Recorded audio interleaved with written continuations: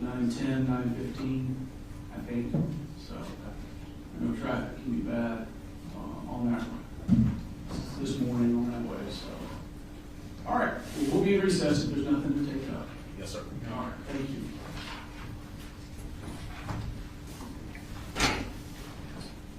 Okay, well, let me address one thing. So I know the defense had said something to Danielle about a preliminary charge. I do give a preliminary jury charge. I wasn't sure if there was something specific that you guys were referencing.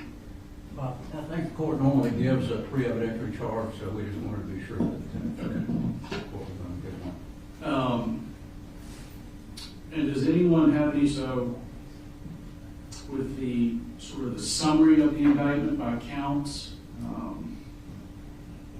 does anyone have any issue with me reading it in summary fashion where victims are lumped together by count? We've reviewed it again to make sure it should be accurate. I'm still going to tell the jurors that the indictment is what matters, and that will go out with you in deliberations. But rather than reading the indictment count for count. That's fine, we just wanted to look at it one more time. I think that's what the court did in our board years. So. Here it is. You already had it ready. I have it, yes, sir.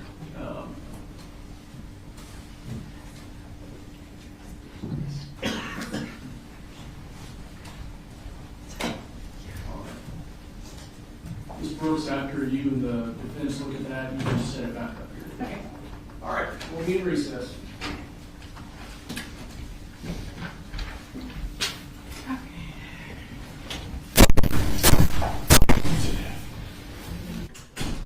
Thank you. Be seated.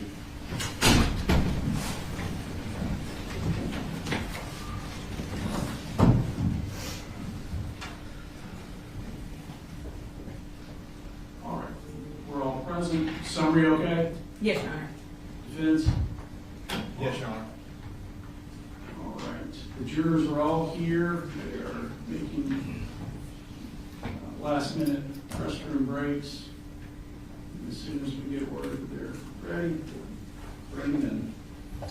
Judge, just before we start, with the exception of the two witnesses we've already agreed upon, we're going to go ahead and invoke the rule. Okay. And then also, our investigator, Ashley Gilliland, we involved that notice for as well. Yes, that's fine. Okay. All right. Thank you. Rules have been invoked. Both sides will attend to your witnesses, make sure that you are keeping them from talking to anybody about testimony that's taking place in the courtroom. Your Honor, for the record, also, for opening, I have a exhibit, which is a map of the school, and I've shown counsel some pictures that I'll be showing during opening last week. Okay. That's great. We reviewed it and we're fine with what he presented. All right. Thank you.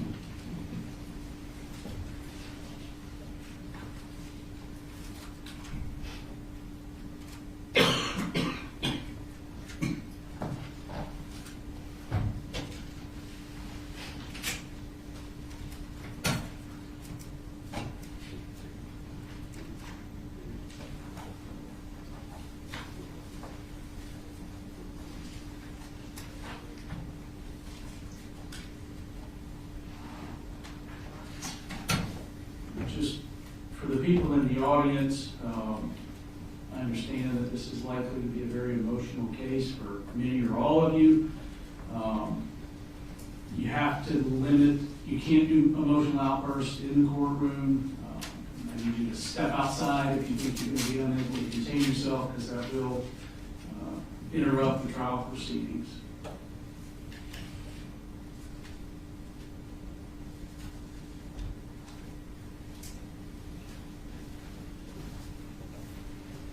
Pads and pens have been distributed, Brooke? Yes, sir.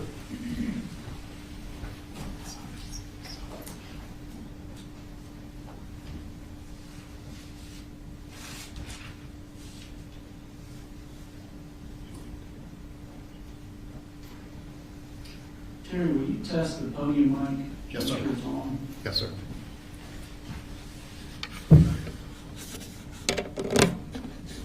Test. 1, 2. Thank you, sir. Yes, sir.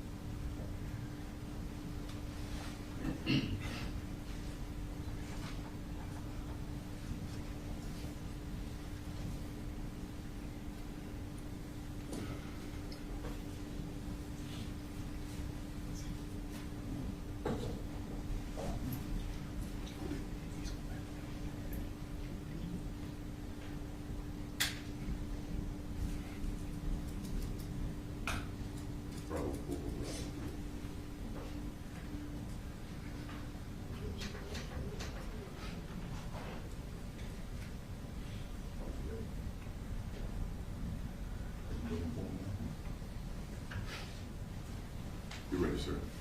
Y'all ready for the jury? Yes, Your Honor. Yes, Your Honor. All right, very good.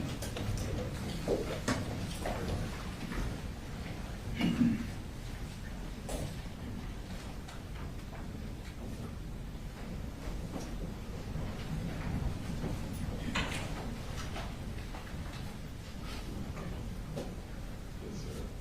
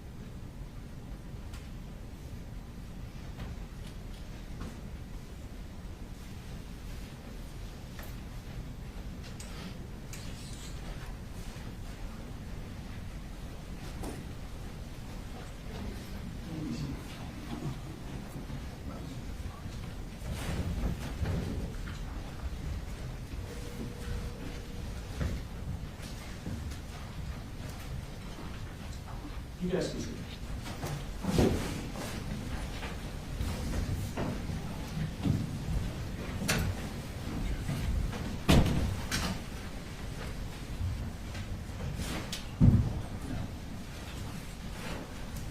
All right, everybody be seated.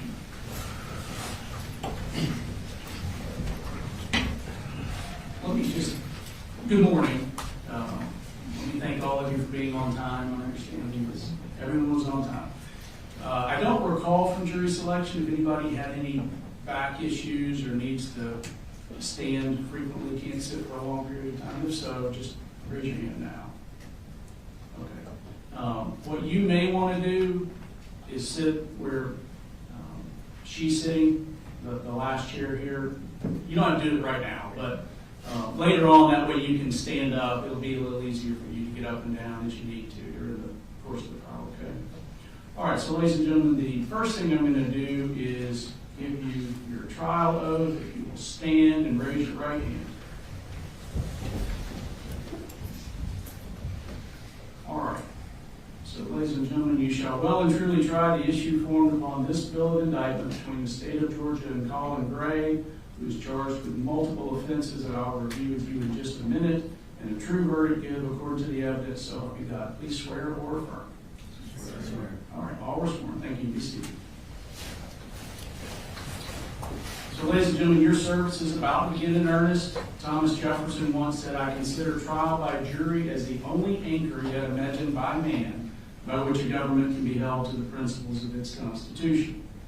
What I'm going to do next is give you some preliminary jury instructions. I know some of you have never served on a jury, so listen to these and let them guide you as you consider the evidence in the case. So you have been sworn in and paneled, and you are about to try a criminal case entitled State of Georgia versus Colin Gray. The defendant, Colin Gray, has been indicted by the grand jury of Barrow County in an indictment that I'm going to summarize to you now. I want you to understand, you will have a copy of the indictment with you during jury deliberations. That document is what controls as far as the language of the charges go. I'm summarizing it now to avoid reading all 29 counts.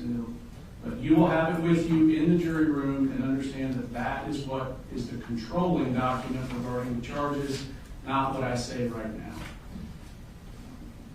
All of the offenses are alleged to have occurred in Barrow County, Georgia on or about September 4th of 2024. Understand that to all of the charges, Mr. Gray has entered a not guilty plea, that he's presumed innocent, as I told you during jury selection. He is charged with 2 counts of murder in the second degree, it being alleged that irrespective of malice, he did cause the death of Christian Angulo and Mason Skirmerhorn, human beings, while in the commission of cruelty to children in the second degree, as alleged in counts 2 and 4 of this indictment. He is charged with 2 counts of involuntary manslaughter. it being alleged while in the commission of an unlawful act, reckless conduct, as alleged in counts 6 and 8 of this indictment, he did cause the death of Richard Aspinwall and Anna Christina Jeremy, human beings, without any intention to do so. He is charged with 2 counts of cruelty to children in the 2nd degree, being alleged that he did, with criminal negligence, cause Christian Angulo and Mason Skirmerhorn, children under the age of 18 years, cruel and excessive physical pain by consciously disregarding a substantial and unjustifiable risk that his act of allowing Colt Gray, a minor over whom he had custodial responsibility, access to a firearm and ammunition after receiving sufficient warning that Colt Gray would harm and endanger the bodily safety of another, and thereafter Colt Gray did shoot said children with said firearm. He was charged with 3 counts of cruelty to children in the 2nd degree, being alleged that he did, with criminal negligence, cause Melanie Delira Castaneda, Natalie Griffith, and Taylor Jones, children under the age of 18 years, cruel and excessive physical and mental pain by consciously disregarding a substantial and unjustifiable risk that his act of allowing Colt Gray, a minor over whom he had custodial responsibility, access to a firearm and ammunition after receiving sufficient warning that Colt Gray would harm and endanger the bodily safety of another, and thereafter Colt Gray did shoot said children with said firearm. He was charged with 3 counts of cruelty to children in the 2nd degree, it being alleged he did, with criminal negligence, cause Jackson Beaver, Ronaldo Vega, and Nautica Walton, children under the age of 18 years, cruel and excessive physical and mental pain by consciously disregarding a substantial and unjustifiable risk that his act of allowing Colt Gray, a minor over whom he had custodial responsibility, access to a firearm and ammunition after receiving sufficient warning that Colt Gray would harm and endanger the bodily safety of another, and thereafter Colt Gray did discharge a firearm multiple times inside the classroom occupied by said children. He is charged with 11 counts of cruelty to children in the 2nd degree, it being alleged that he did, with criminal negligence, cause Landon Adams, Hayden Bowen, Jalen Brady, Michaela Brown, William Carricker, Marquez Coleman, Kendez Lawrence, Martin Moreno Galdamez, Tyler Moon, Ariana Norman, and Brittany Rubio, children under the age of 18 years, cruel and excessive mental pain by consciously disregarding a substantial and unjustifiable risk that his act of allowing Colt Gray, a minor over whom he had custodial responsibility, access to a firearm and ammunition after receiving sufficient warning that Colt Gray would harm and endanger the bodily safety of another, and thereafter Colt Gray did discharge a firearm multiple times inside a classroom occupied by said children. He is charged with 1 count of cruelty to children in the 2nd degree, it being alleged that he did, with criminal negligence, cause Zane Zinni, a child under the age of 18 years, cruel and excessive mental pain by consciously disregarding a substantial and unjustifiable risk that his act of allowing Colt Gray, a minor over whom he had custodial responsibility, access to a firearm and ammunition after receiving sufficient warning that Colt Gray would harm and endanger the bodily safety of another, and thereafter Colt Gray did point said firearm at said child.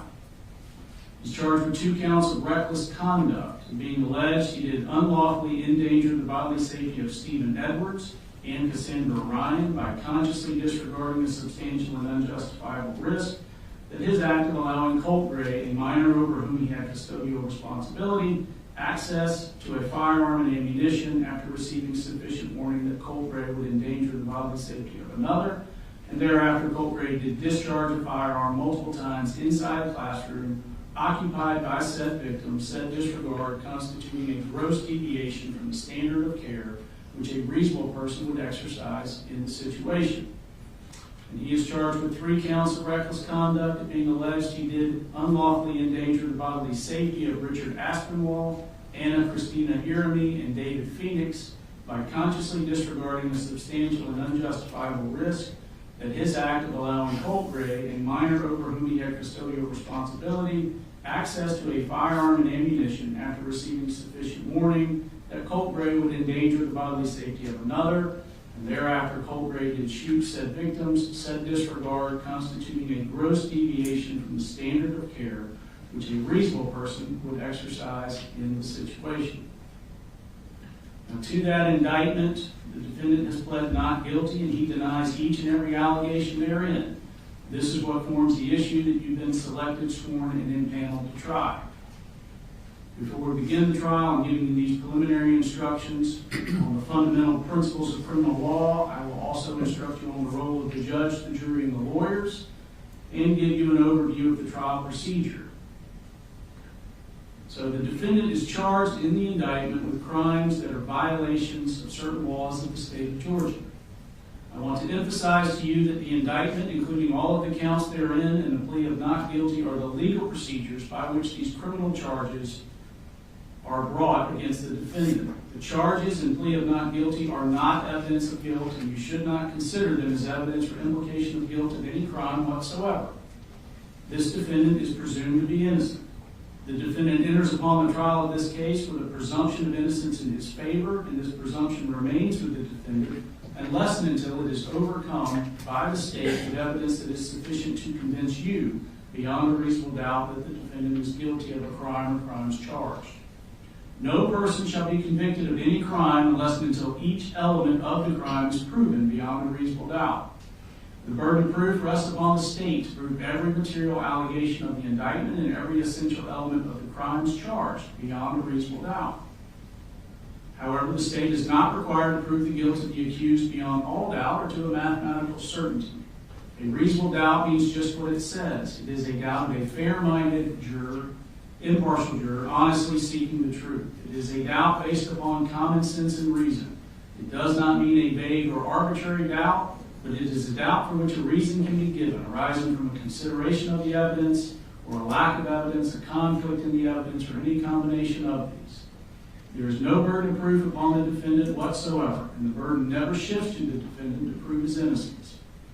If, after giving consideration to all of the facts and circumstances of this case, your minds are wavering, unsettled, or unsatisfied, then that is a doubt of the law, and you must acquit the defendant. But if no doubt exists in your minds about the guilt of the accused, then you would be authorized to convict the defendant. If the state fails to prove the defendant's guilt beyond a reasonable doubt, it would be your duty to acquit the defendant. Under our system, it is my duty as a trial judge to determine the law that applies to this case and to instruct you, the jury, on the specific rules of law that you must apply to the facts in arriving at a verdict. I'm giving you some of these instructions now. I will give you more detailed instructions after the evidence has been presented and the lawyers have made their closing arguments. During the trial, I may be called upon to rule on motions or objections to evidence. Nothing I say in making these rulings or at any time during the trial is evidence and should not be considered as an indication that I have any leaning in this case whatsoever. My only interest in this case is to see that it is fairly tried according to the laws and the Constitution of the state of Georgia and the Constitution of the United States. As expected, the lawyers serve as advocates for their clients and are duty-bound to represent their clients to the best of their ability.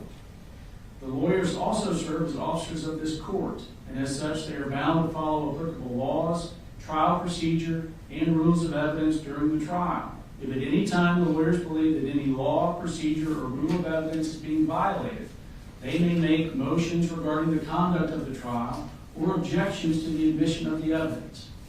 In making these motions or objections, the lawyers are simply seeking to fulfill their duties to their clients and to the court.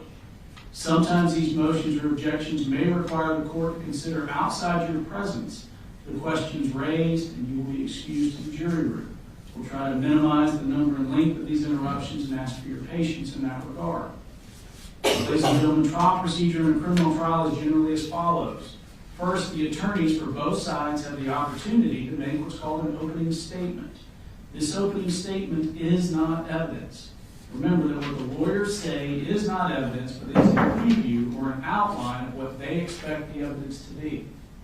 Following the opening statements, the evidence will be presented.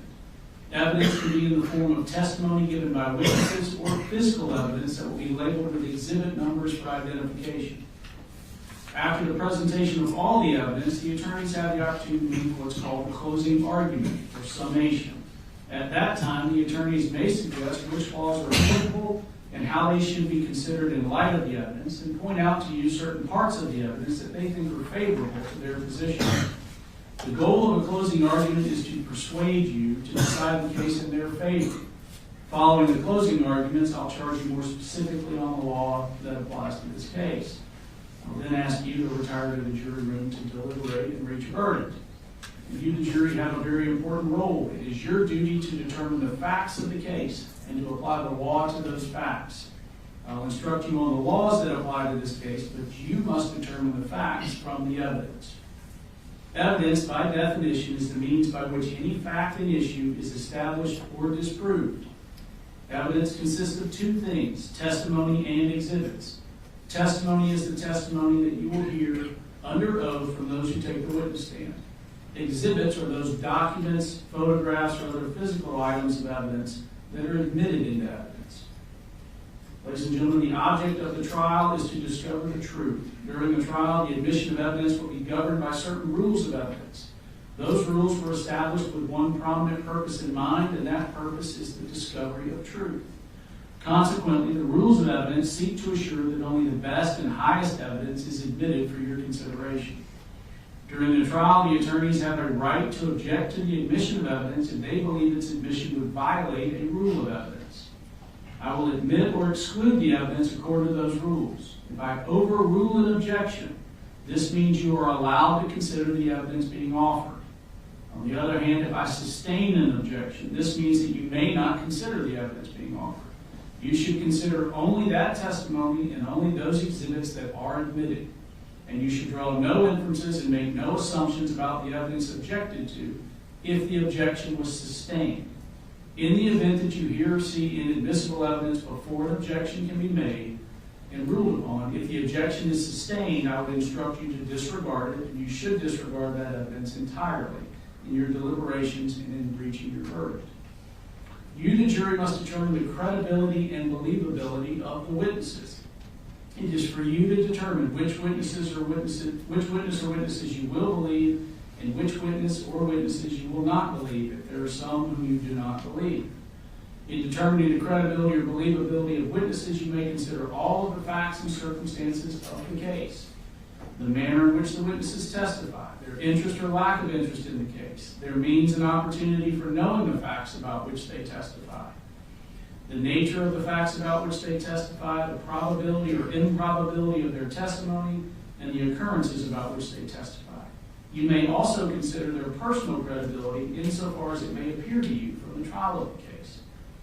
As the fact finder, it is for you alone to determine what testimony you will believe and what testimony you do not believe. Now, it's important that you pay close attention to the evidence as it is presented during the trial. If at any time you are unable to hear or see evidence being presented, or if you're suffering from any discomfort that diverts your attention, please feel free to inform me and we'll do whatever is necessary to assure that you're able to hear and see the evidence being presented and to give it your undivided attention. If you are in need of a recess at any time, please raise your hand and let us know. We'll take a break. It is vitally important that you're as comfortable as possible so that you can focus on the evidence as it's being presented. It's important that you view this evidence with an open mind at all times and reach no final conclusions until the trial is over. Do not jump to conclusions before all of the evidence is presented. Also remember that during the course of the trial, it would be improper for you to discuss this case with anyone or to allow anyone to discuss the case with you or in your presence or hearing. This applies even to discussions amongst yourself in the jury room or elsewhere before actual deliberations begin at the end of the trial. Now, the bailiffs have been asked to provide you with pencils and notepads for your use during trial. You may take notes, but you are not required to do so. If you decide to take notes, please remember that note-taking should not divert you from paying full attention to the evidence and evaluating witness credibility. Your observation of the witnesses during their testimony can be vital to your determination of the believability of their testimony. The notes that you take are for your use only and are not to be shared with anyone until you begin deliberations with your fellow jurors. Notes are not evidence, they are only memory aids and should not take precedence over your recollection. It's the duty of each juror to recall the evidence, and while you may consider another juror's notes to refresh your memory, you should rely on your own recollection of the proceedings. Do not be influenced by the notes of other jurors unless their notes help you in determining your own independent recollection. Notes are not entitled to any greater weight than the recollection or impression of each juror as to what the evidence may have been. After the trial is over, the notes will be collected and destroyed. I instruct you, ladies and gentlemen, that you must decide this case for yourself solely on the testimony you hear from the witness stand and the exhibits that are admitted into evidence. So understand you are not to visit any scenes that may be depicted by the evidence. You're not to use the internet or the books for any reason, to do any research for your deliberations. I've implored you during jury selection, I'm going to say it again, pretend like it's 1980 to the best that you can. Stay off the internet, stay off of social media. Do not discuss this case with anyone other than your fellow jurors during deliberations. Now, the last thing I want to say is go with the flow. And I say that so that you'll be less frustrated. There will be times during the trial where the attorneys want to talk about something outside of your presence, and sometimes that requires me sending you to the jury room. Sometimes we'll take a break, and I'll say it's a 10-minute break, and you're still sitting in the jury room 20 minutes later wondering what's going on. Something's come up that we need to discuss outside your presence. You may be at your lunch break, and I tell you it's going to be an hour, and it turns into an hour and 20 minutes. We're not wasting time. We're talking about things that we can't do in front of. You may be on a recess, come into the courtroom, and something comes up, and I've got to send you right back out. I just tell you this to set an expectation that trials are fluid, and I want you to just, to the best of your ability, go with the flow. Understand that things are going to come up that I have not heard before. I have not heard all the evidence in this case. I've heard very little of it. And sometimes I'm going to need to inquire with the lawyers just so I can speak freely with y'all outside the court. Okay? Now with that, I'm going to turn it over to the attorneys for opening statements, starting with the state. Thank you.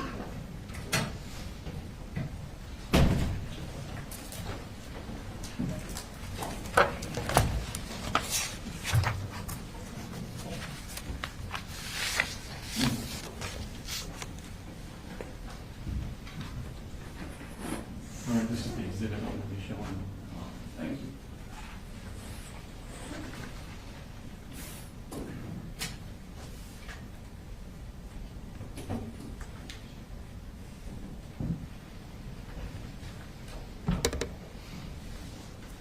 Morning. Before we start, one thing needs to be abundantly clear.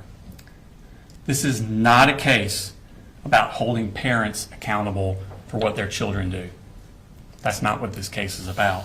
This case is about this defendant and his actions.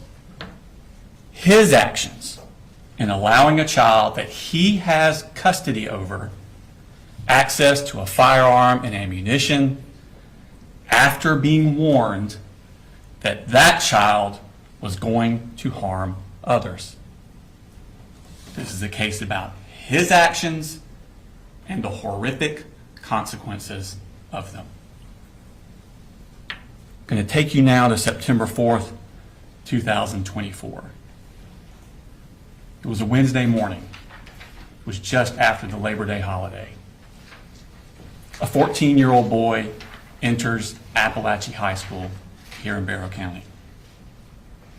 It's a new school for him.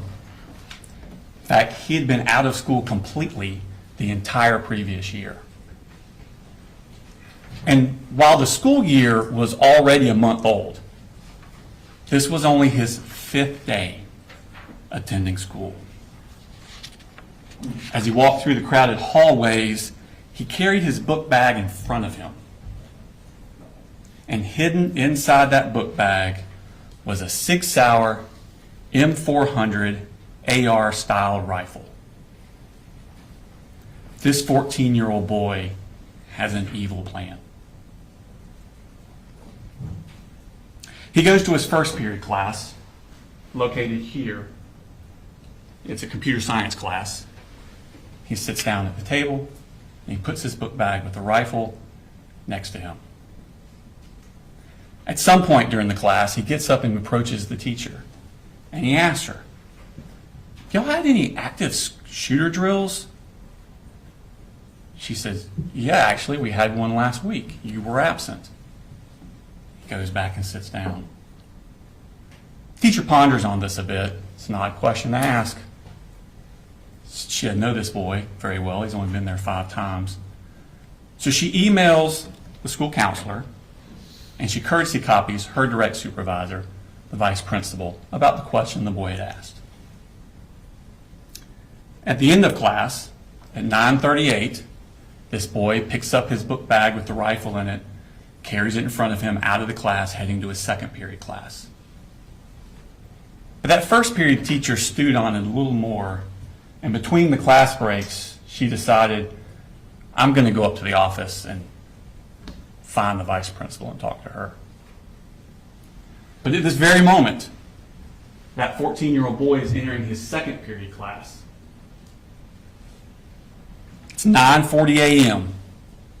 He takes a seat, and he puts that book bag with the rifle in it next to him. 14 minutes later, at 9:54 a.m., that boy gets up, grabs his book bag, and he tells the teacher, I'm going to go to the counseling office, which is located down here. He leaves the class, but he doesn't go down to the counseling office. He goes down what's called J Hall, and he enters the boys' bathroom here. He goes into a stall, locks the stall, and he hides there for the next 26 minutes. Now, 4 minutes before he left second period, at 9:50 a.m., the boy's mother calls the school counselor, who's in this suite here. Now, the boy's mother doesn't live here in Winder. She's down in Fitzgerald, Georgia, which is in South Georgia. It's a 4.5-hour drive from here.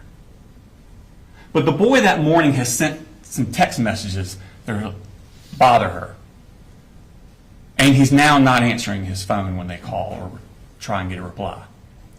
She's worried about his emotional well-being. Now, the counselor had actually met this boy the week before. He had a panic attack at school, went to her office, and was too upset to go back to class. So the counselor and the mother talk on the phone for 8.5 minutes about this boy's emotional well-being. And at the very end of that call, at the end of the 8.5 minutes, for the first time, that mother mentions to the counselor that this boy has access to firearms. This sends a red flag up to the counselor. She immediately hangs up the phone and she calls the vice principal. This phone call was ended at 9:59 a.m. But remember, the boy had already left the classroom 5 minutes before that phone call ended. 5 minutes before the mother said anything about firearms.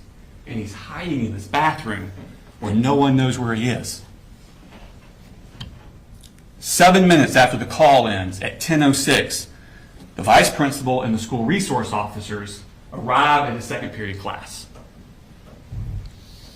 Now remember, this boy that the vice principal and the SROs are looking for has only been to that class 5 times.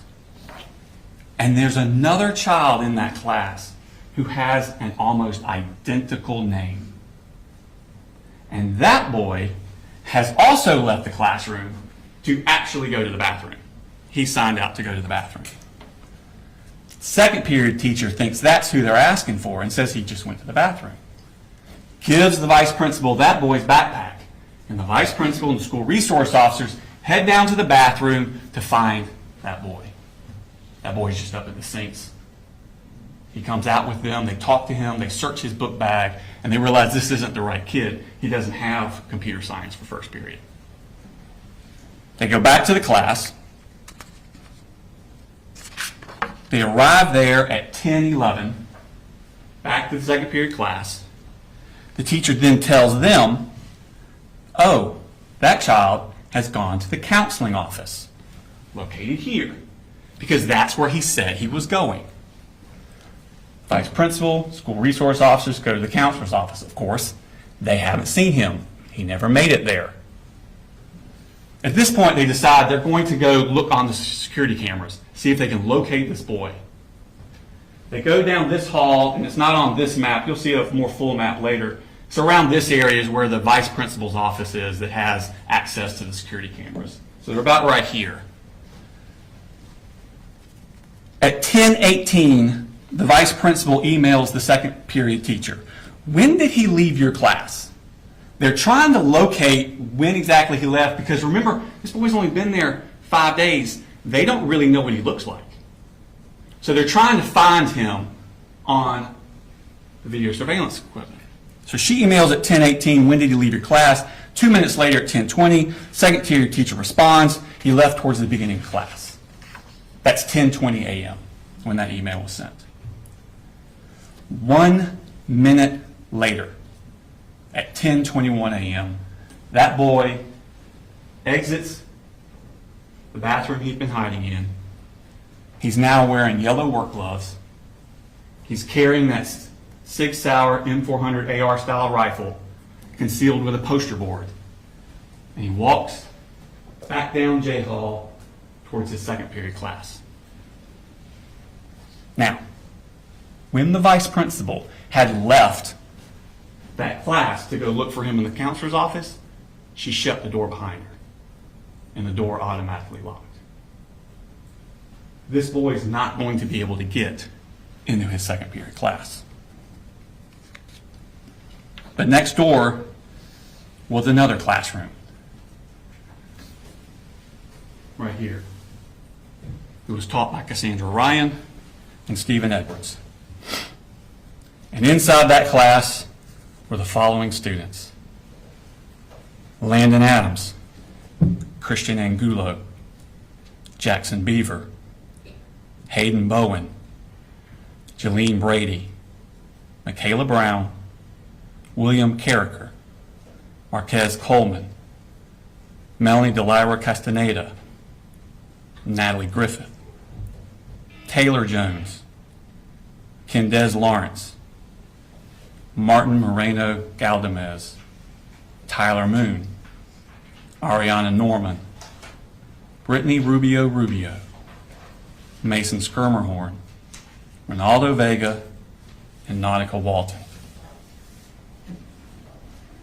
At 10:20, Mason Skirmerhorn, who's in that room, leaves to go to the bathroom. And the door does not shut behind him. Mason goes down this hallway.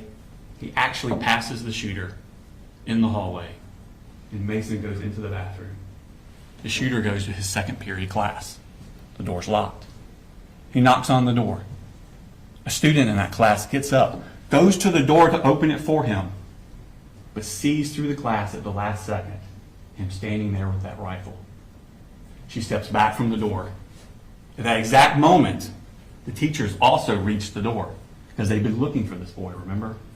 And she sees through the glass him standing there outside their door with that Sig Sauer M400. She immediately presses a button on a lanyard that's around her neck that locks down the school. The boy then steps next door to the Ryan Edwards classroom, and he opens fire. He fires discriminately through the classroom. He hits the following victims: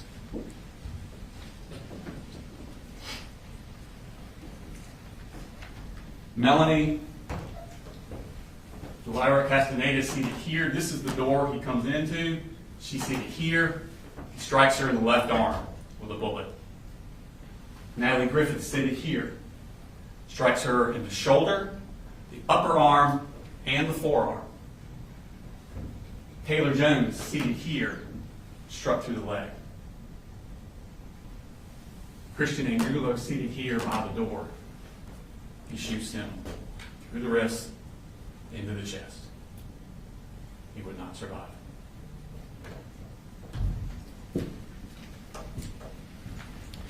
Jackson Beaver, Ronaldo Vega, and Nautica Walton were also in that room. They were struck by shrapnel from the bullets ricocheting around the room. When he finishes shooting, the shooter then leaves. He runs down J Hall. He's looking for more victims. Christina Iermy is a teacher in this classroom. She hears the commotion. She steps out, looks down the hall. The shooter is about here. He shoots her through the neck before she can get back in the room. She would not survive. Richard Aspinwall is coming out of this room on I Hall. He hears the commotion. Joining him is David Phoenix coming out of this room. The two of them start coming down the hall here. They don't get very far because the shooter has now reached this point. He turns his gun down this hallway and sends a hail of bullets towards them. As they dive towards their room, David Phoenix is shot in the hip and in the foot.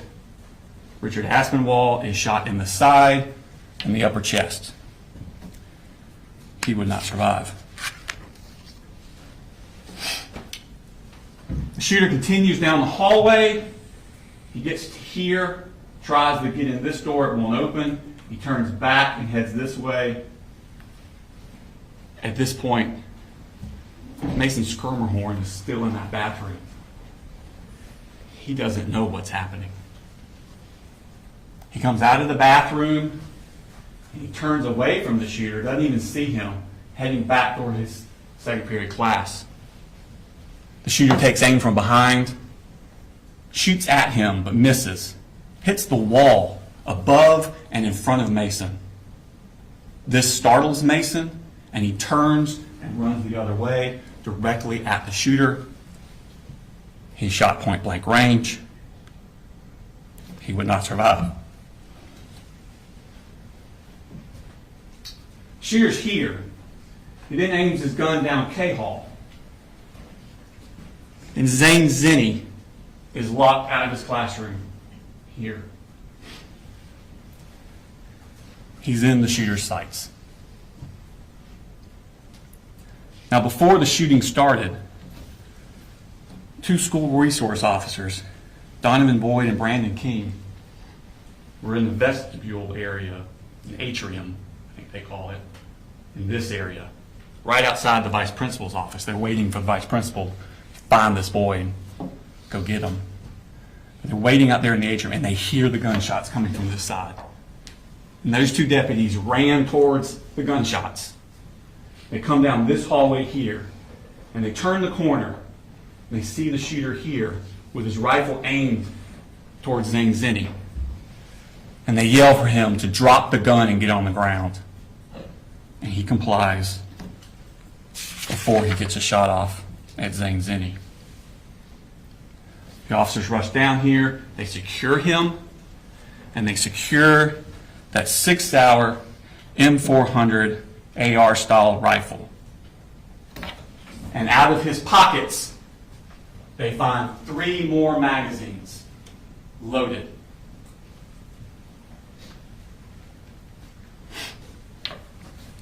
Now remember when the shooter had tried to enter his second period class and the teacher pushed that button? Well, that sent an alarm. It immediately notified law enforcement all over the county. Within minutes, an enormous police and medical response descended upon that school. It was a dramatic and intense scene as the school was cleared and the wounded evacuated. But to make matters worse, they were getting additional threats, fake threats, about other shooters at all the other schools in the county. Law enforcement now had to be diverted to these other schools to clear them, to make sure people were safe. Barrow County deputies Anthony Townsend and Brandon Bazinet were sent to clear Winder-Barrow High School here in Winder. Once they cleared it, then they went next door to Russell Middle School. They cleared it.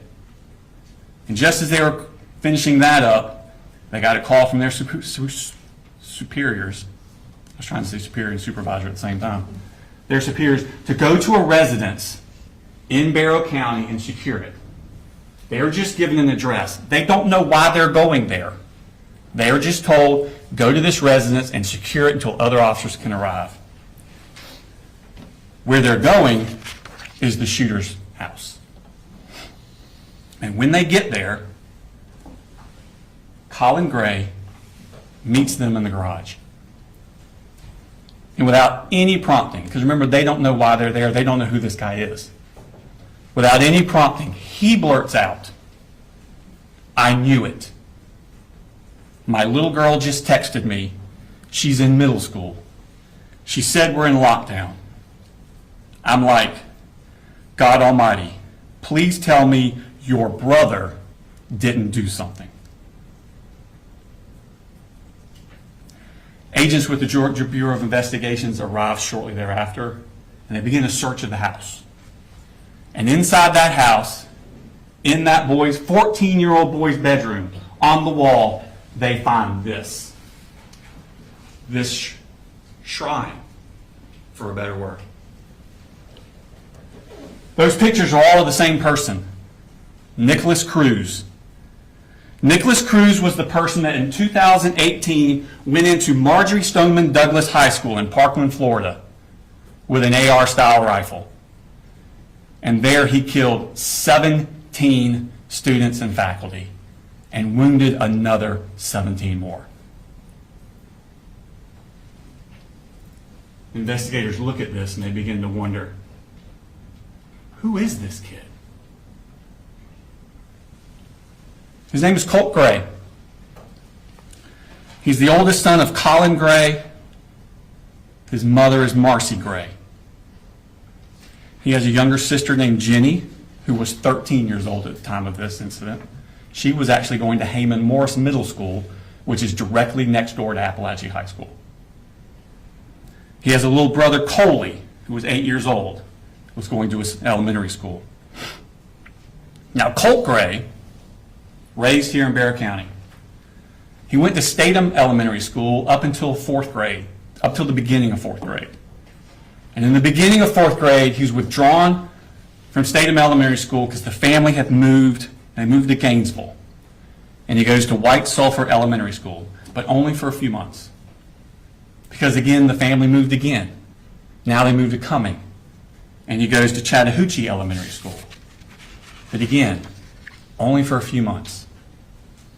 In March of 2020, they moved to Fitzgerald in Ben Hill County, Georgia. It's South Georgia, kind of east of Tifton. Because there, Marcy's mother and father, Deborah Polhamus and Charlie Polhamus, live, and Deborah Polhamus's mother, Marcy's grandmother, Colt's great-grandmother, had passed away and left the house. So there's an available house for them to live in. So they moved down to Fitzgerald on March 4th of 2020. But if you remember that day, that's the week before COVID shut everything down. That was the end of Colt's fourth grade year. Fifth grade. Now this is going to be the fall of 2020 into the spring of 2021. That's fifth grade year. Colt goes to Ben Hill Elementary School. But remember, this is when COVID is raging, and it's mostly virtual. He's mostly at home using the school computers. The next year, sixth grade, fall of 2021, he starts a new school, Ben Hill Middle School, because he's in sixth grade now. And early in that year, 11-year-old Colt, at home, using the school computer, searches the word abuse. A few hours later, he searches the phrase, how to kill your dad. That was on September 19th, 2021, 3 years before he took that rifle into Apalachee High School. School resource officers are sent to the house to check on him. Everything's fine. It was just a mistake. Misunderstanding. But a defects case is opened on the family. But the family leave Fitzgerald and move to Jackson County 6 weeks later in November of 2021. So in November, they come up here to Jackson County, Georgia.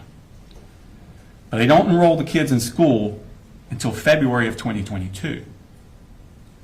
Colt finishes out his sixth grade year at West Jackson Middle School.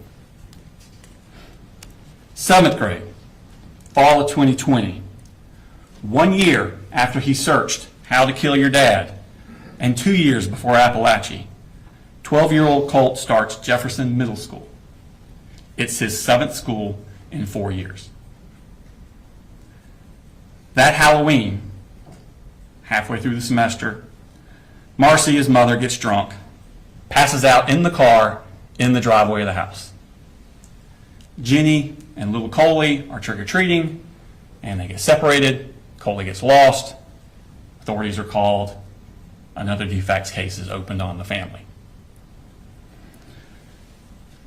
Marcy and the two siblings, little Coley and Jenny, they moved back down to Fitzgerald in November of 2022.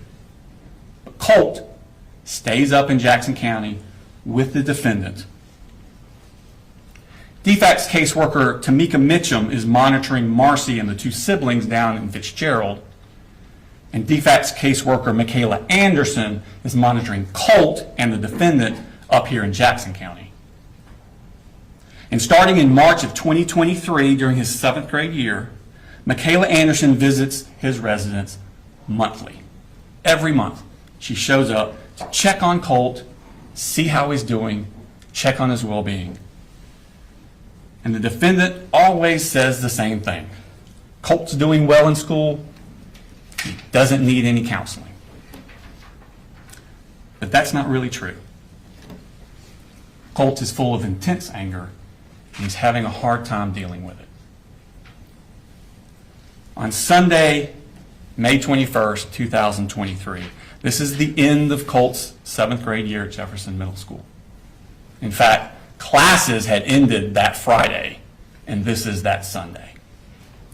And on that Sunday, the Jackson County Sheriff's Office gets a tip from the FBI. There's an app that you can get on your computer called Discord. And this app is popular with video game enthusiasts, but it allows people from all over the world to talk to each other on the computer. And users in a chat room on this app, a true crime chat room, report to the FBI that another user is threatening to shoot up an elementary school. This user is threatening to do this. It says they have access to guns. It says they plan to do it within the next 2 years. The FBI passes this tip on to Jackson County because when you look at the IP address of that user, it comes back to a Colin Gray and an address in Jackson County. Deputy Justin Elliott and investigator Dan Miller go to that address. Now, the current resident of that address has 2 daughters, and they don't use Discord. But they're new to that address, and they keep getting the mail of the previous tenant, Colin Gray. Deputy Elliott and investigator Miller then go to his new address. They speak with the defendant at his house, and they tell him about this threat on Discord.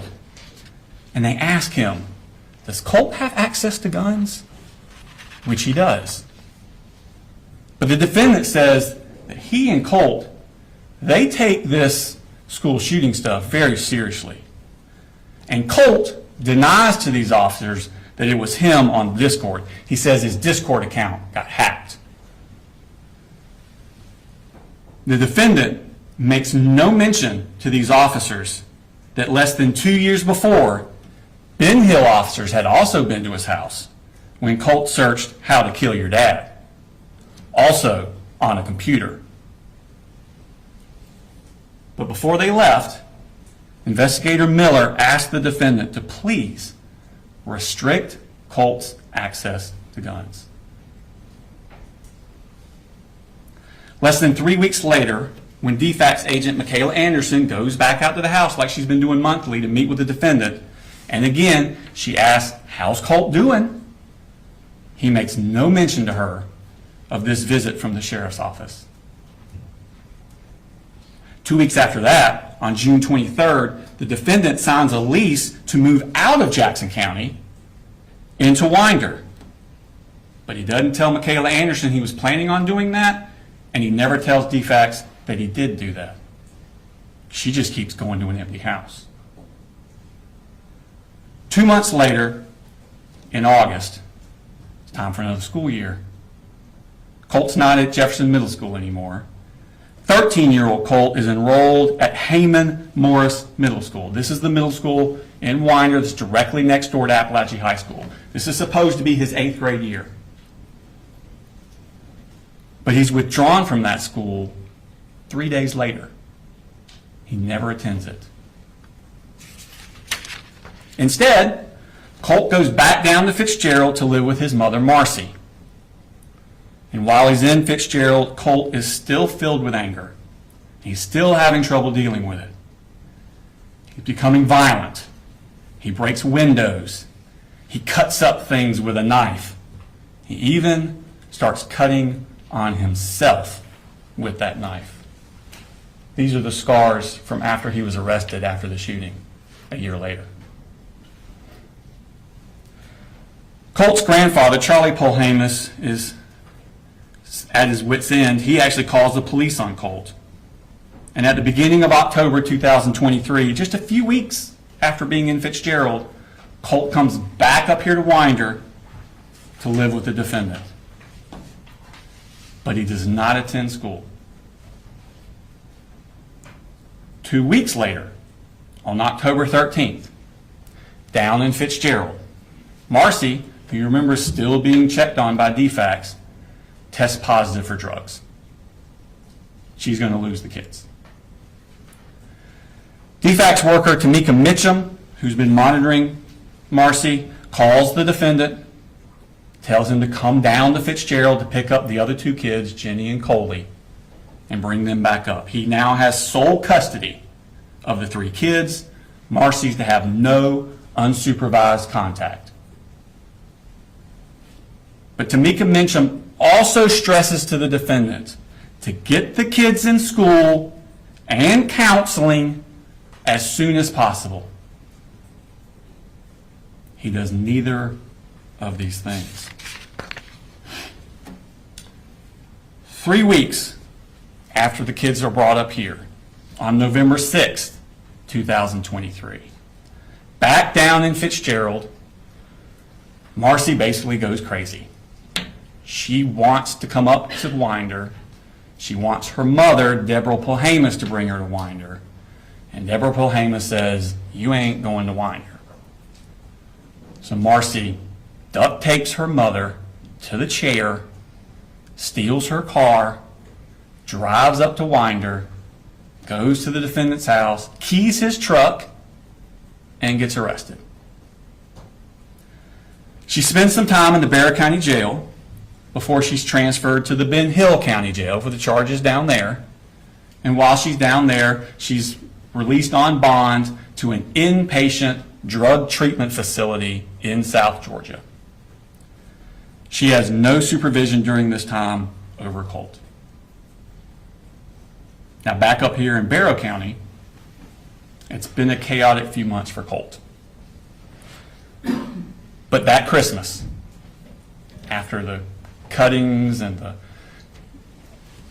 things with the Jackson County and the moms going crazy, testing positive drugs, that Christmas, the defendant, 7 months after he was told by Jackson County Sheriff's Office of possible school shooter threats and being asked to restrict Colt's access to guns, the defendant buys and gives 13-year-old Colt that Sig Sauer M400 as his Christmas present. And he allows Colt to keep this rifle propped up in Colt's room.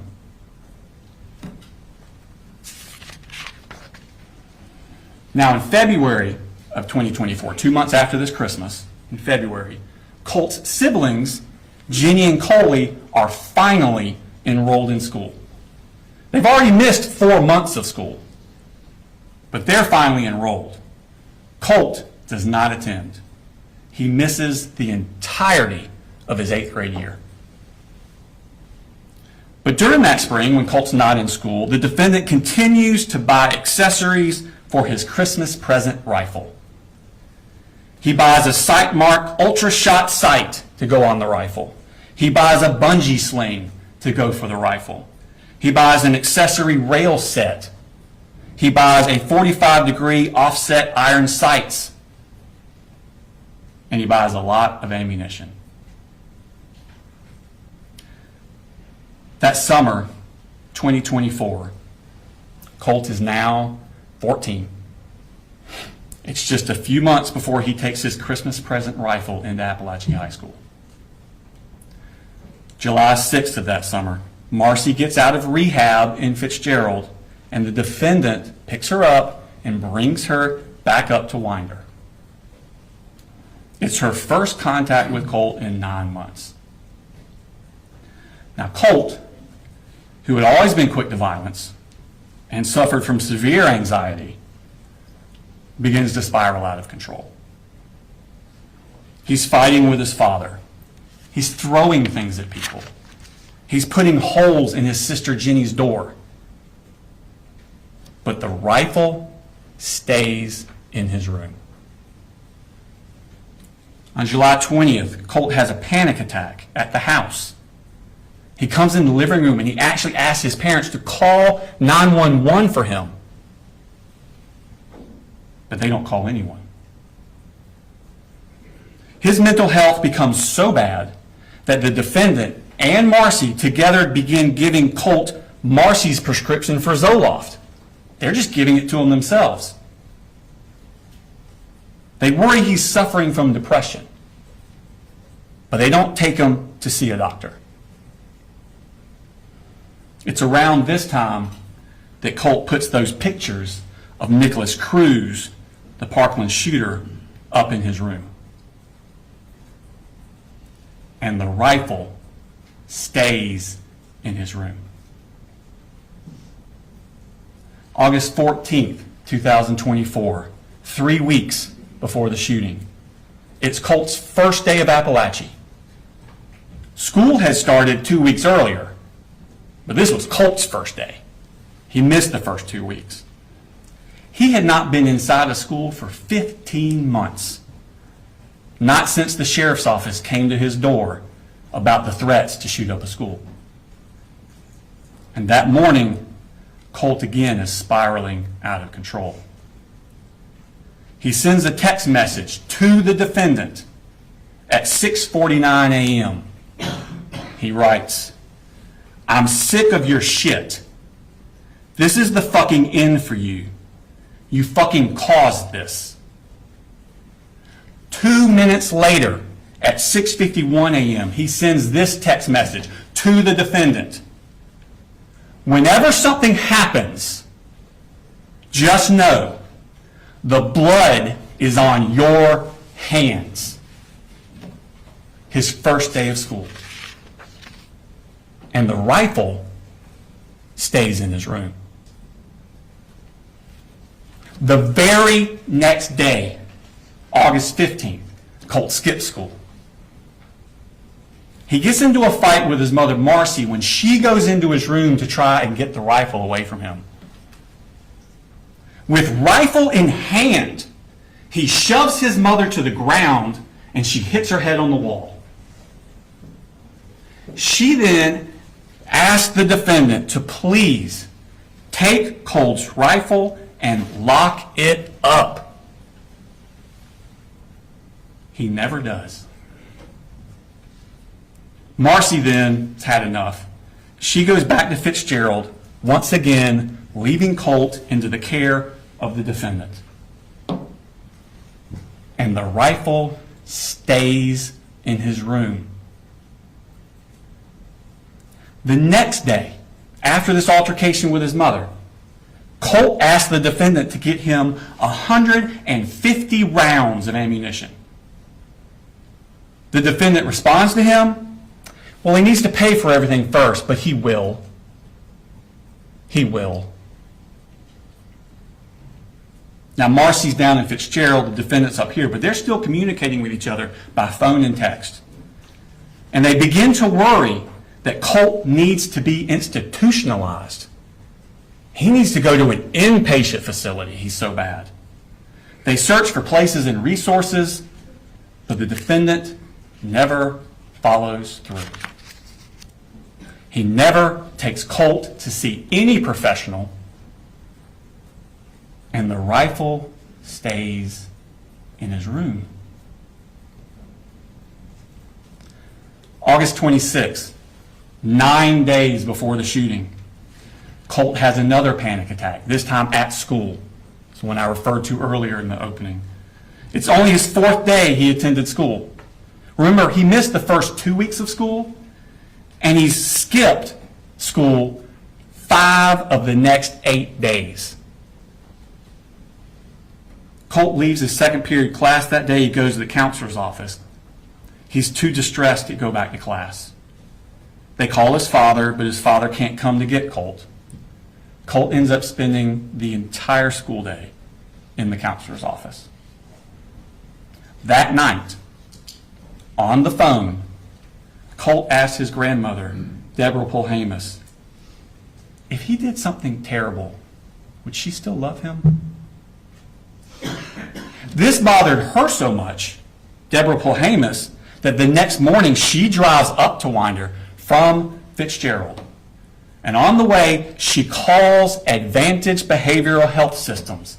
It's a crisis stabilization inpatient place in Athens, Georgia.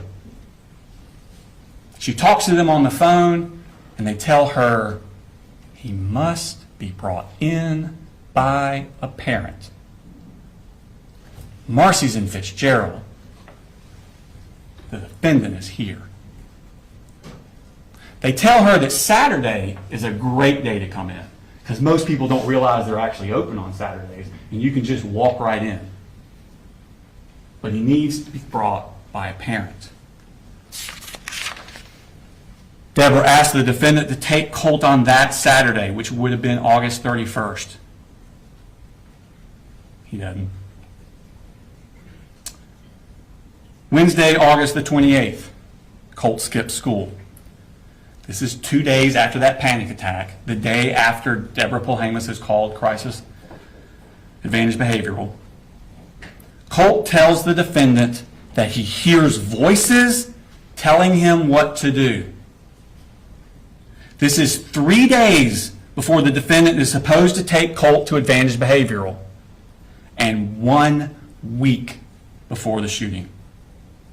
At 7:44 a.m. that morning, Colt texts the defendant, I have to kind of dance around the inconvenient truth at times.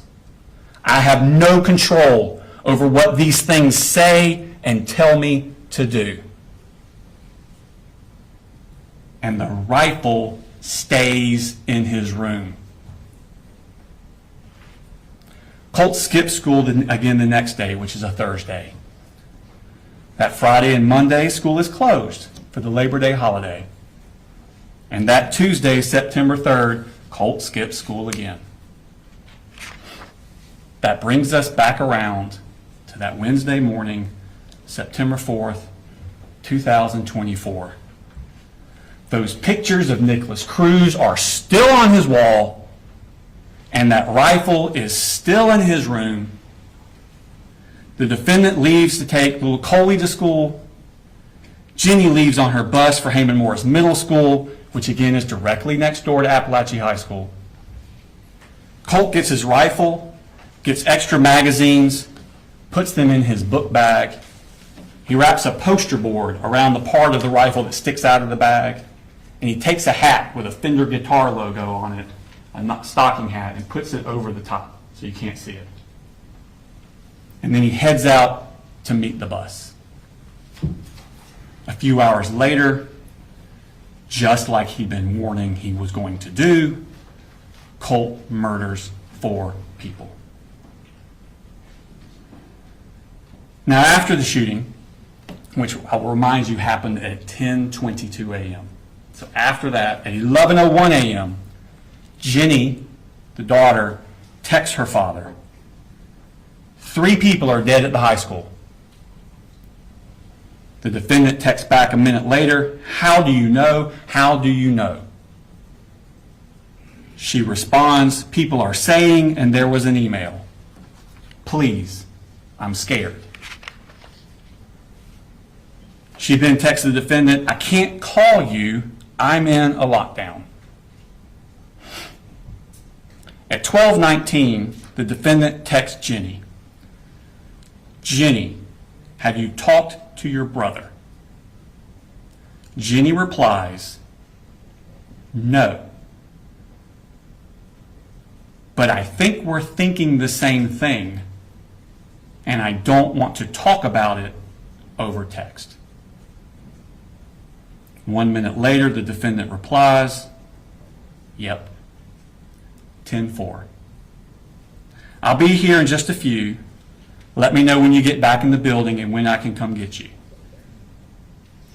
A few minutes later, the defendant arrives at his home, not Jenny's school, not Apalachee. He goes home, and he runs straight to Colt's room.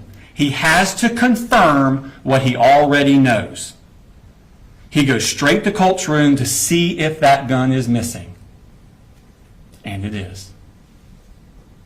Moments later, Anthony Townsend and Brandon Bazinet arrive at his house, and he utters those words, "I knew it." Now, ladies and gentlemen, the charges in this case, it's the same acts that he did. The charges are divided up between whether or not the victim of those acts was a child or an adult. If they're a child, the charges that stem from their victimization would be cruelty to children, because you have to be under 18 for cruelty to children to apply. But through his negligence of allowing Colt to have this gun, knowing what Colt was going to do, he caused cruel and excessive physical pain to the children. That's cruelty to children in the second degree. If that cruelty to children in the second degree results in death, like with Mason Skirmerhorn and Christian Angulo, that is murder in the second degree. So the cruelty and the murder in the second go together. They apply to the children. The two adult deceased, Christina Irmy and Richard Aspinwall, they're above the age of 18. The defendant is charged with reckless conduct, same act, recklessly allowing his child, that he knew this was going to happen, to harm someone else. And because they died during the commission of reckless conduct, that is involuntary manslaughter. So for the adults, it's involuntary manslaughter based on reckless conduct. All the other children who were either struck by a bullet or in that Ryan Edwards classroom when the bullet started flying, they're the victims of charges for cruelty to children in the second degree, either by the physical pain it caused or the emotional anguish it caused. And the adults that were injured or put in harm's way, David Phoenix, Stephen Edwards, and Cassandra Ryan, those three adults, they're the victims of the reckless conduct. Now, at the end of the case, we'll come back before you and ask you to render a verdict of guilty. Thank you. Mr. Hobbs? Thank you, Judge. Good morning, ladies and gentlemen. Before we talk about evidence, before we talk about the law, we have to begin with what every person in this courtroom already knows. What happened at Apalachee High School was tragic. It was horrific, it was terrifying, and it was heartbreaking. Nothing said in this courtroom can change that. Nothing that I'm going to say is meant to diminish that.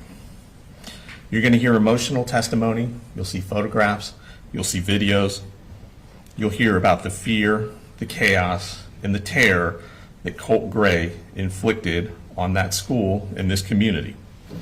But your job is not to decide whether or not that was tragic. We all know that it was. Your job is to decide something much more specific.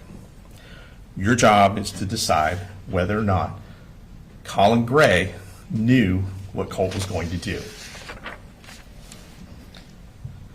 Because the state is not just prosecuting the shooter in this case, they're prosecuting the father as well. I want you to remember something as we begin. The courtroom is not a place where we punish people because we're angry, where we punish people because we're grieving. It's not a place where we punish people because we feel someone has to pay. This is a place where we follow the law. And the law requires proof, and the law requires evidence. And the law requires that the state prove its case beyond a reasonable doubt. That burden never shifts, not for a single moment. The state's theory will be simple. They'll tell you that Colt Gray allowed his son access to firearms and ammunition. Colin Gray had warning signs, and then Colin Gray, knowing that these were warning signs, consciously disregarded those warning signs. That he should have known his son would, not could, that his son would harm someone.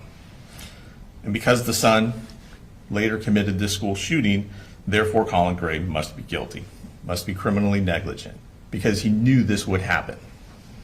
That's their theory. But what you'll learn from the evidence is that case is not that simple. The evidence will show a teenager who is struggling mentally, a teenager who was deceptive, a teenager who hid his true intentions from everyone, from his family, from his counselor, from his siblings, from DFACS, from law enforcement, and most especially from his father. The evidence will show a father who did not ignore his child. He did not abandon his child. He did not turn his back on his child. The evidence will show between Colin Gray and Colt Gray daily contact, daily effort, and active steps by Colin Gray to seek mental health intervention for his son through the school. The evidence will show that the most important facts, the planning of this shooting, the concealment of this shooting, and the timeline of this shooting were hidden by Colt Gray from his father. That's the difference between tragedy and criminal liability. And this case is about whether the state can prove criminal liability by showing that Colin Gray knew that Colt was going to do this, knew that Colt was going to harm someone else. You cannot hold someone criminally responsible for failing to predict what was intentionally hidden from them. You'll learn about Colt Gray's state of mind that at the time no one knew. You will learn that months before the shooting, Colt had notes hidden on his cell phone from April of 2024, private notes that appear to be the planning stages of this shooting. Those notes were not known to Colin Gray. Those notes were not shared with Colin Gray. There is no evidence of that. You will learn something else. The plans reflected in those notes show that the shooting was initially planned for February of 2025 to coincide with the anniversary of the Parkland High School shooting committed by Nicholas Cruz.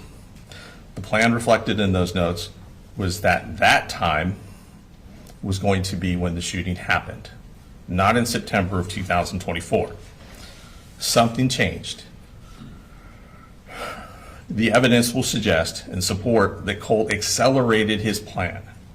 And there's evidence suggesting that that acceleration was tied to the fact that Colin Gray was actively seeking mental health treatment for his son through the school at that time.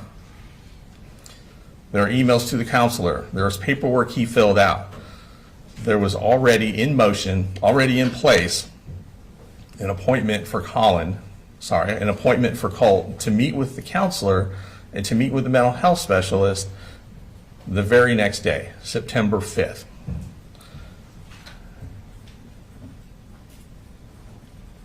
Colin Gray did not know about the plans. Colin Gray did not know that Colt was planning to do this and that he would in fact go harm someone else. The behavior that Colt exhibits, the behavior that you'll find from his notes in his cell phone, from his text messages, show that he was actively keeping this information from others, from law enforcement, from DFACS, from counselors, from professionals who know to look for these signs, and most especially from his dad.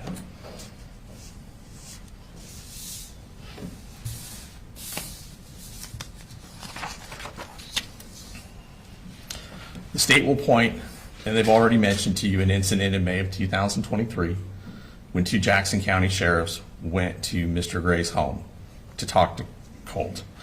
Fortunately, this interaction is on body-worn camera video, so you'll get to see the whole episode. You will see that Colin Gray is cooperative. You'll see that he brings his son out.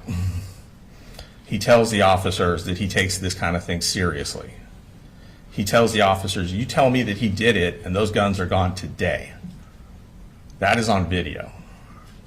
That is undeniable. But the officers don't tell him that. The officers say that they're not sure that it was him that made the threat. He tells the officers that he has a gun in the home. He says that he has a son who is somewhat isolated, who's on the computer a lot.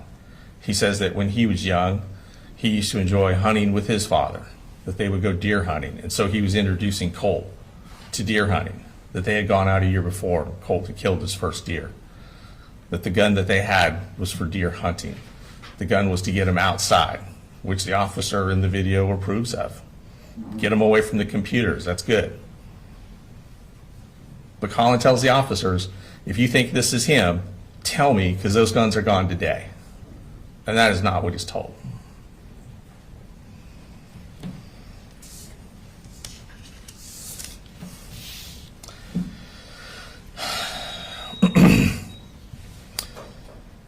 It shows that Colin, had he known, would have removed those guns.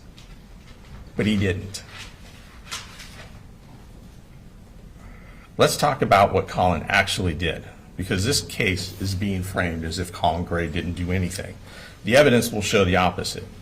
You will hear that when the family transitioned schools, it was Colin Gray who registered Colt. You will hear that Colin Gray worked full-time, was raising 3 kids on his own due to the kids' mother's addiction problems, due to DFAC saying that she was not allowed to have unsupervised contact with him, due to the courts in Barrow County saying she was not even allowed in the same county where these kids lived. Colin was doing everything. Colin is the one that filled out the counseling referral forms. Colin is the one that communicated with the school counselor. Colin's the one who discussed the evaluation. Colin was the one who was coordinating mental health services through the school.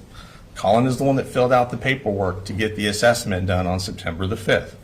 You'll hear that the school had arranged, and it had already been taken care of, that Colin had completed everything he needed to for the assessment. You're going to hear from the grandmother who says that they wanted to take him to Advantage Behavioral in Athens, that it was urgent. This comes out after the shooting. The grandmother will also tell you she had absolutely no idea that Colt had any interest in Nicholas Cruz or school shootings in general until after the shooting happened and they were making the 4.5-hour trip from Fitzgerald, her and her daughter Marcy, at which point Marcy said, well, Colt does like this school shooter named Nicholas Cruz. That's the first time that you hear Debbie learns any of that. You're going to see text messages from Debbie in August and September of 2024 when she says that they were so strongly trying to get him into a facility. What you're not going to see in those text messages is any urgency on Debbie's part. You're not going to see anything from Debbie saying, get the guns out of the house. You're not going to say anything from Debbie saying, I'm worried about Colt, we need to get him there today. Nothing. They don't talk about it at all. Debbie doesn't mention it one bit. Now, she mentions it in hindsight after the fact, and Marcy does the same thing. Who is Colin Gray? He's a working father raising 3 kids by himself. He had responsibilities, he had a job, he had a family to keep afloat. He had 2 other kids besides Colt. He was involved. You'll see his text messages to his children. You'll see his text messages to Colt. This is not a parent who's turning his back on what's going on right in front of him. Let's talk about what you're not going to hear. Because sometimes what you don't hear in a case like this is just important as what you do. Sometimes the absence of evidence tells you more than the evidence itself. You will not hear a text message where Colt says to his dad, I'm going to shoot a school. I'm bringing a gun tomorrow. I have a plan. I'm going to hurt someone. You won't see a single message like that. You will not hear that Colt ever told his father about the notes on his iPhone. You will not hear that Colt ever showed his father a plan. You will not hear that Colt told his father he was accelerating the plan. You will not hear that anyone called Colin Gray and said, your son is about to commit a shooting. You will not hear that law enforcement told him, your son made a credible threat. You will not hear a school official warn him his mental health treatment is imminent. He needs to see someone today. You will not hear anyone from DFACS told him, we have serious concerns that he's violent, that he's going to hurt someone else. You will not hear anyone say that they contacted the police on September 3rd and said there's a school shooting about to happen. You will not hear that Colin Gray encouraged violence. You will not hear that he glorified violence. You will not hear that he dismissed a specific credible threat. In fact, you'll hear something entirely different. You'll hear that Colt suffered from anxiety. You'll hear that Colt suffered from depression. You'll hear about his panic attacks. You'll hear that he didn't like going to school. These are serious issues, but these are not the same as homicidal ideations. These are not the same as suicidal ideations. These are not the same thing as proof of a probable school shooting. The state will ask you to connect dots after the fact using hindsight. Dots that became visible only after the shooting itself. But what you will not hear is evidence that at the time, Colin had sufficient warning that this outcome was probable. Not imaginable, not possible, but probable. That Colin knew that his son would harm someone else. You'll hear testimony from Colt Gray's counselor. And that's important because it gives you a professional's perspective on what was going on with Colt in the weeks leading up to the shooting. You will hear that Colt presented as a student suffering from anxiety and emotional instability, panic symptoms, and inability to function in class.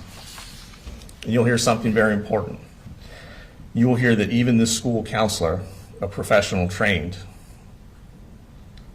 did not perceive Colt as a threat. She described him as nice, respectful.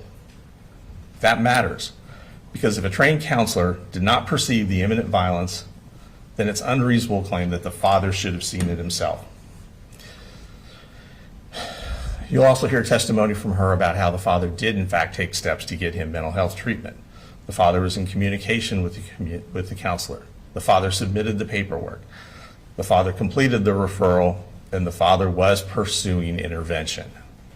You'll hear the therapist was essentially scheduled to meet with Colt the very next day. The father was not ignoring the problem. Colin Gray was acting. They want you to hold him responsible because they don't think he was acting fast enough. You'll hear from his daughter, Colt's sister, Jenny Gray. Her testimony will corroborate the concealment that Colt was perpetrating on his family, on his dad. She'll testify that Colt was secretive, that he was constantly deleting and opening new accounts on Discord to avoid detection, that he was using usernames that were combinations of alphanumeric combinations. You'll find that he would not discuss, based on the statement that Jenny gave on September 4th of 2024, that he would not discuss school shootings or school shooters in front of his father. You will hear on the morning of the shooting, Colin Gray had already left home. You will hear that Colt, when he did discuss school shooters with Jenny, made her promise not to tell his dad. You'll hear that that morning on September the 4th, Colin Gray got up and took his youngest son, Coley Jr., to school, that he left before Jenny and Colt did to catch the bus. You will hear that Colt had to go and find the gun because it wasn't in his room. that he had to find the ammunition that wasn't in his room, and that he had to put them in his backpack, and that he had to conceal the rifle that stuck out of his backpack 18 to 24 inches with a poster board. And he put a hat on top of it. It proves concealment, it proves independent action, and that matters because it's consistent with what Colt had done the whole time, which was conceal this plan from his father. Remember, the state says that he knew. They said that he knew this was going to happen. That he knew, not that it was possible, that he knew Colt was going to go and harm someone else. But you can't consciously disregard a risk that you're not aware of. And you can't say something is probable when it's being hidden from you. You're going to see text message. They've already discussed some of the messages. We're going to discuss some of the other ones. And we're going to talk about why they matter. There are hundreds of text messages between Colin Gray and his son. These texts matter because they show the reality in real time of what was happening and what Colin would have thought and what Colin would have known at that time. Not now, but at that time. They also show what Colt chose not to disclose. You'll see a father checking on his son on a daily basis, checking on school attendance. Did you make it to school? How's your day going? How was your day? What are you doing after class? You'll see encouragement. I'm proud of you. I love you. You're a good young man. This is not an absent father. This is not a father not paying attention to his child. You'll see daily involvement. You'll see a father trying to keep a teenager engaged and connected to school. You'll see a father trying to build the confidence and self-esteem of his son. You will see this all in the text messages. You'll see their discussions about mental health, about depression, which is not homicidal ideation, about anxiety, which is not homicidal ideation, about anxiety, panic attacks, which are not homicidal ideation. You'll see a father trying to stabilize a situation at home. You will not see threats to harm other folks. You will not see threats to harm other people. You will not see, I'm going to shoot up the school, I'm bringing a gun, I have a plan, I'm going to harm someone. There needs to be proof that Colin Gray knew what Colt was going to do and knew that Colt was going to harm someone.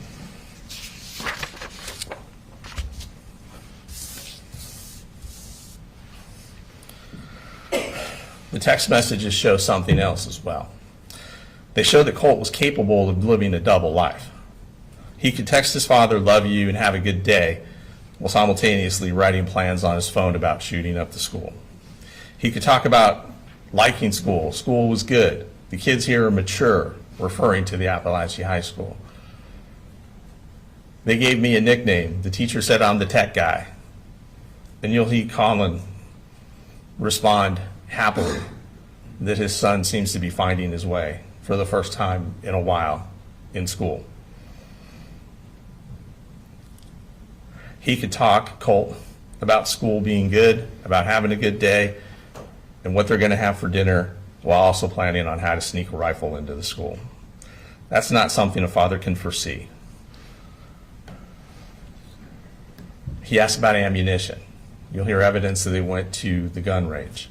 You'll hear evidence that he taught his son safety. You will not hear evidence that Colt requested ammunition because he was getting ready to do a school shooting. That conversation is not a threat. There's no mention of harming anyone else. There's no talk of a timeline. The state's going to ask you to interpret these ordinary messages with extraordinary hindsight. But the law does not allow hindsight convictions. Your task would determine what Colin Gray knew in the months leading up to the shooting. It requires proof of what he specifically knew at that time. You'll hear from the mother, Marcy Gray. She'll try to convince you that she warned everyone and no one listened. The evidence will show that she did not share the most important information she knew about Colt with Colin. You've already heard the relationship was not smooth. You heard that DFACS took the kids from her. You'll hear that they were separated. You'll hear that the kids had to come up here per the DFACS order. You'll hear that she drove up here after telling her mother she was going to murder Colin. Came up here, keyed his cars, got arrested, and then was told by the judge, you can't come back to Barrow County. You'll see evidence in text messages between Colt and his mom. You will see in these text messages Colt telling his mom prior to the shooting that he had created a Securus online profile that he was using by making up a fake age to try and get in contact with Nicholas Cruz in prison down in Florida.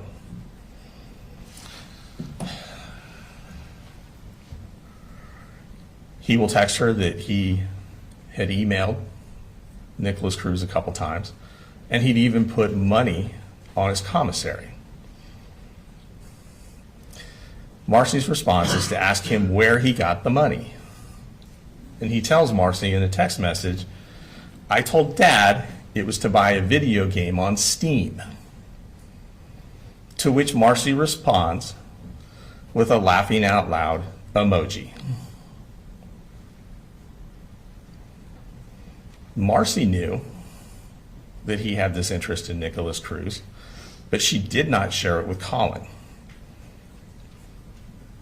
Immediately after this conversation, you will not see a text message from Marcy to Colin say, hey, did you know he's been emailing a mass murderer in Florida? Did you know that he put money on this mass murderer's commissary account that he told you was for a video game? She doesn't share any of that with Colin. She keeps that to herself.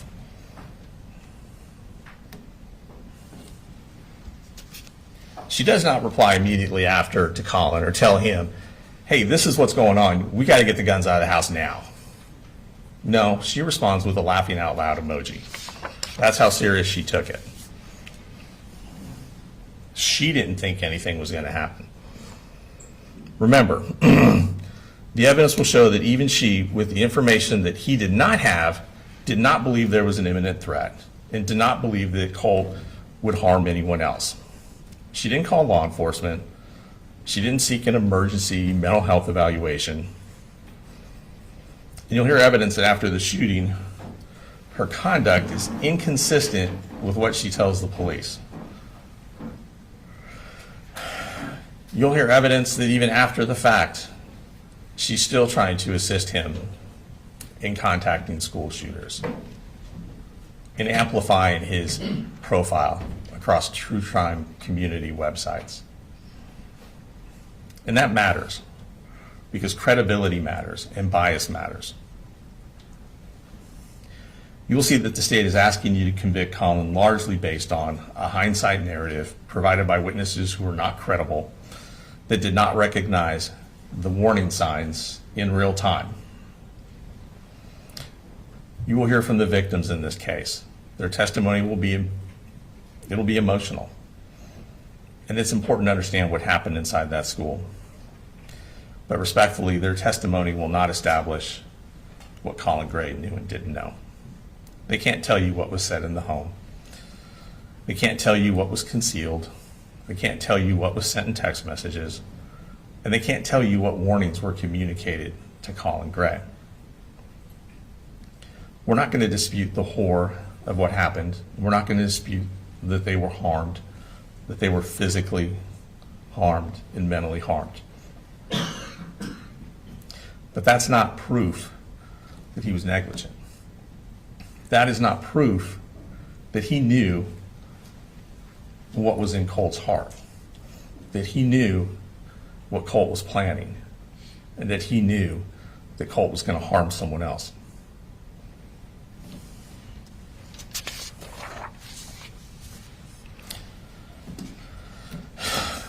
The law doesn't punish what is possible. The law does not punish what is conceivable.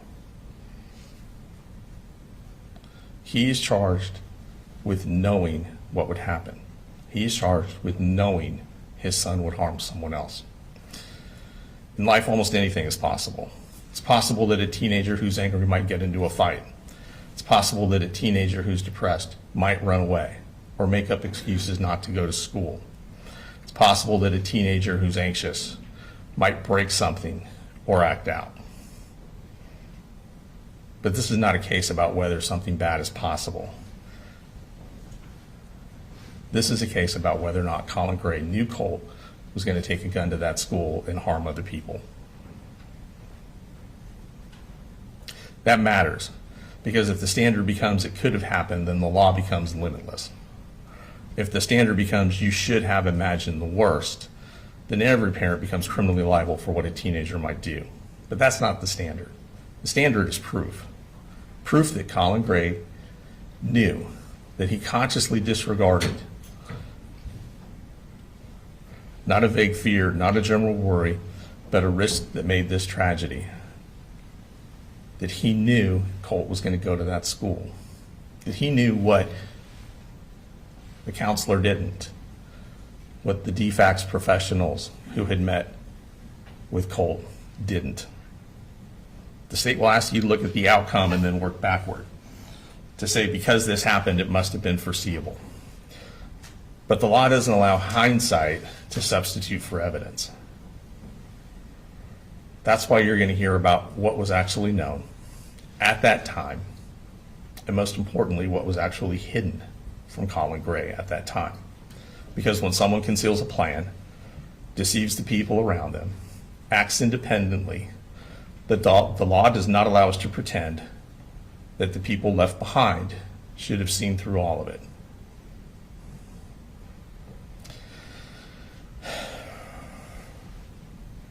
They're going to say that common sense means you should have seen this coming. And guns are serious, and this tragedy is serious. But the law is serious too. This case is not about whether or not firearms are dangerous in the abstract. It's about whether Colin Gray, based upon what he actually knew, failed to act because he knew that his son was going to go to that school and commit these acts.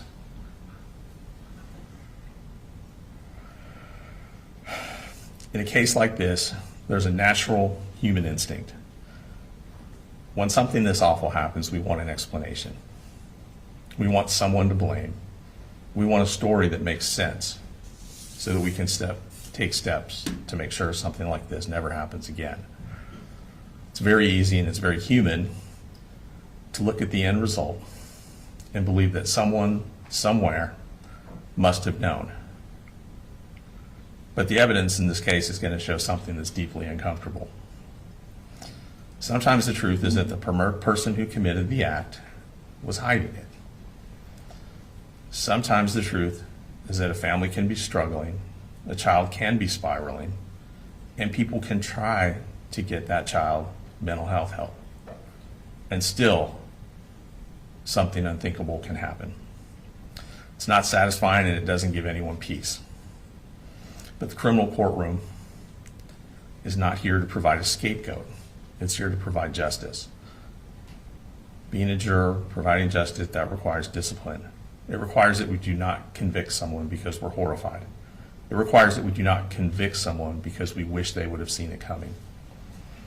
It requires that we do not convict someone because we feel like there must be some accountability somewhere. The state has chosen to put the father on trial for what the son did. And at the end of this case, you'll be asked to decide whether the state has proven, beyond a reasonable doubt, that Colin Gray knew his son would go to that school and commit these violent acts. And at the end of this trial, you will find the state cannot prove that beyond a reasonable doubt, and we will ask you to return the only verdict that the evidence can support, which is not guilty on all counts for Colin Gray. Thank you.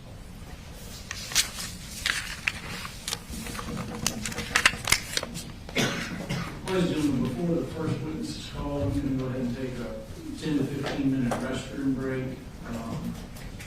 Just recall the prior instructions, do not to discuss the case, save that for deliberations. All right, we'll be in recess for 10 to 15 minutes.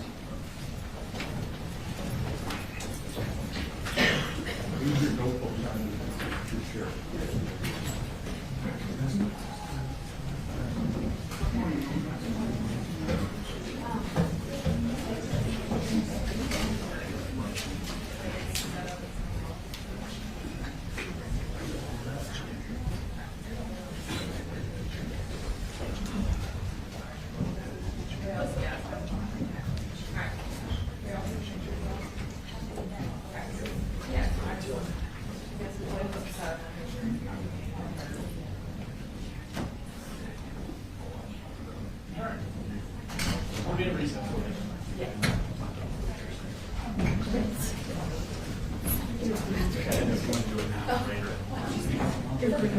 Oh, yes.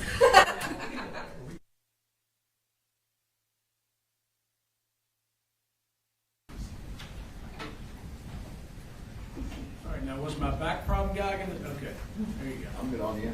You don't want to sit down there?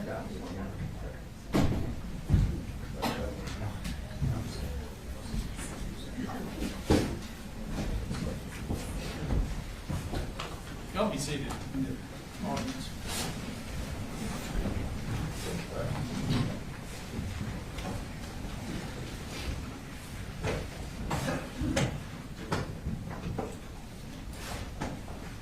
All right, state call to first witness. The state calls Lieutenant Barry Chandler.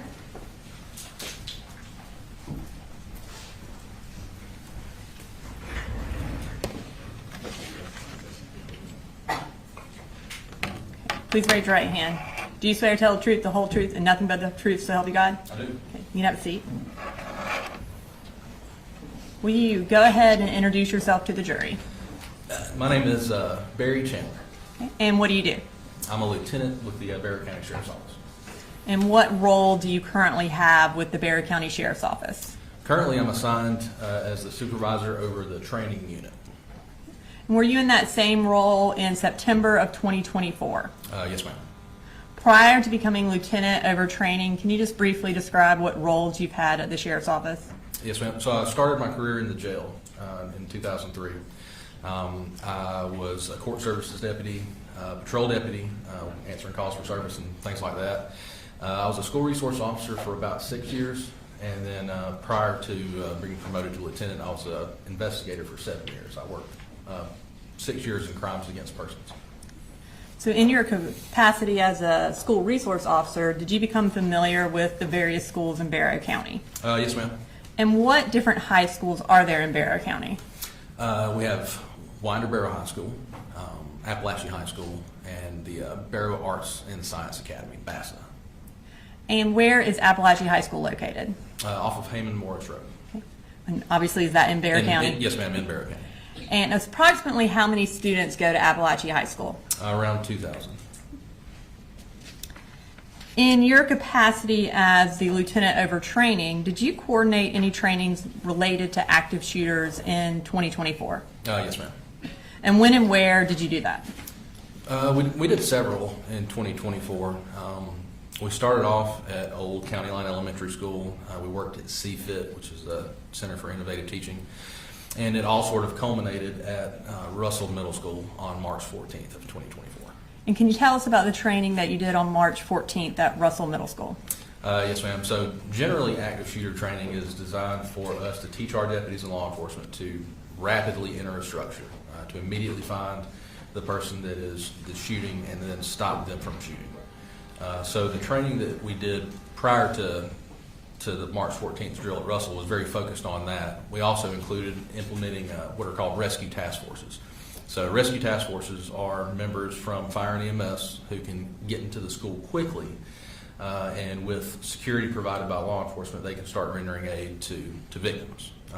So that was our big push, and the March 14th drill specifically was designed to do it was what we refer to as a full-scale exercise, meaning we had many representatives from almost every public safety agency in the county. The Sheriff's Office participated, the Winder Police Department, Barrow County Fire and EMS, Winder Fire Department, the school systems, our 911 Center, GEMA had a representative, the Georgia Emergency Management Agency. So we had a lot of folks that came together because our goal with the full scale exercise was to make something as realistic as we could, to give our deputies the ability to respond to the most real life environment they could. The school system was great. They included, they had teachers that were there that volunteered. The administrators were there. We used cadets, explorers from the Sheriff's Office and the Fire Department as role players. But we tried to make it real, essentially, was what we tried to do. And what was the purpose of having a training that included fire and EMS as well as law enforcement? The purpose ended up being sort of our motto over the course of that training and honestly since. And the purpose was to stop the killing and stop the dying. That's the two goals that we have when we respond to active shooters. Stop the killing, meaning stop the shooter from actively killing people, and then stop the dying. We have to render aid and help people that have been injured. Now I'm going to draw your attention to September 4th of 2024. What were you doing that day? That morning, I was at our gun range. I was helping an independent film crew set up some things out there. As part of your role as lieutenant overtraining, are you also in charge of the gun range? Yes, ma'am. Okay. While you were at the gun range, did you receive any notification that there was an emergency at Apalachee High School? Yes, ma'am, I did. Okay.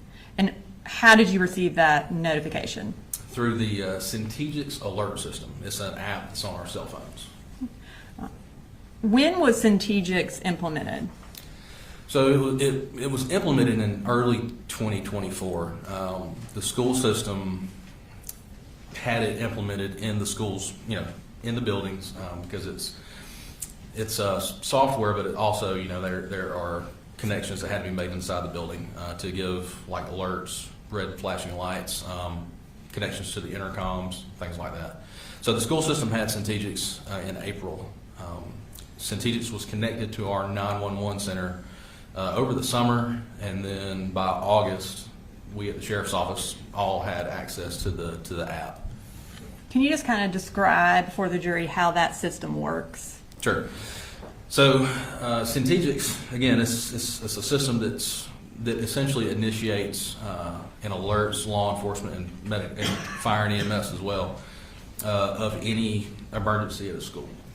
So, for example, when the Centegix button is pressed, it puts the school into hard lockdown. So exterior doors are locked. That lets the teachers know that they need to get into their classrooms, make sure the doors are locked, and that their lights are turned off and the kids are hidden out of sight. So that's essentially what it does. It does that, and then it lets the teachers know, hey, you need to go into hard lockdown. All of the smart screens that are in the classrooms, whatever they're doing on those, they're taking over, and then the warning flashes on the screen that they're in hard lockdown, and there's an audible tone that goes throughout the school, and like I said, red flashing lights. As far as Centegix, how many times does someone have to push the button for it to go into hard lockdown? 8 presses, 8 rapid presses in order for Centegix to go into hard lockdown. So does that ensure there aren't any accidental presses that ultimately end in? Generally, yeah. It is a heavier number. We still have the occasional, accidental activation, but having a number like 8 presses makes it a little less common, I guess. And Your Honor, may I approach the witness? Yes, ma'am. I'm going to show you. Seen it, I assume. Yes, sir. I'm going to show you what State's Exhibit 1. Do you recognize that? Yes, ma'am. And what do you recognize that as? This is it's basically a screenshot of Apalachee High School. It's an overview, but it's from the Centegix app. Okay. And is it a fair and accurate copy of the overview of Apalachee from the Centegix app? Yes, ma'am. Your Honor, at this time I'd like to introduce an evidence, State's Exhibit 1. Mr. Hops or Mr. Berry? No objection, I assume they're demonstrative, Your Honor, and won't go back to the jury. I think that's something we can discuss later. All right. I'll admit it into evidence as one, and we'll decide later whether it goes out. Okay. We could display that. Can we have access, Your Honor? Sorry. It's okay.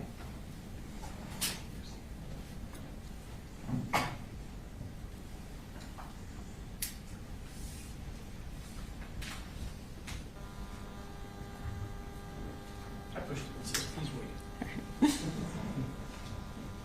Okay. So does this show on your phone when there's an emergency? I guess? Yes, ma'am. So it pops up like a notification badge, right? Saying hard lockdown, and then it tells you the school. And then once you open the app, you can pull up this map. And does it tell you where specifically the emergency notification came from? Yes, ma'am. So kind of going back to September 4th of 2024, when you pulled up this screen, what did you see?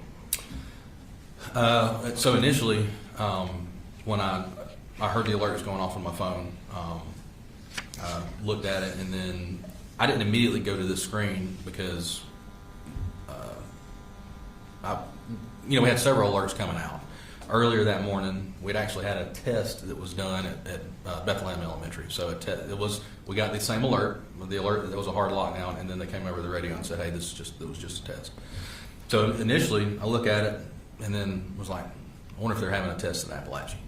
And then the second alert comes through, and then the third. So instead of opening the app immediately, I went to my truck and I got on the radio and turned the radio on, my police radio. I don't recall if I ever opened up the map. I do recall seeing Miss Lancaster's room. I just saw the alert from Miss Lancaster's room. And so at the initial time that you received this emergency notification, did you know what was going on at Apalachee? No, ma'am, not initially. So you indicated that you got in your truck and turned on the radio. And what Correct. happened when you turned on your radio? Just seconds after I turned my radio on, I heard Deputy Sergeant Chase Boyd say "active shooter" across the radio.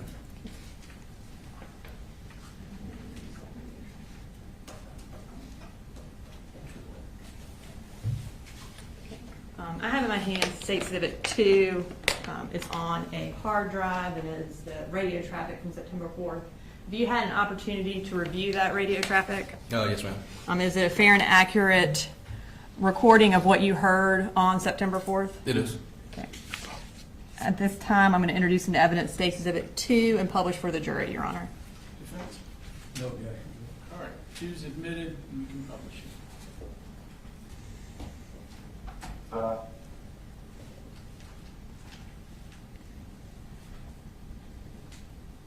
55, you have traffic. Sure. Active shooter. That's an active shooter at Apalachee High School. 10-4. And you said it was from Deputy Boyd, and who is that? Sergeant Boyd he's a supervisor with the SRO division. He's one of their immediate supervisors. So when you heard that, what did you do? I immediately so being at the range and being in our ammunition house, I didn't have my standard uniform on, so I threw on my gun, jumped in my truck, and I went to Apalachee as fast as I could. About how far from Apalachee were you? Close to 5 miles. Do you remember approximately what time you arrived? Around 10:30. And I'm going to show you what's been marked as State Exhibits 3.1, 3.2, and 3.3. Okay. Do you recognize those? Yes, ma'am. And what do you recognize those as? They're overviews of Apalachee High School. They show rooms, room numbers, so essentially school maps. Okay. And just for the record, is 3.1 a full map of the high school? Yes, ma'am. Okay. And is 3.2 a partial map of the high school? Yes, ma'am, it is. Okay. And I'm going to have you look over to your left. Okay. Is that also 3.2 right there? Yes, ma'am. Okay. And then is 3.3 an overview, like a street view from Google Maps? Yes, ma'am, it is. Okay. Your Honor, this time I'd like to introduce into evidence State Exhibits 3.1, 3.2, and 3.3. defense? Same objection, good. Just as far as going out. Whether it's demonstrative or not, okay. Right. All right. 3-1, 3-2, and 3-3 are all looking good. All right. Now we're going to start with 3.1, if we could display that for the jury. All right, so is this the full map? Yes, ma'am, it is. Can you, and I'm going to hand you this in Okay. case you need it. Can you show us on there where you went when you arrived? And so I entered the school through the front door. The front door is going to be here.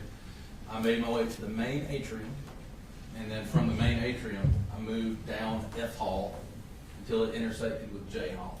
Once it intersected with J Hall, I made my way. So I could see a large law enforcement presence, obviously, at this point. So I moved down towards the end of J Hall, and that's where I came into contact with Sergeant Boyd, and he had the shooter in custody. Okay. And when you arrived, who else was there? A lot of folks. When I initially went through the front door, I saw Sergeant Maxwell. I remember seeing one of our investigators, and so but when I made my initial approach, until I got to the atrium, I think I was by myself. And were EMS already there as well? Yes, they had just gotten there. And for you, what was your purpose of making entry? To make sure that the shooter was, number one, secured, to make sure that we didn't have any other shooters in the school, and then to begin to render aid and work towards the bigger picture of securing the entire school. Okay.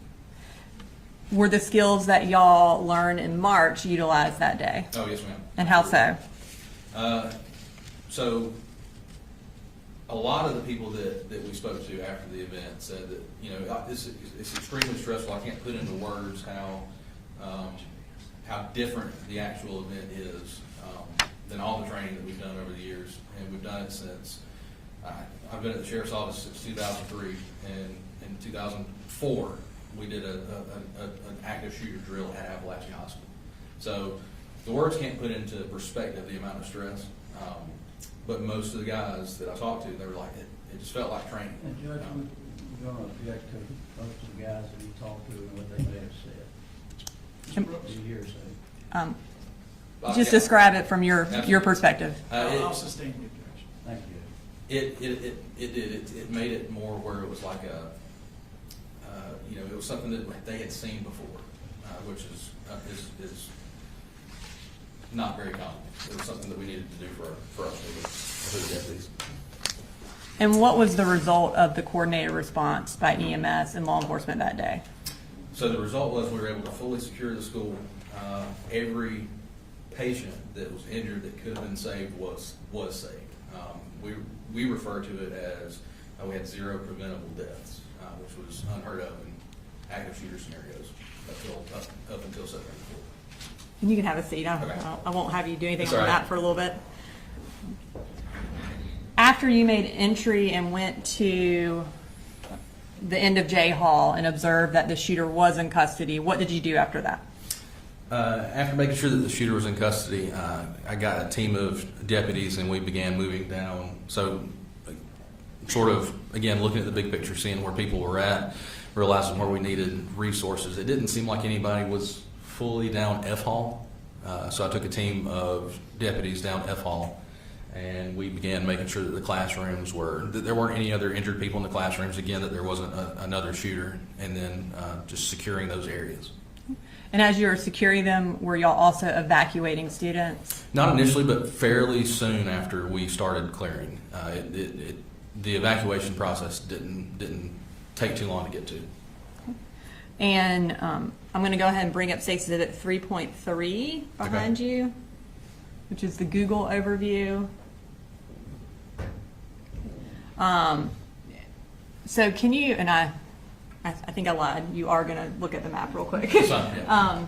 Can you show us on there where the school is and just kind of orient the jury to what we're looking at? Yes, ma'am. So, Heyman Morris Road, this is Apalachee High School. The front door is right here, and then you have the rear parking lot where the buses go, and then the football field. And the football field is surrounded by a chain link fence. And when y'all evacuated the students, where did y'all ultimately evacuate them to? To the football field. And when parents arrived to come find their children, were they eventually allowed to go to the football field as well? Yes, ma'am, they were. Approximately how many law enforcement officers responded to Apalachee High School that day? I believe that the number was close to 400, if not a little more. And how many different agencies, if you know? There were 56 that we made note of.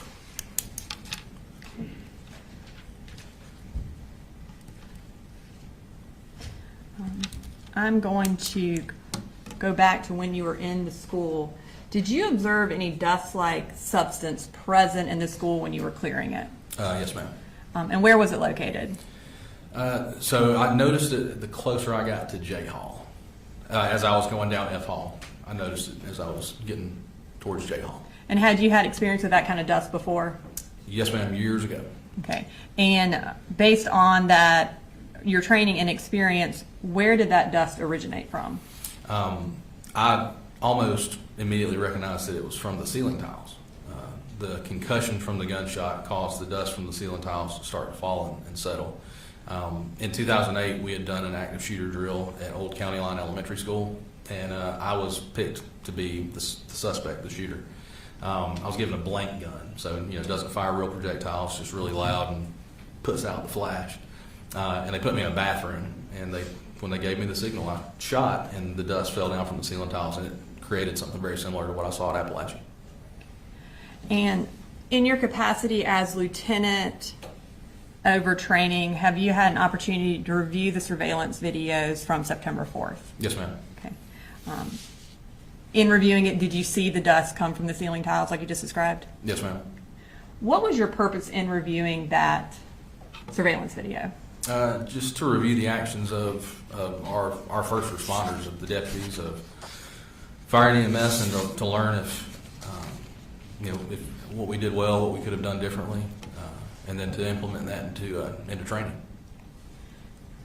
After watching that video, did you become aware of the path that the shooter took on September 4th? Yes, ma'am. Okay. At this time, I'd like you to go through that path for the jury, Okay. and if you could use the large map over there. Yeah. And I'd like to start with the shooter's first period class. What class was he in? So for first period, he was in Miss Harris's class, and that was 1.515. It's going to be located right here. And are you familiar with what time first period class is? Yes, ma'am. So he got to class around 8:01, and the class starts at 8:15. Okay. And are you familiar with what time it ends approximately? Oh, yes, ma'am. Yeah, it ends at 9:38. After he left first period class, where did he go for second period? So he leaves first period, and then he goes to Miss Catherine Greer's room on J Hall, room 2.151, and that was that was second period. That's where he went next. And what time does that class start? 9:45. At some point, did he leave Miss Greer's class? He did. He left her class at around 9:54. And where did he go? He went to the restroom. Can you show which restroom he went to? Yes, ma'am. Men's restroom, J Hall, just a short distance from Miss Greer's class. And approximately when did he leave the restroom? At 10:21. After he left the restroom, where did he go? He went back towards Miss Greer's class. He had left Miss Greer's class. He had his book bag with him that we ultimately learned had a gun in it. So when he exits the men's bathroom, he's got the book bag. At some point, he drops the book bag, so he just has his gun, and he goes back to Miss Greer's classroom. And was he able to get into that room? No, ma'am. Where did he go after that? He went immediately next door. He went to Miss Ryan and Coach Edwards' classroom, which is 2.152. And what happened in that classroom? The door to that classroom was open, slightly open, just a little bit, and he began firing numerous rounds into that classroom. And was anyone injured or killed in that classroom? Yes, ma'am. Several students were injured. Christian Angulo was killed in that classroom. After he left Miss Ryan's classroom, where did he go? So, after he shot here, thankfully, as unfortunately as Christian was, after Christian had been shot, he used his foot to close the door. So he restricted access to the shooter after that. The shooter moved back down the hall towards the restrooms that he had come from. And he ultimately got to this intersection, as he's moving down the hall, in room 2.145, Miss Irmy, she was in that room, Christina Irmy. She opened the door to see what was going on. She looked out briefly, and he shot her. And did she survive? No, ma'am, she didn't. After he shot Miss Irmy, what did he do? So after he shot Miss Irmy, he kept moving. He moved. He was continuing to move. He got to the intersection here of K Hall and J Hall, and while he was here, he saw Coach Aspinwall and Coach Phoenix, Ricky Aspinwall and David Phoenix, left their classrooms, which are 2 doors side by side, so they leave pretty much at the same time. And as soon as the shooter sees them coming out of those classrooms, as they're in the hall, he shoots them numerous times. Coach Aspinwall was killed, and Mr. Phoenix was hurt pretty bad. And then after that, where does he go? Continues moving down J Hall. The shooter gets to this area here, Jay and I, about the time that Mason Tremorhorn comes out of the bathroom. He sees Mason, he aims his rifle, he shoots several times, and he ultimately kills Mason. And then what happened? After he shoots Mason, he turns and aims down K Hall at a student that was quickly trying to run away from him. He was trying to run so fast that he swallowed over himself. As soon as he aims this way, Deputy Brandon King and Sergeant Boyd made their way down F Hall. They actually came out at the intersection on J Hall, so they could tell that there was, through the haze of the dust that had fallen, they could tell that somebody was down there. They heard the shots when he shot Mason, and then they immediately started giving loud verbal commands for him to drop his gun, and he immediately surrendered.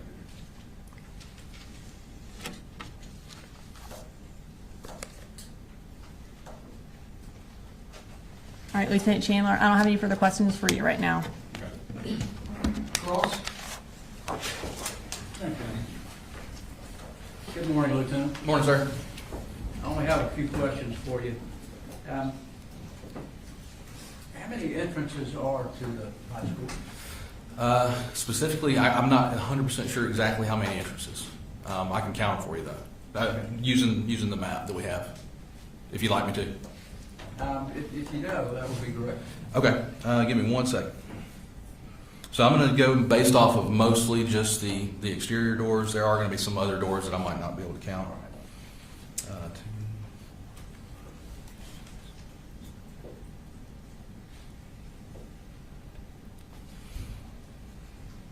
I would say upwards of, I'd say a little more than 15 exterior doors. Okay. And are all of those doors secured when the kids first come in? Yes, sir. So other people can't get in from other places? Correct, they're supposed to be, yes, sir. So all the students have to go in through the front? No, sir, not necessarily through the front. So basically, I think that the way they have it set up is car riders will go through the front, and then the bus riders will go through the back side of the school. Okay, so you got actually two entrances? Two main entrances, yes, sir. And the entrance that Colt made would be from the bus? Correct, yes, sir. And do you know what time that bus arrived? Slightly before 8. Okay. You know how many children were on that bus with him? No, sir, I don't. I assume you didn't take possession of any evidence at all? Right? No, sir. My role after the initial response was that I did supplement CID's efforts, but I didn't specifically collect evidence. Okay. Nothing further. Thank you. Judge. Based on crossing, you redirect? No, Your Honor. May Lieutenant Chandler be excused? Yes, ma'am. All right, thank you, sir. Yes, sir. Thanks. Safe crossing, please. Is the next witness a long one? We may break for lunch before cross, if so. Maybe about 20 minutes. Okay. Go ahead. The State calls Dr. Matt Thompson.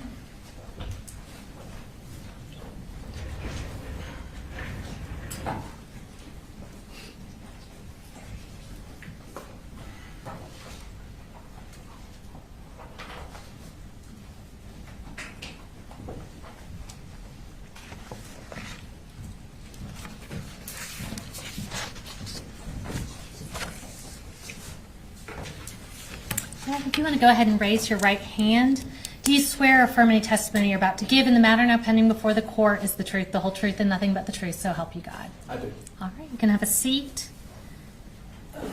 And if you will start by just introducing yourself to the jury, and you can go ahead and tell us where you're employed. My name is Matt Thompson. I'm the Deputy Superintendent for the Barrow County School System. All right, and tell us a little bit about what that role entails. It's a pretty broad job that entails a lot of different things. I have either direct or indirect supervision over, including technology, assessment, data, student records, student safety, support services, strategic planning, and a lot of other areas. All right, and how long have you been in that role? For this particular role, 4 years. Okay. As part of that role, do you have access to the surveillance system for the Barrow County school system? I do. And does that specifically include surveillance video for Apalachee High School? Yes, ma'am, it does. Tell us a little bit about the surveillance system that Apalachee High School has. System-wide, we have about 2,800 school and classroom cameras and about 800 bus cameras, about 4 per bus. For Apalachee specifically, we have 241 cameras spread out through the external parts of the school into the corridors, hallways, and including classroom cameras, and then they have however many buses delivered there on a given day. We have 4 cameras per bus. Okay, and approximately how long has this surveillance system been in place? We went with the particular server model that we're using in around 2015, so a little more than 10 years. And does that record 24/7? It depends on the camera. The classroom and hallway cameras record continuously 6 a.m. through 6 p.m., and then they have a mechanism that if there's a sensor that detects motion, it will start recording it at a given point. The external security cameras and some of the key entrances record 24/7, and then the bus video records as long as the bus is actually cranked and engaged. It records continuously. Gotcha. And do any of these videos have sound? The bus videos do record sound. Teacher classroom videos do if the teacher chooses to engage it, if they're recording a lesson for their instructional purposes.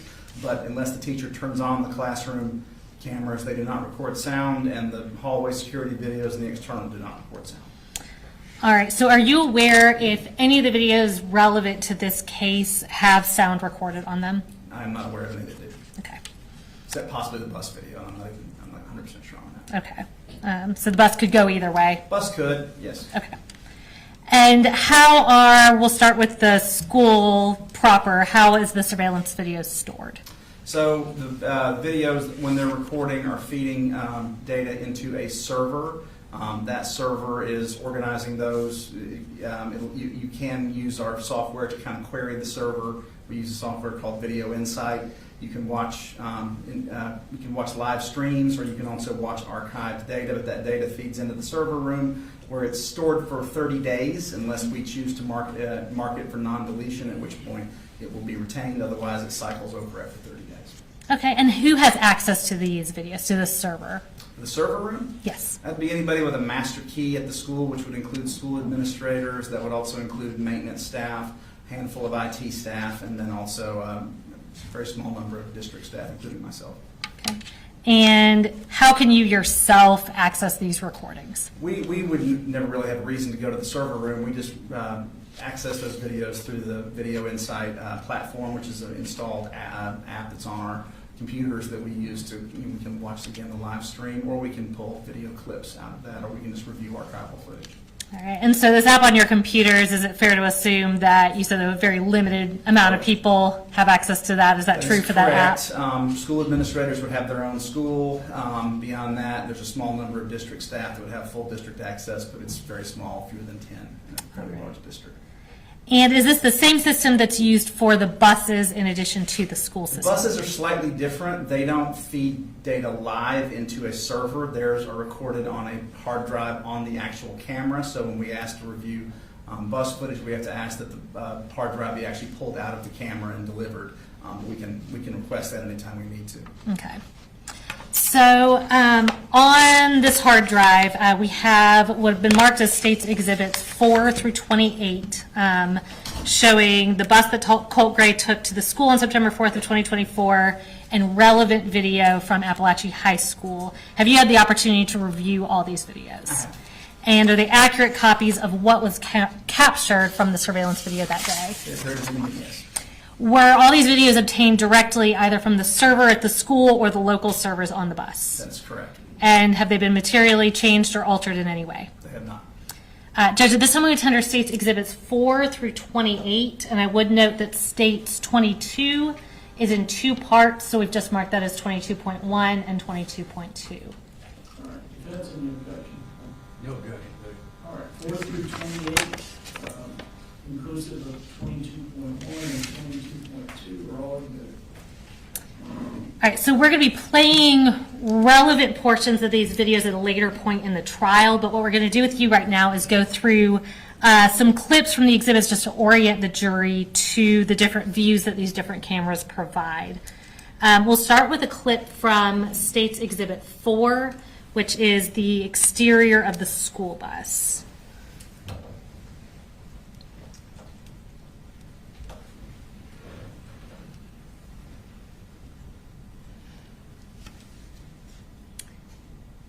And looking at this video, is that the video that you obtained relevant to this case? It is. Or a clip from it? And One clip, is yes. the timestamp and date accurate on this video? They appear to be accurate, yes. Okay. And where's that camera? I think it's relatively obvious, but where's the camera shooting That, so from? there's 4 cameras per bus. That would be the front-mounted camera that's pointing out the front of the bus. Okay. Moving on to a clip from States Exhibit 5.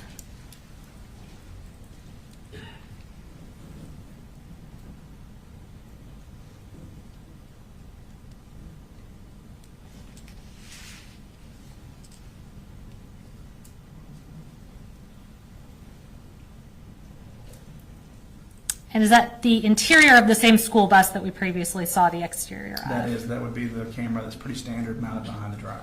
Okay, and once again, is the date and timestamp accurate on that video? It appears to be, yes. All right, now shifting to cameras at the school, we're next going to show a clip from States Exhibit 6.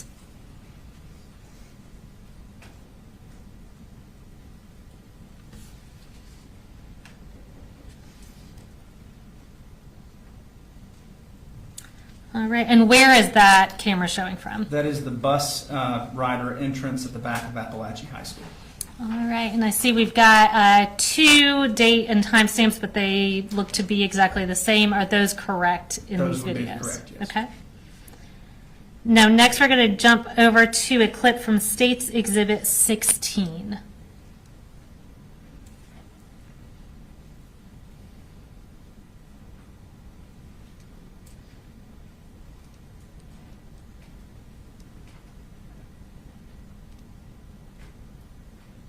All right, so this one obviously looks a little different or significantly different from the other videos we're looking at. Can you just kind of explain what we're looking at here? This is one of the classroom cameras. This is actually, I believe, in Miss Suzanne Harris's classroom. They're mounted at the center of the classroom, where not every classroom is perfectly square, so sometimes they're configured as close as we can get it, and they provide a fisheye view of the entire classroom. Some of the newer ones can be actually angled a little bit if a teacher wants to use them for instructional purposes. They typically are not done that much for that purpose, so this is typically the view you're going to get from a classroom camera, sort of the fishbowl view of the entire classroom.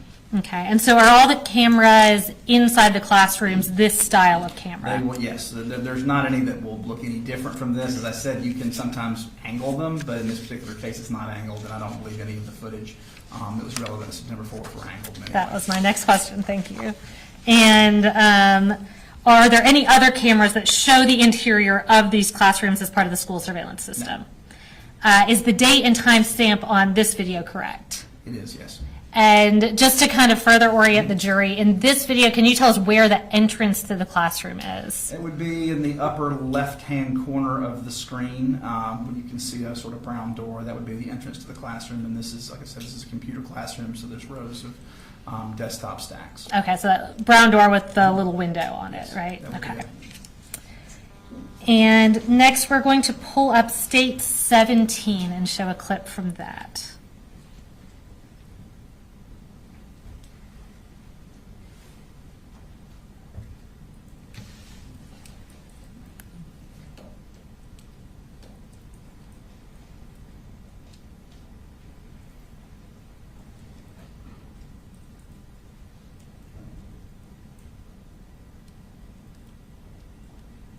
All right, and tell us what we're looking at here. This is just a pretty standard example of one of the hallway surveillance cameras that's looking down a hallway. Actually, I'm not 100% sure which hallway that is. Likely K Hall would be my guess, but it's one of the. I recognize enough of the names to know that's one of the ones that feeds onto J Hall. Okay. And generally, these hallway cameras, where are they located throughout the hallways? We try to strategically place them through the, these are very large schools, hundreds of thousands of square feet to cover, so there are going to inevitably be, particularly in the hallway surveillance cameras, some occasional blind spots or some places where you have a long view to see something, but we try to place them along strategic points in the hallway to get maximal coverage. Okay. Is every square inch of every hallway covered by a camera? No, ma'am. We unfortunately do have some blind spots occasionally. Okay. And is there any video surveillance that specifically covers any part of the interior of any bathrooms? No, for obvious student privacy reasons, we don't have any surveillance cameras within restrooms. We do try to typically have one facing the entrance or the exit to the restroom, but we don't place them inside. Okay. And on this video, and I believe any hallway videos, I see we have 2 timestamps that are actually slightly different. Can you tell Yes. which one is accurate? So the upper left-hand corner is the camera's particular internal timer that is specific to the particular camera in use. Those can unfortunately, due to connectivity issues, battery issues, those can be off. Those sometimes will lag what actual time. So when these are queried on the server, the bottom right is going to be the server time that is synced to national clocks and is the independently verifiable time. So in this particular case, anytime you see 2 timestamps, the one on the bottom right is going to be the accurate date and time. Okay, so in this case, we're looking at these 2 times, and the accurate time is 9:39 a.m. That would be correct, yes. That would be the server time. All right, thank you. Did you also review and recover surveillance footage from any dates besides September 4th related to this case? Yes, ma'am. We also reviewed and pulled footage from August 26th and August 28th. Okay. 2024. And again, we'll provide more relevant context and publish those videos through subsequent witnesses. But starting with August 26th, what were you generally looking for? That was the last date Colt attended school prior to September 4th, and we were particularly interested in verifying that he spent the majority of that day in the counseling suite. So in this particular case, we pulled videos related to his first period class, his second period class, and then his moving into the counseling suite for the majority of the rest of the day.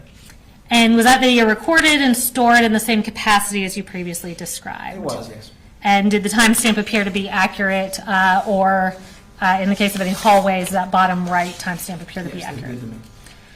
With these videos from that date, did you combine multiple camera recordings of Colt related to him going to the counselor's office? We did. It's a little clunky when you're trying to parse through a server. So Sure. a lot of times we'll create curated pathway videos through a school. So in this particular case, we pulled sequential clips off of multiple cameras and sort of stitched them together using just very basic video software, just so that you have an unobstructed view of the student moving through the school. And we did that for the August 26th for Colt. Okay, and other than putting those videos from different cameras into one file, were the videos changed or materially altered in any way? They were not.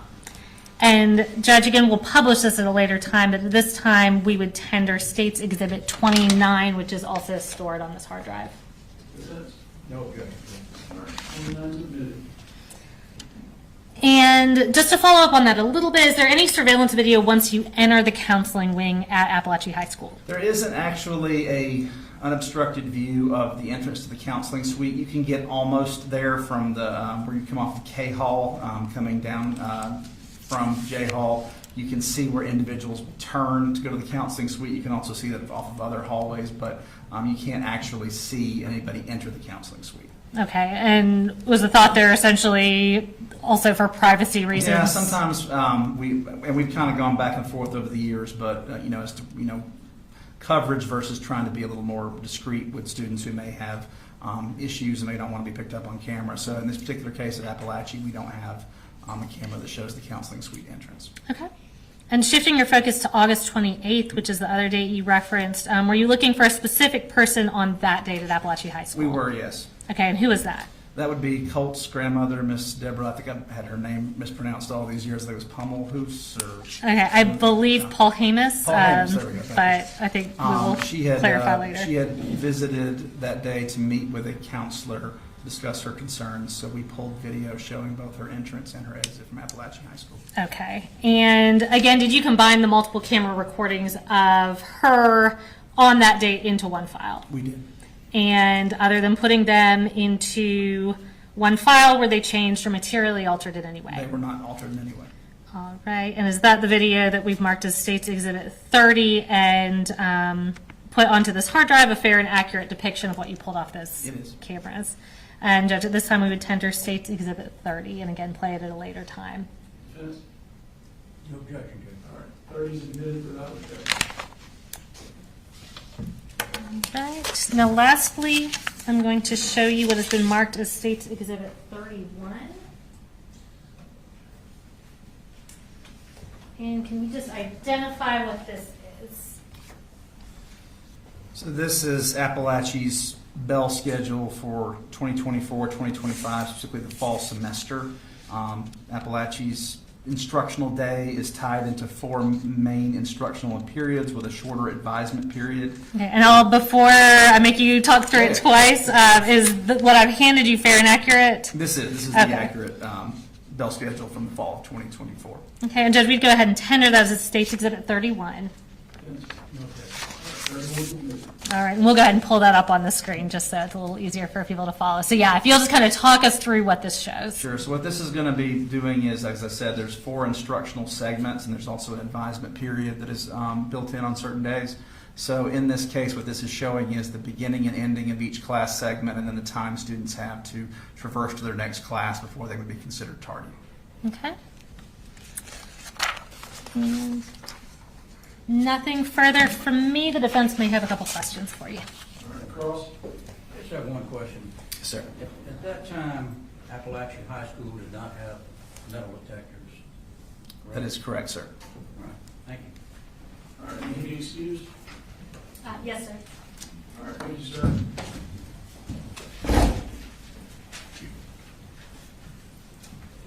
All right.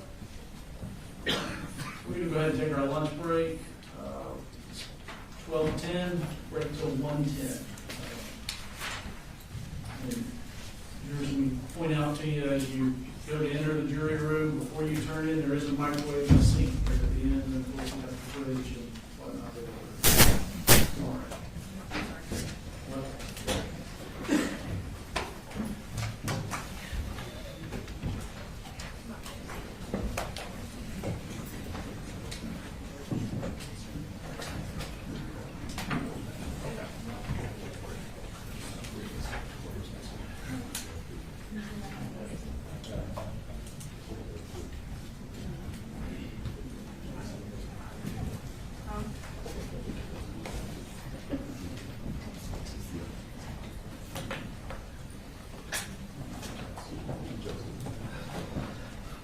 Just to point out to all the attorneys, it appears that the podium mic is a little weak.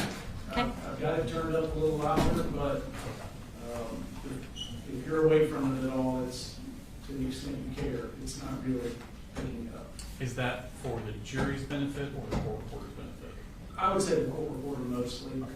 The way our sound system works, if you're not right at a mic, it's not picking it up. Obviously, she's close to you there, and she can hear you. But just so you all know, Can you put a different mic on there? we have an identical looking one. I didn't know if it was. I think we tried it already. All right. All right. Mr. Barry, Mr. Hobbs, you guys squared away? Yes, bailiff is going to give us instructions on where to go. We can recess till 1:10. Thank you. Thank you, Judge.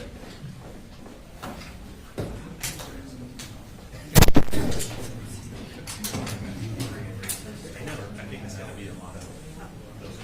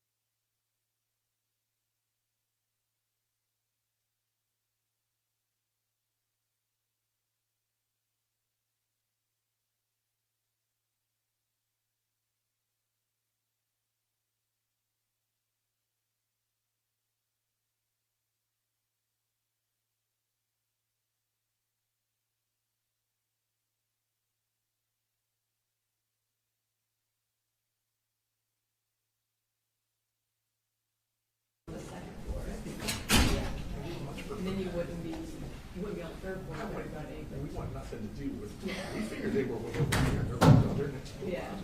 But yeah, that might be one of the things, you know, Okay. second floor. We'll talk to the judge after court. Just remember what you can't film.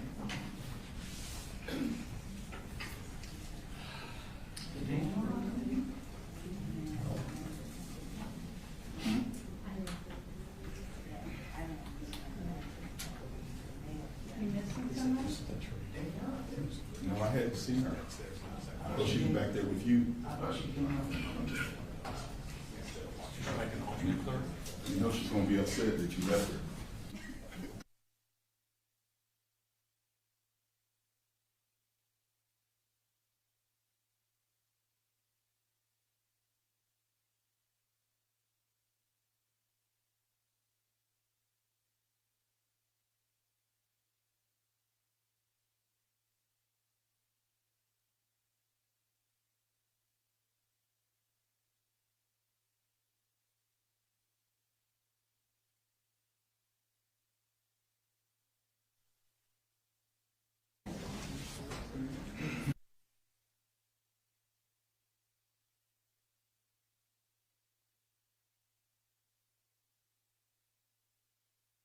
Can we just put some timestamps on the record? It just seemed easier to do that outside the presence of the jury. Okay. The clips we introduced through Dr. Thompson from State's Exhibit 4, we played from 41 minutes 16 seconds to 41 minutes 29 seconds. From Exhibit 5, 39 minutes and 29 seconds to 39 minutes and 51 seconds. From State's Exhibit 6, we played the first 10 seconds. State's Exhibit 16, we played 20 minutes and 3 seconds to 20 minutes and 13 seconds. And from State's Exhibit 17, we played the first 10 seconds. We'll also provide that in writing to the court reporter once we get through evidence. You all ready for the jury? Yes, sir. Okay. All right, you bring them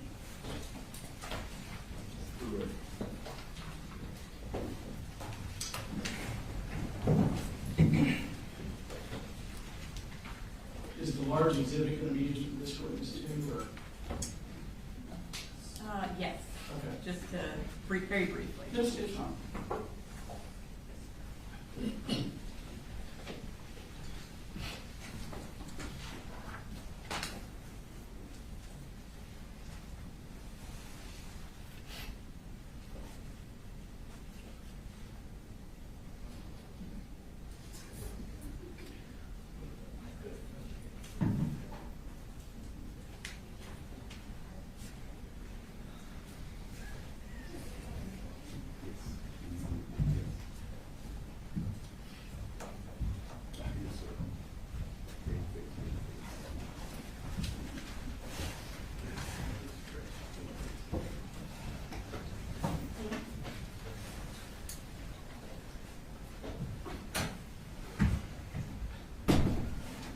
Everyone can be seated.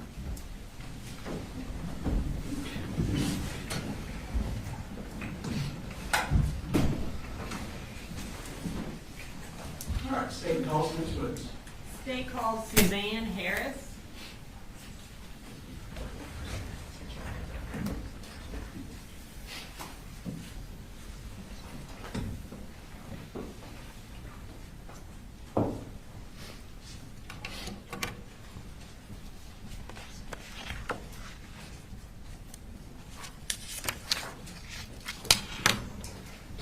Please raise your right hand. Do you swear to tell the truth, the whole truth, and nothing but the truth so help you God? I do. Okay, you can have a seat.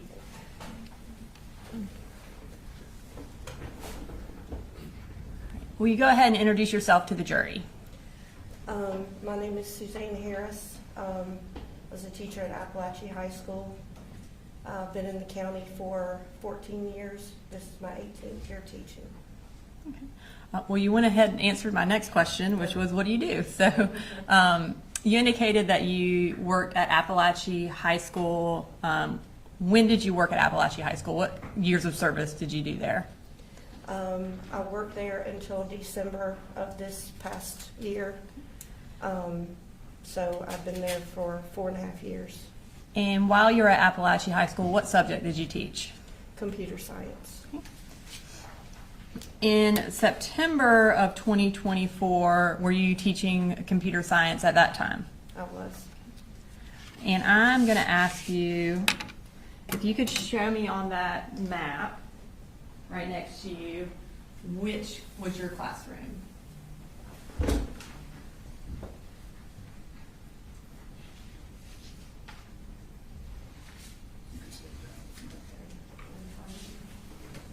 Okay.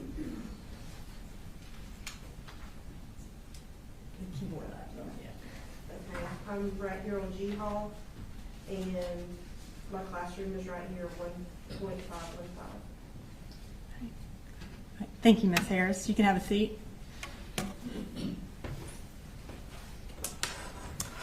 I am going to draw your attention to September 4th of 2024.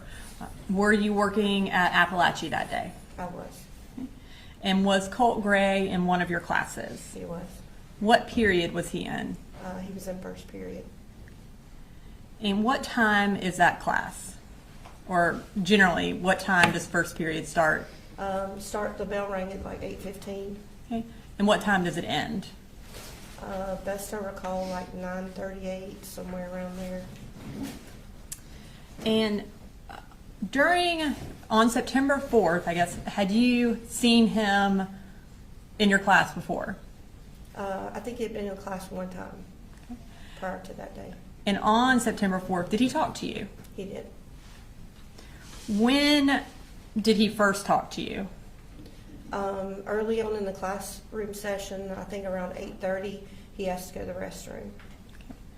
And then after that, did he come and talk to you again? He did. And what did he talk to you about? At this point, we had been talking about missing assignments and different things because he had only been there for 2 days, but he asked whether or not we'd ever had an active shooter drill before.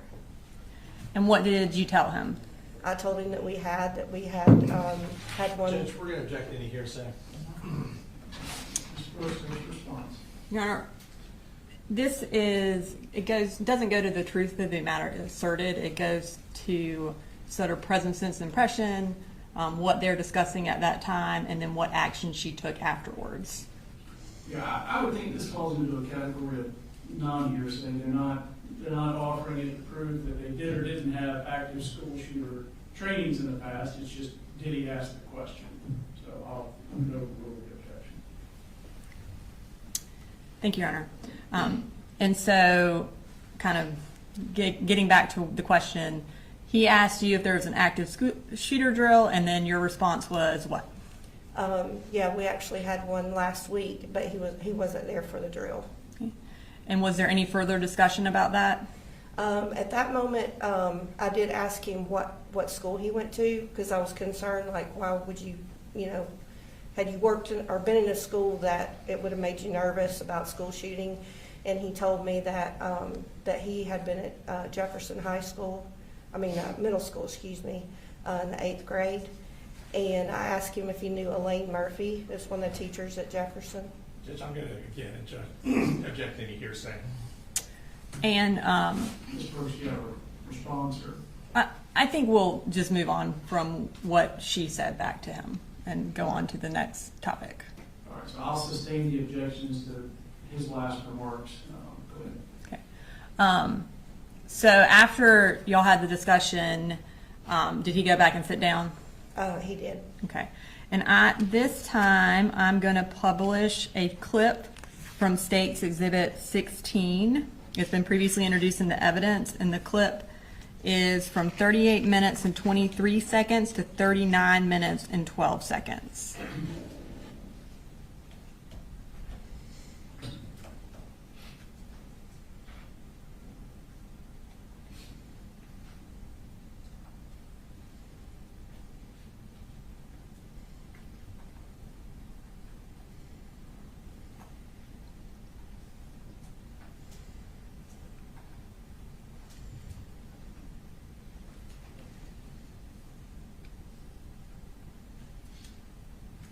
I'm going to pause it briefly. Can you kind of tell the jury, just so they can make sure they see where you are and then also where Colin Gray is? Sure. So over to this side over here, where you see the gold and white striped bulletin board, that's where my desk is. And is that all the way on the left of the screen? yes. And then he is to the right of my desk. I don't know, on the corner, I can show you. So I'm here, and Colt is here, and this is where he was sitting. Okay. And this was Alex Johnson, and this was Tyler Graham. It may facilitate things for these fish I've used to kind of refer to like the face of a clock, 9 o'clock, or just. That is a good idea, Your Honor. And as far as the exit or the entrance to the classroom, the door, is that around 11 o'clock? It is. All right, thank you. All right, we can finish playing the clip.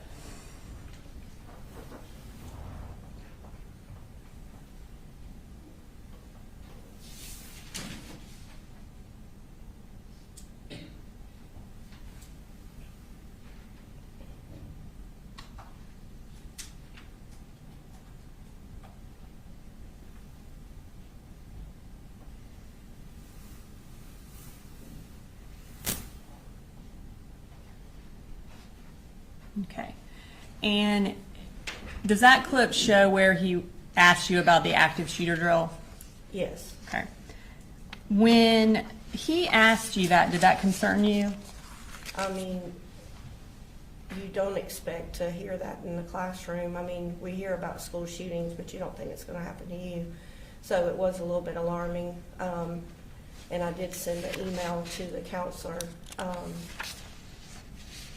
in regards to that, in regards to my concern.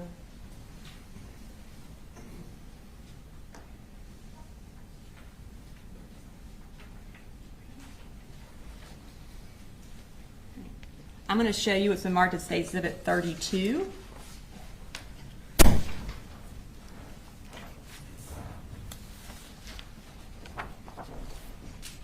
Do you recognize that? I do. And what do you recognize that as? It's the email that I sent to Miss Butler. Okay. And is it a fair and accurate copy of that email that you sent to Ms. Butler on September 4th?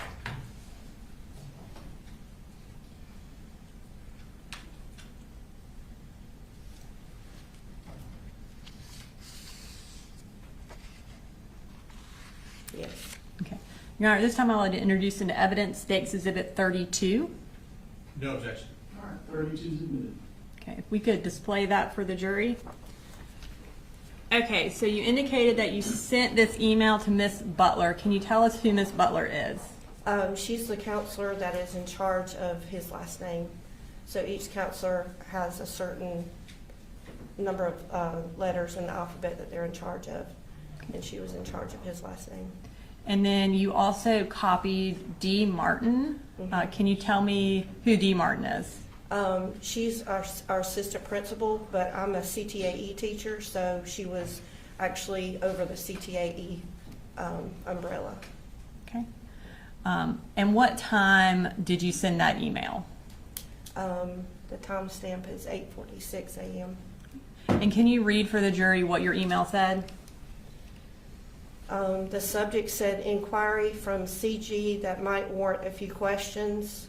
Miss Butler, I had a student who is new to the school.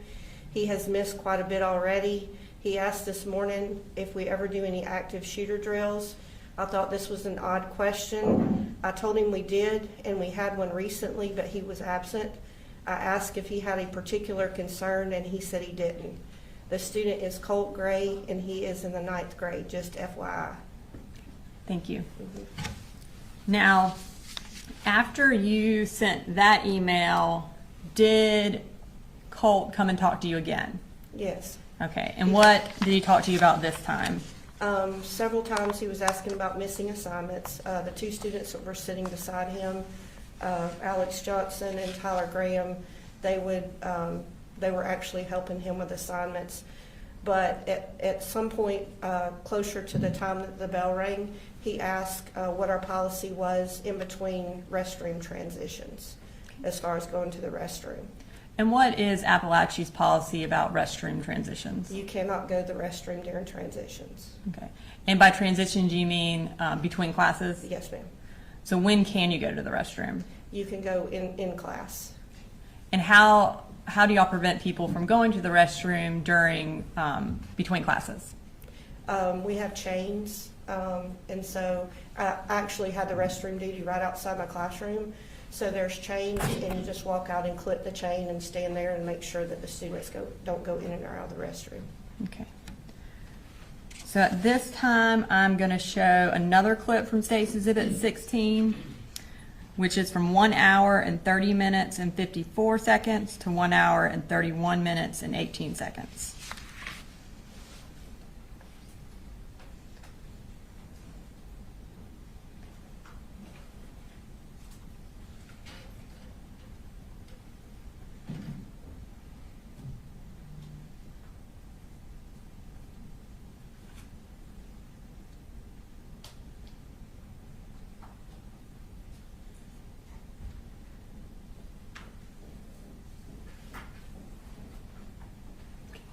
Is that when he asked you about going to the bathroom, or what the bathroom policy is? He did, and I reached over to grab the bathroom pass. That's what the thing I was reaching for. They have to have a hall pass in order to go to the restroom. I asked him if he needed to go to the restroom, and he said he did not. When class was over and he was getting ready to leave, did you notice anything about him or his belongings that caused you concern? Very close to in the class, I noticed that there was like a poster or some kind of project or something that was sticking out of his book bag. And I asked him what his project was about, and he didn't really have much to say about the project, but he did tell me that he would show it to me later if I wanted to see it. And I couldn't tell what the project was, but he had only been there for a couple of days, so I was looking at it kind of odd. It was taller than the book bag, and it had like clothing that was kind of wrapped around it. And we're in September, but there was like a sock cap that appeared to be like stuck on the top, and I thought it was kind of odd. How did he carry the bag when he left your classroom? It was very difficult for him to carry. It was like really super heavy. And so when he went to pick it up, you could tell, and I said, "Do you need help with that?" And he seemed a little agitated or a little nervous. And so he just like scurried out of the classroom with his book bag. Now, as a teacher, as an educator, do you have the authority to search a child's backpack or a student's backpack? No, I do not. Okay.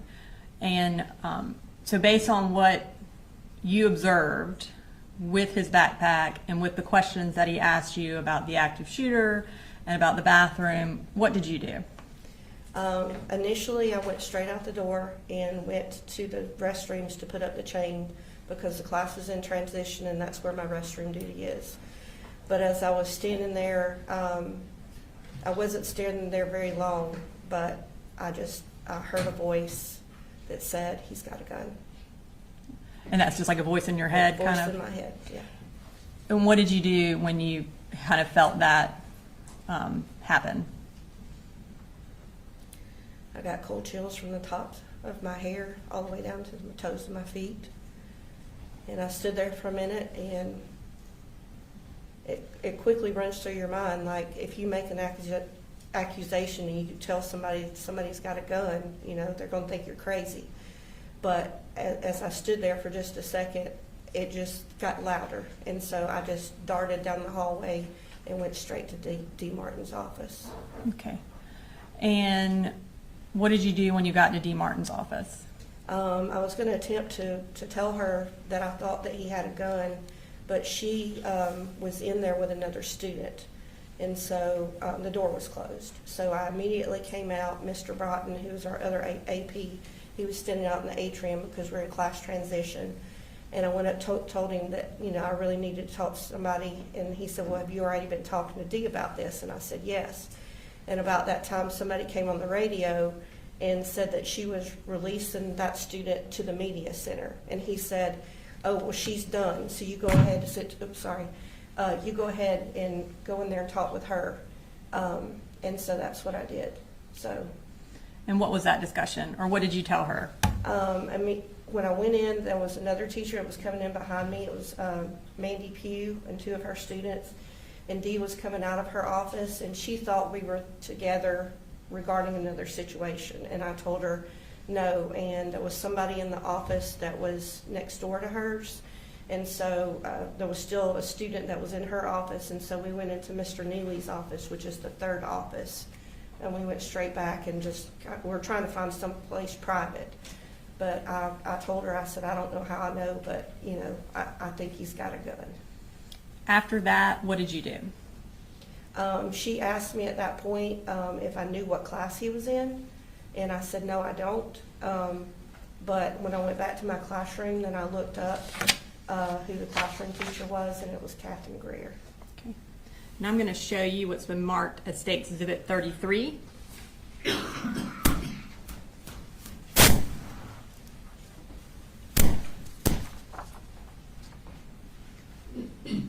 Do you recognize that? I do. And what do you recognize that as? It's the email that I sent letting Dee know what classroom he was in. And is that a fair and accurate copy of that email? Yes, ma'am. Okay. Your Honor, at this time I would like to introduce into evidence State's Exhibit 33. No objection. All right, 33 is submitted. And we'll go ahead and publish that to the jury. Okay. And again, you indicated that this was to D. Martin. Can you tell us the time that you sent that email? The time is at 9:52 a.m. And can you tell us what the email said? Colin Gray is with Miss Greer during second period, FYI, thanks.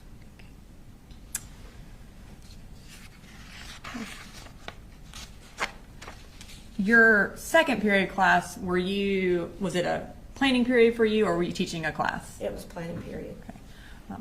After that email, can you tell us what happened? So I have other students that share the classroom. They come in, we share the classroom together. And Alex English, which is another teacher, it's his first year teaching. He was teaching audio, video technology, and film. And he came in with his students. And so at some point during the class, I was just really nervous, and I just stood up and kind of addressed the whole class without asking him first. I just was very stern, and what I said was, don't ask me how I know, don't ask me any questions, but do not leave this classroom unless it's an absolute emergency. Because I just felt in every fiber of my being that something was wrong. At some point, did you become aware that there was shooting going on in the high school? Yes. At one point, Alex kind of came towards the door, and we kind of stepped out in the hallway, and I told him what I was suspicious of, and he was like, "Oh gosh, that sounds, scary or whatever." And I said, "I don't know how I know, but I just felt like that something was going to happen." And so I came back in the classroom, and shortly thereafter, we saw the lockdown screen, and we went into lockdown. And eventually, were you able to hear the shooting, or did you just become aware that something had happened? No, I actually heard the shooting. It's our protocol to go out, like to open up the classroom door to kind of look to see who's in the hallway, if there's any kids in the bathroom. And I did that, and I could hear gunshots to the left, which is down towards the counseling office. After the shooting had ended, were y'all eventually able to leave your classroom? Yes, Okay. And where were y'all evacuated to? to the football field.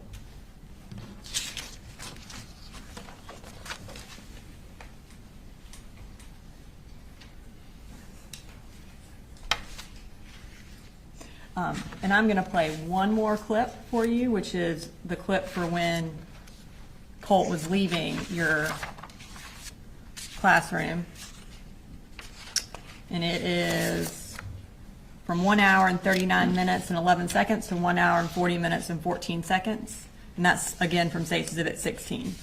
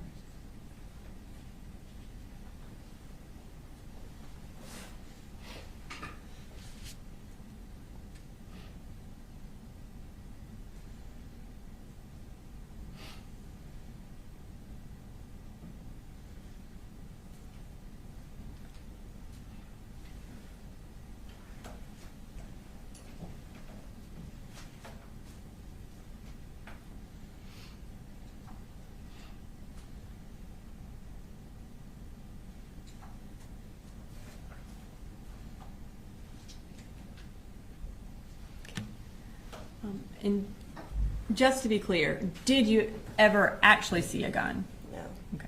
And so you had a feeling that there was a gun, but you never saw one? no. Okay. Nothing further. Yes, Sean. Good afternoon, Ms. Harris. I have a few questions. If I ask a question that doesn't make sense or you'd like me to clarify, please let me know, and I'll go ahead and take care of that. All right, so you were in class and you observed this backpack that Mr. Gray had, correct? Yeah. And I believe you said it looked like it was heavy? When he got ready to leave the classroom is where it appeared to be heavy. Based on how he was lifting it, is that what you're referring to? Exactly, yes. Okay. And at some point after the shooting, you gave a statement to a couple officers from GBI, is that correct? And you have to say yes or no for the court reporter, sorry. No, you're fine. Did, do you remember telling them that you were familiar with guns? Yes. And I believe you said that you thought, based on the length of the object that was extending from his backpack, that kind of made you suspicious. Is that fair to say? Yes. How, was it about the poster board? How far was it extending out of the backpack? It appeared to be about that far. So you're holding your hands, and so I have to make a record for the court reporter, like a foot and a half more? Maybe 2.5 foot. Okay. Yeah. Okay. And you said there was a hat stuffed down the tube of the poster board. Is that correct? It appeared to be clothing, and best I recall, it looked like a sock cap. Like a toboggan? Yes. So like a winter hat? Yeah. And of course, this was September. Right. And I thought that was odd. Right. And it wasn't cold that day? No, it was not. Okay. All right.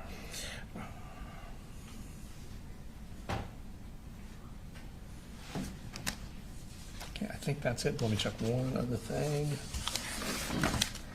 And you said, we saw from where he was sitting in class on the video, he was sitting next to a couple other students. And without telling me what anybody said specifically, your memory is that they were engaging in conversations regarding missing assignments? Yes. Okay. Can I have 1 second, Judge? 1 second. I'll make a little bit.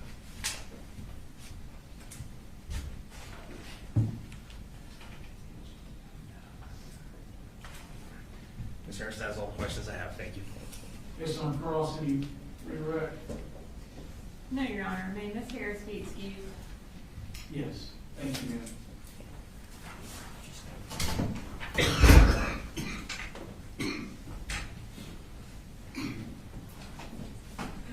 Right here.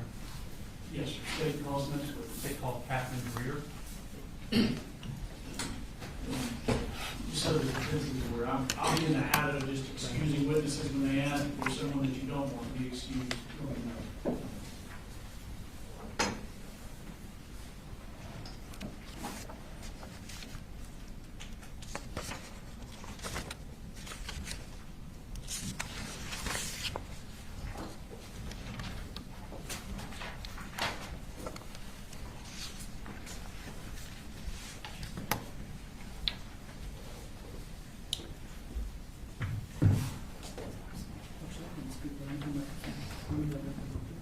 If you'd raise your right hand, please. Swear the testimony given in the matter now pending before this court will be the truth, the whole truth, nothing but the truth, so help you God. I do. Okay. If you could introduce yourself for the jury. My name is Catherine Greer. Okay. And where do you work, ma'am? I work at Apalachee High School. And what do you do at Apalachee High School? I'm a math teacher. Okay. And how long have you worked there? This is my 3rd year. Your 3rd year? Okay. I want to take your attention back to 2024-2025 school year. What did you teach on that year? I was teaching 9th grade Algebra 1. Okay. What did you have first period? First period was my planning block. Okay. So you didn't teach a class that period? No, sir. Okay. And what did you teach second period? 9th grade, 9th grade Algebra 1. Okay. There's a partial map of the school next to you. If you could you orient to the jury as to where your classroom was for second period? Classroom's right here. Okay. And was Colt Gray a member of that class? He was. Okay. And what do you remember about Colt Gray prior to September 2024? Not too much. He started school not on the first day, maybe a week or so after. And I think I had him in my room maybe 3-4 times. Okay. I want to take your attention to August 26th of that year. Was Colt Gray in your class on that day? I believe so. Okay. And did something happen? Did he come to you about needing something? Yes, he approached me in class and asked to go see a crisis counselor. Okay. And did that Judge, seem... we're going to object to any hearsay. Your Honor, hearsay is a statement made out of court. That wasn't a statement. He was asking for something. That would be more in a present sense impression. It's also not for the truth of the matter asserted. I don't think that would be hearsay. Go ahead, Mr. Ross. Judge, I think it is being admitted for the truth of the matter in regards to his mental health state at that time. Your Honor, it's not testimonial in nature. He's not asking, or he's not testifying anything. He's not an out-court statement. He's asking to go somewhere. That is not hearsay. Yeah, I believe him asking to see a counselor on that day is non-hearsay, so I'll overrule the objection. Okay. So he asked to see a crisis counselor. Was there anything about what he asked that stood out to you? Just the fact that he used crisis counselor. Usually my student just says, "Can I go see my counselor?" So that stood out. How did he appear to you emotionally? I don't recall how he appeared when he asked. I just knew it was different from a typical ask to go to see a counselor, so I walked him there. Okay. So is it your normal practice to walk them to the counselor? If they just asked to go to a counselor, not typically, but since he said crisis counselor, I didn't know what was going on, so I did want to walk him.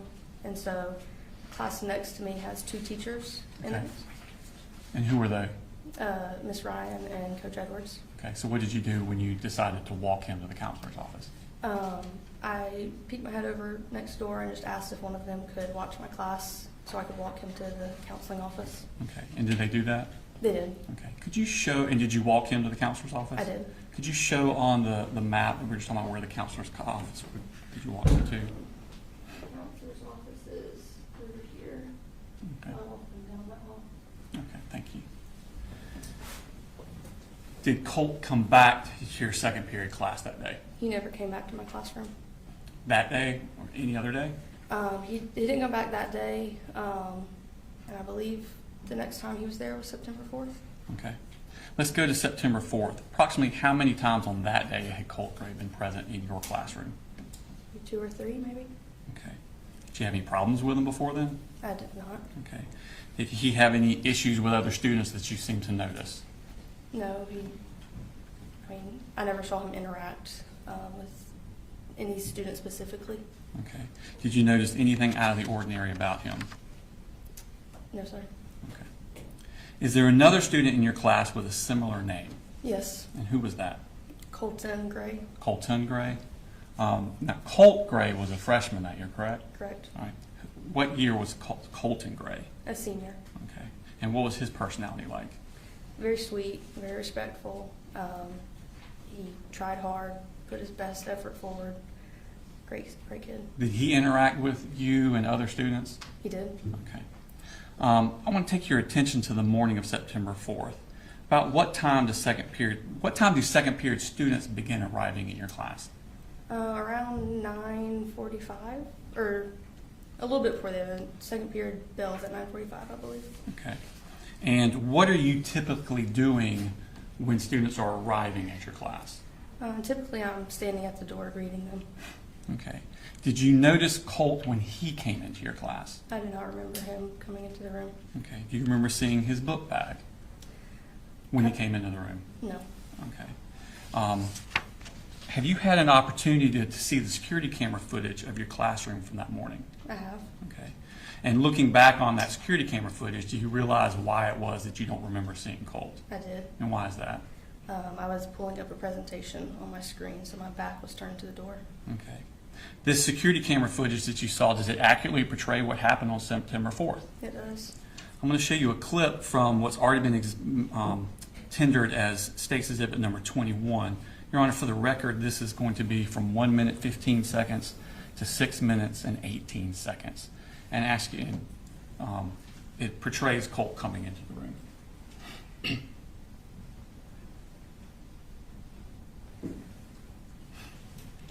Is that you at the 4 o'clock position? It is. Okay. And what are you wearing? Just a color? Green. Okay. And where's the door in this? Diagonal to me Okay. on the other side of the wall. All right. Thank you. Play.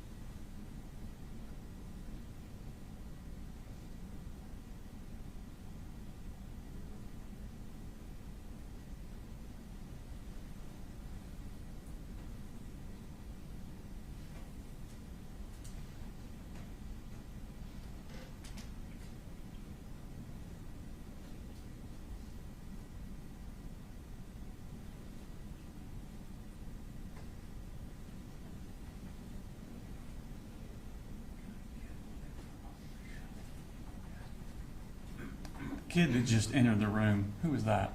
That's Colin Gray. The one with the black shirt and the tan pants? Yes, sir.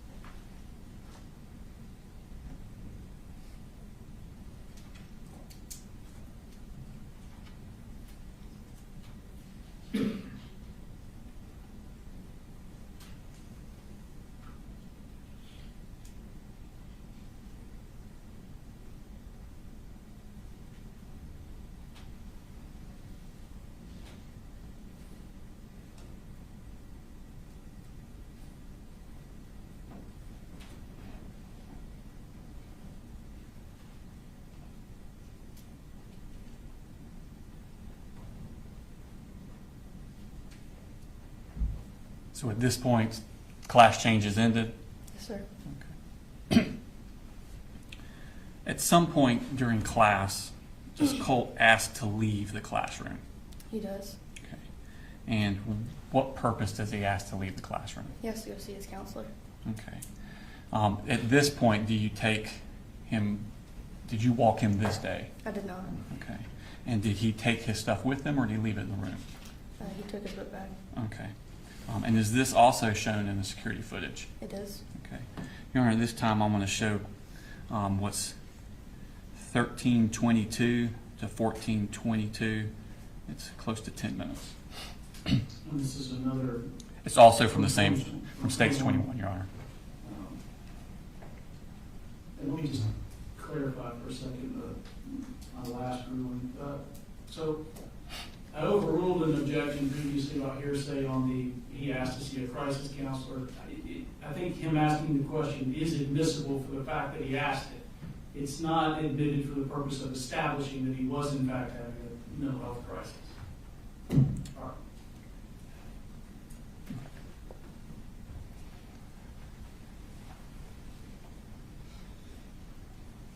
So if the last clip ended at 9:45 and this is 9:53, we're now about 8 minutes into the class? Okay.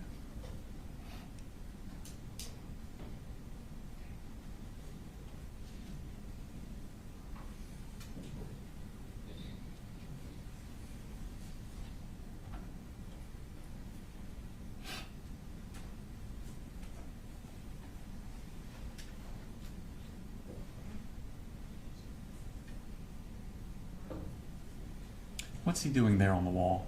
He's grabbing the pass. Okay. office pass. So different passes have different destinations on them? There's a restroom pass and office pass. Okay.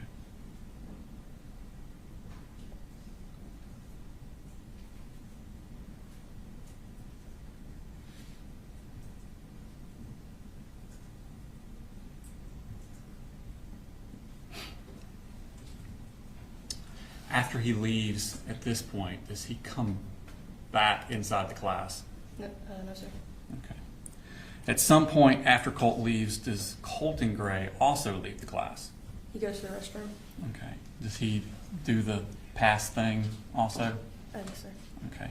And does he take his belongings with him, or does he leave them in the classroom? He left him in the room. Okay. Is this also shown? Well, let me go further before we play the clip. After Colton has left the classroom, does someone come to your class? Yes, Miss Martin, Okay. And who is Miss Martin? assistant principal. Okay. Why is she coming to the class? She came to class asking for a student. Okay. And what student did she ask for? I can't recall the name that she said. I must have heard Colton Gray. Who did you think she asked for? Colton Gray. Okay. Had he recently left for the bathroom when she asked for him? Yes. Okay. And did you tell her where he had gone? I said he's in the bathroom.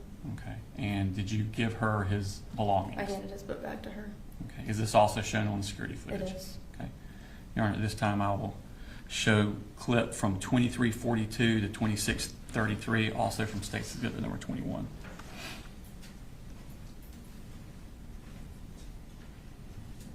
So now we're at 10:03, so this is about 9 minutes after Colt left.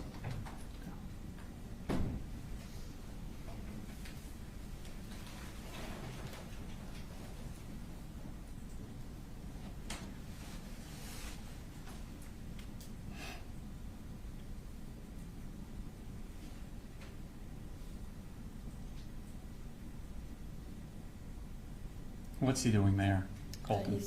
He's signing out. Okay. So you have to get a pass and you have to write on the... Put your name down. Okay.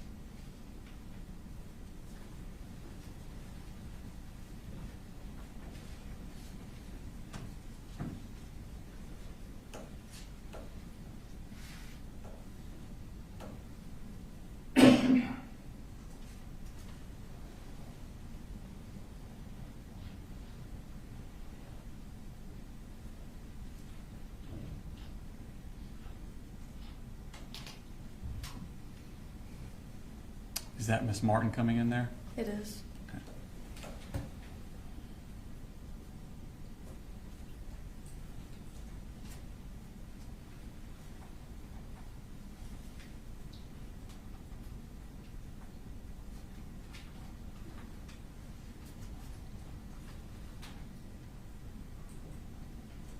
Now, at some point, does Miss Martin return to your class? She does. Okay. What happens when she returns to your class? She told me that she needed Colt Gray. Okay. And what did you tell her? I said he went to the counseling office. Okay. Does she then leave at that point? She does. Is this also shown on the security footage? It is. Your Honor, this time on State's Exhibit 21, I'll show clip from 3025 to 3053.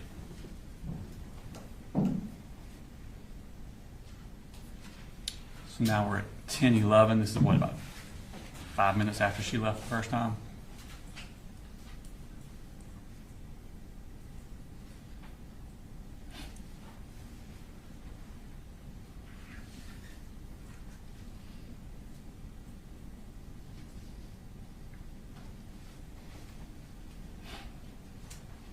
Now, after she leaves there, does she, when I say she, I mean Miss Martin, does she communicate with you any more about Colt Gray? She does. And what does she do? She intercomed into my room. I'm sorry, she what? Intercomed Okay. into my room. So she got on the intercom? Yes. Okay. And she asked me to check my email. All right. And did you check your email? I did. She was asking around what time he left the room, Colt left the room. Okay. I'm going to show you Smart State Exhibit number 34.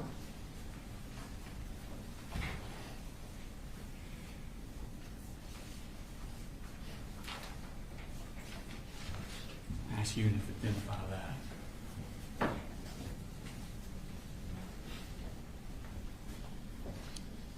What is that? This is the email that she sent me asking what time he left, and the email that I responded with saying he left around 9:50. Okay. So you had the email to you and your reply on the same? Correct. Do they accurately reflect the email exchange you had with Miss Martin? They do. All right, this time I tender State's Exhibit number 34 in the evidence. No objection. All right, 30. As we publish after the jury. All right, so you're at the bottom? I am. All right, I'm sorry, Oh, Miss sorry, Martin's no. at the bottom. Miss Martin's at the bottom. Okay, and what time did that email come in? That came at 10:18. Okay, and your response is above that? Correct. Okay, and what time did you send that response? 10:20. And what did you say? I said he left towards the beginning of first, probably around 9:50. Okay. What happens then? Class continues, and I'm up towards the front of the room when I see some movement in my door. I catch a glimpse that it's him. Okay, is the door open or closed? It's closed. Okay, how are you able to see movement? Is there like a glass or There's something? a glass window. Okay, and so you see movement? Mhm. What do you do then? I realized that it was him, so I immediately went to my computer to send an email saying he's at my door. Okay. I want to show you Smart State Exhibit number. Who'd you send that email to? Miss Martin. Okay. Show Smart State Exhibit number 35.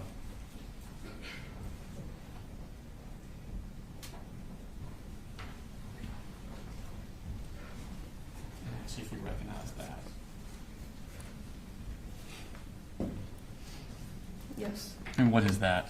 That's the email that I sent to Miss Martin saying he just came back to class. Okay. And is it an accurate reflection of the email that you sent to Miss Martin? It is. All right, this time I tender State Exhibit number 35 in the evidence. No objection. All right, 35 is good. Post that. So what time did you send that email? I sent that at 10:22. Okay.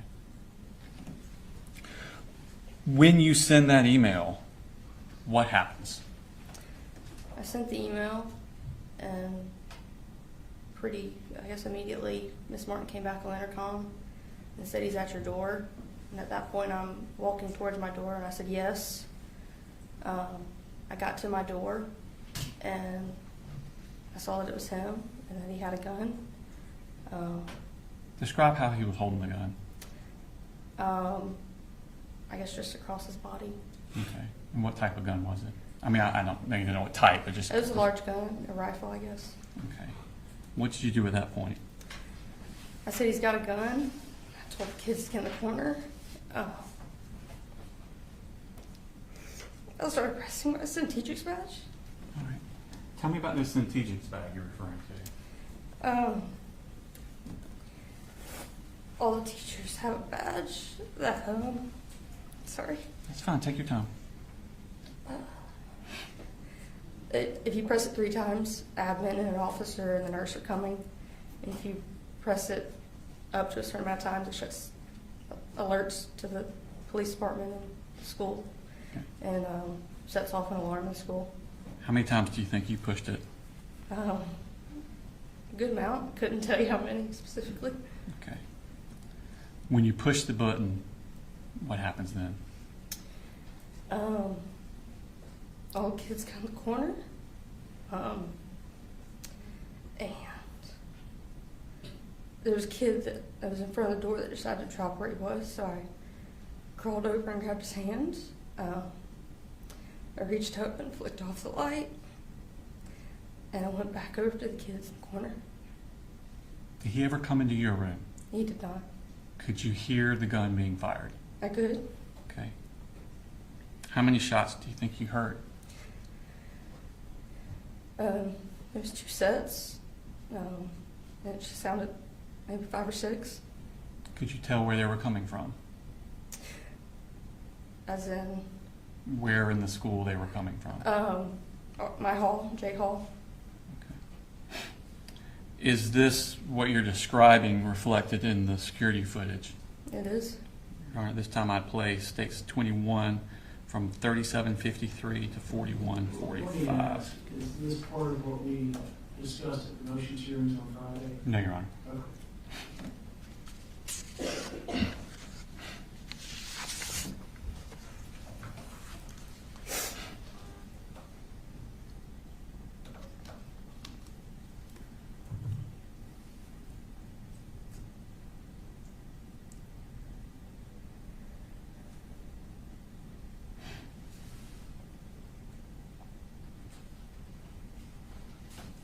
Is this when you're emailing with Miss Martin? Yes. Okay.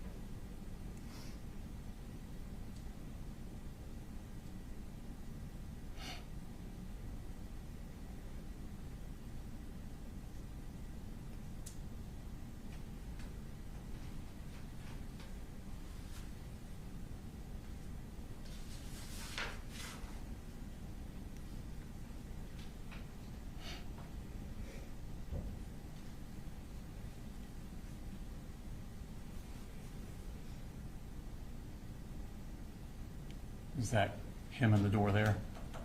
It is. Is this you sending the email? Yes.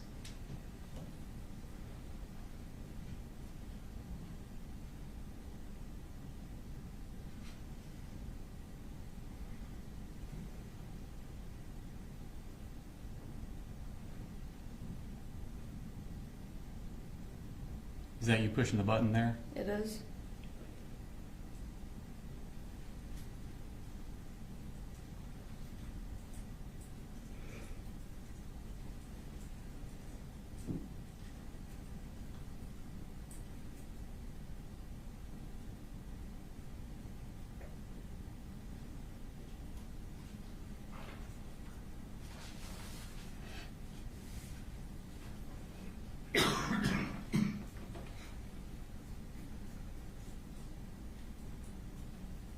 Is this what y'all are trained to do during the shooter drill? Yes, sir.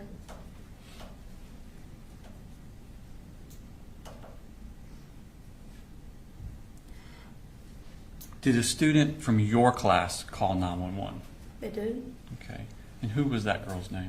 Jaylene, Okay. Have you heard that 911 call? I have. And is that Jaylene's voice on the call? It is. All right, this time I'll tender state exhibit number 36. Okay.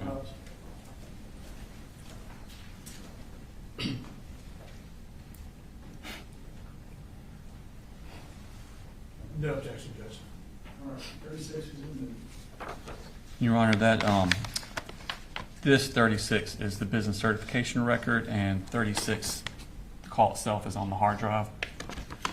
We're going to play a clip that is 5 minutes and 42 seconds long. 5 minutes 42 seconds long.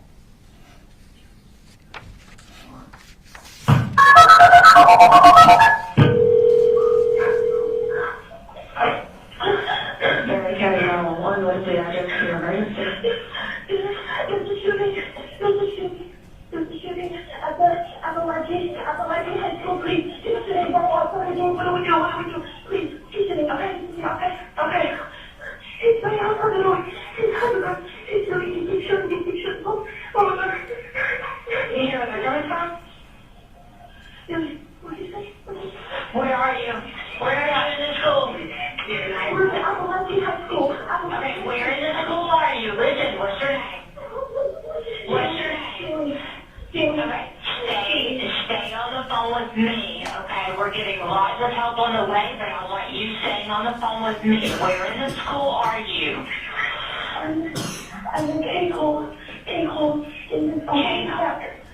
K-Hole in the back. Is anybody in your room shot? And everybody is in the video. Stay on the phone with me. If you have to put the phone down, put it down, but I want you on the phone with me. Do you understand? Yes, ma'am. It's okay. Okay, do you know what classroom number you're in? What classroom number? Yes, it's clear. I don't know the numbers. Do you know where the shooter is? I don't know if he was in Parkland shooting there or the numbers. Who is the shooter? His name is Cole. I told his last name. Spell your name for me. J-A-R-Y-N. Okay, listen. I'm going to stay on the phone with you, okay?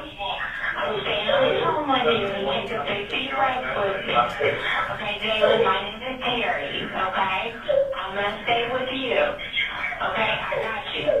Okay, how many people are in your room, Jalen? How many people are in the room? How many students are in the room? At least like 130. Okay, what's your last name, Jalen? Elira. Spell it for me. D-E-L-I-R-A. Okay. Alright, I'm going to stay on the phone with you, okay? Yes, ma'am. Do you hear anything? No, I don't know where he was. I don't know where he is. Okay. Is your door locked? I think so. Okay. Alright. Take a big deep breath for me. You're doing a great job. You're doing a great job, okay? Okay. You're doing great.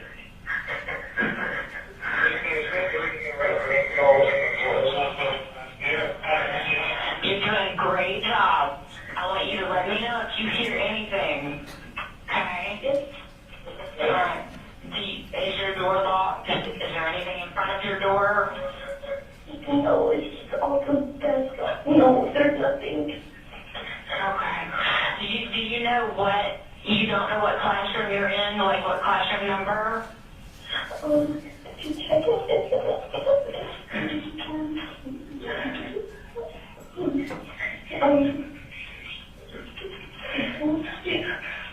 It is room 2.151. 2.151. Okay, is your teacher in there with you?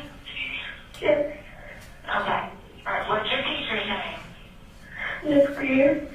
Miss Greer? Okay, where is she at right now? Is everybody hiding? Yes. Okay. I got a whole lot of people coming and I got a whole lot of people there. But I'm staying on the phone with you, okay? I'm not going to go anywhere. I'm going to be right here with you. Okay. You're doing a great job. I want you to let me know if you hear anything at all. Okay. Do you know what Colt looks like? There was like dyed blonde hair. Dyed blonde hair? Glasses. You know what color is that? Did you see the gun or did you just hear the shots? I know a couple people and I heard the shots. You heard the shots? Yes. How many shots did you hear? More than 10? A lot. Okay. Alright. Take a big deep breath. Big deep breath. I know you are very scared, but you're doing great. That's it. Alright, you're doing great. You're doing a really good job. How old are you? 14. You're 14? Okay.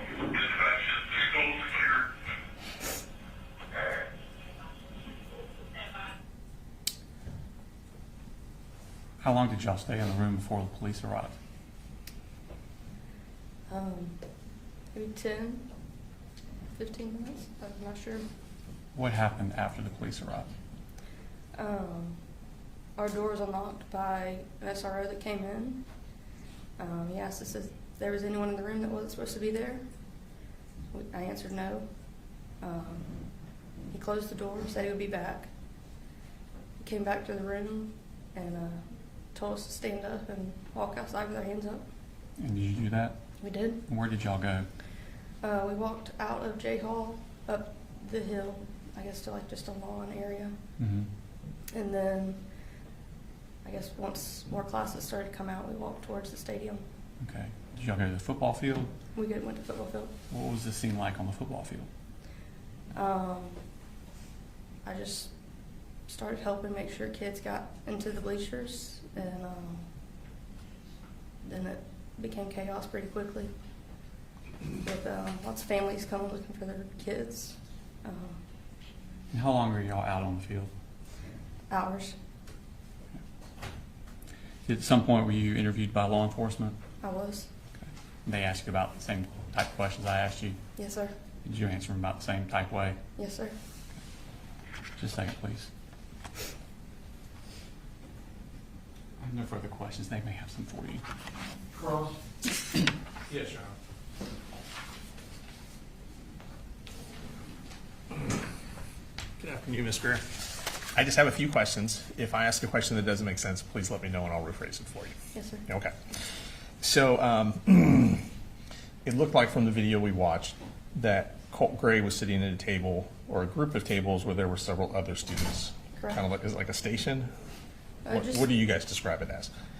Just groups, how I had my class desk. Okay. So is it fair to say there were about 4 desks that were pushed up against each other and there were 4 kids sitting at that station? Correct. And Colin Gray was one of them. Mhm. And then it appears that Colin Gray was one of the other students that was there as well. Correct. Okay. And going back to the day you mentioned in August, you said you walked Mr. Gray to the counselor. I did. In that type of situation, is that the policy for you to walk him to the counselor? Or is that what you're told to do? We're trained that if a student appears suicidal or they're speaking in that manner, that we should walk them. So not necessarily if they say crisis counselor. Okay. But I just felt like he said crisis counselor and I didn't want him to walk alone. So he said crisis counselor, he didn't mention suicide or No, anything no. like that. Okay. Thank you very much. That's all I have. Thank you, Judge. Any rewrite? No, Your Honor, I should be excused. All right. Thank you, ma'am.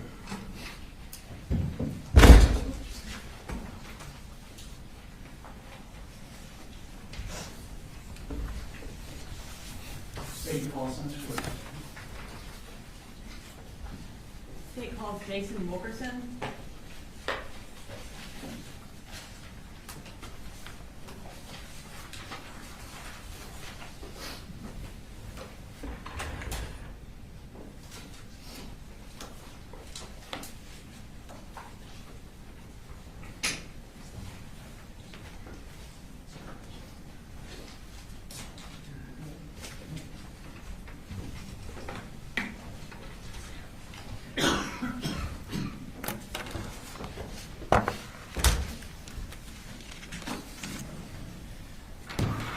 Go ahead and raise your right hand.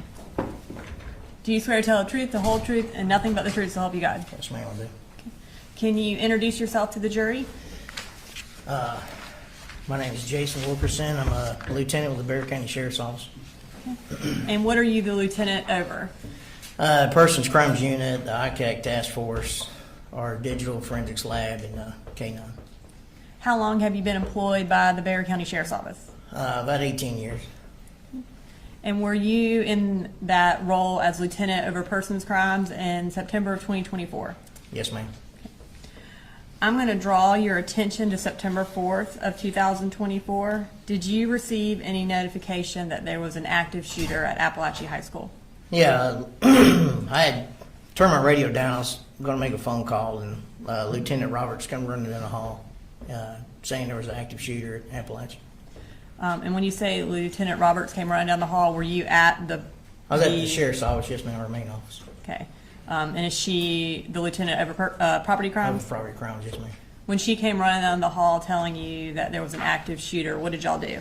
We ran outside, got in our cars, and drove down there and got there as quick as we could. About how far away are y'all from Apalachee?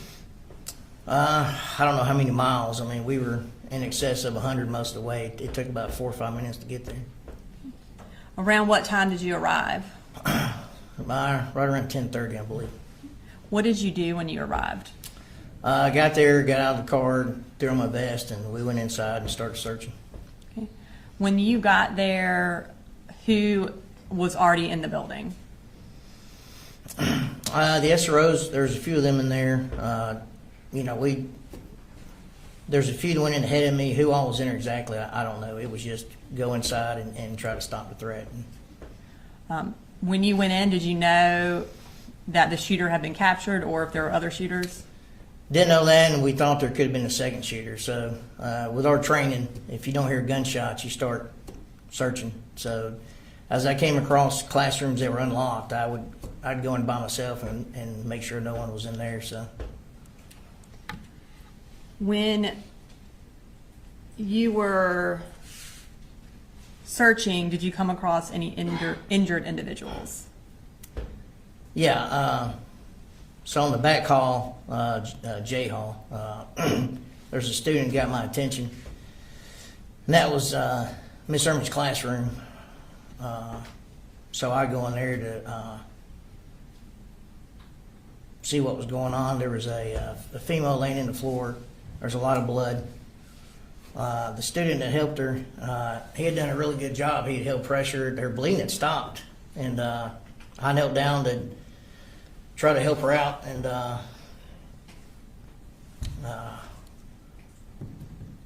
her skin was pretty pale. It just kept getting paler. Her lips kept getting bluer, and she just said, I can't breathe, I can't breathe. And, I'm not, I mean, it's outside the scope of my medical training. Her symptoms to me didn't make sense for what I've been trained in. And all I could really do, I had the tourniquet on me, but where her injury was at, you can't put a tourniquet there. The bleeding stopped. I mean, it was, but she said she couldn't breathe. That just didn't make any sense. I didn't know what to do, and I just kept yelling for medics. And a few minutes later, some medics came in, and I got out of their way and left the room and went back out in the hallway and tried to help out where I could. So with Miss Irma, you did everything you knew how to do and waited until EMS arrived? Yeah. I mean, like I say, she was talking, so her area wasn't obstructed. she was breathing. It was late. She had difficult breathing. Said she couldn't breathe, but just for her symptoms, it was outside the scope of my training. I didn't know how to help her. When EMS arrived and you kind of got out of their way so they could help her, did you become aware that she died that day? No, I had thought they left with her. I thought she made it. I didn't know they put her in the room across the hall. Later, I did the walkthrough with the GBI crime scene, and we found this woman in this room. It was the break room. There's no bullet holes in her door. It didn't make any sense. Like, why is she in here? And I was under the impression Miss Irma had been transported. So I just couldn't put two and two together. And later, I did help place her in a body bag, and I did help the coroner remove her from the scene. And then at night, couldn't stop thinking about it. And next morning, I called the fire chief, and that's when I found out that was actually Miss Irma.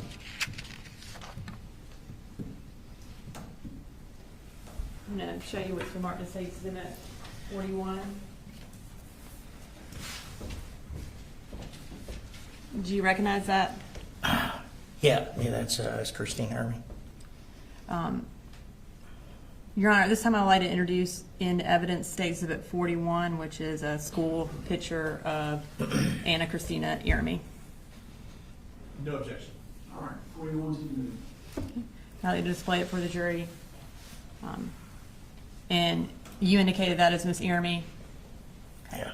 And was she one of the deceased at Apalachee that day? Yes, ma'am. So you indicated that you then, I guess, started clearing the school more. Can you tell the jury what you did after you left Miss Irmi's room? Went out in the hallway. There was a Hispanic juvenile female that had a gunshot wound to the shoulder.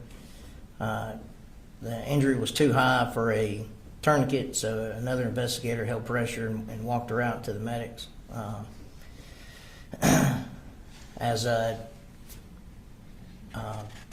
Once the wounded was evacuated, we started evacuating some students. At this point in time, the suspect was still in custody. He was still laying on the floor in handcuffs. So I moved him to an empty classroom. I told the deputy to keep an eye on him, and I needed him interviewed. So I ran to go find investigator Jason Smith, found him in the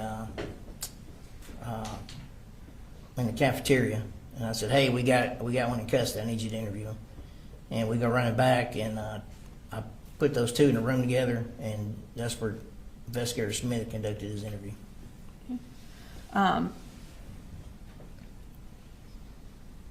Did you eventually find out where Colt lived? Well, at the time, the deceased male in the floor of the hallway, I don't know if y'all have introduced everybody yet, but at the time it was unknown. Someone mentioned he was with the shooter and opened the door and asked the suspect if he was with him. He said no. Judge, we're going to object any hearsay. We'll move on, Your Honor. All right, I'll sustain the objection. So I did ask the suspect where his address was, and then called over the radio to the media center to have deputies go to that address and secure it for a search warrant. Okay. And as lieutenant over persons, were you in control of the investigation at that point? Yeah, I supervised the Bexar County Sheriff's side of it. Yes, ma'am. Okay. And who did you assign as the lead investigator from the Bexar County Sheriff's Office? Jason Smith. Okay. And did y'all call in the Georgia Bureau of Investigation for help as well? Yes, ma'am. Yeah, they were a big part of it.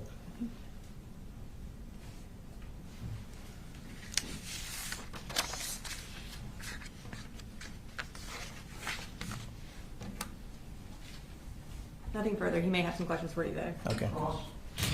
No questions, sir. All right. All right, thank you, sir. All right, thank you.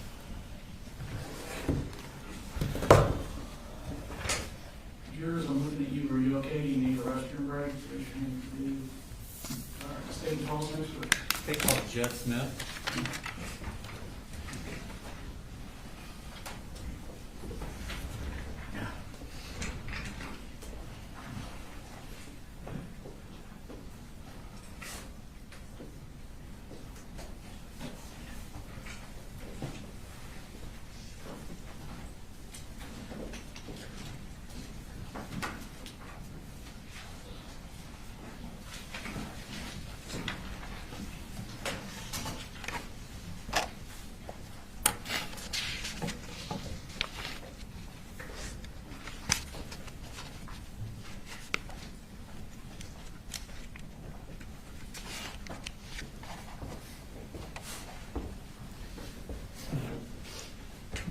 Swear the testimony you give matter now pending before this court be the truth, the whole truth, and nothing but the truth, so help you God.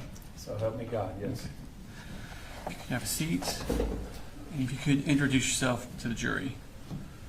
Sheriff Judge Smith, And are you the sheriff of Barrett County, Georgia? I am. How long have you been the sheriff of Barrett County, Georgia? I got elected in 2009.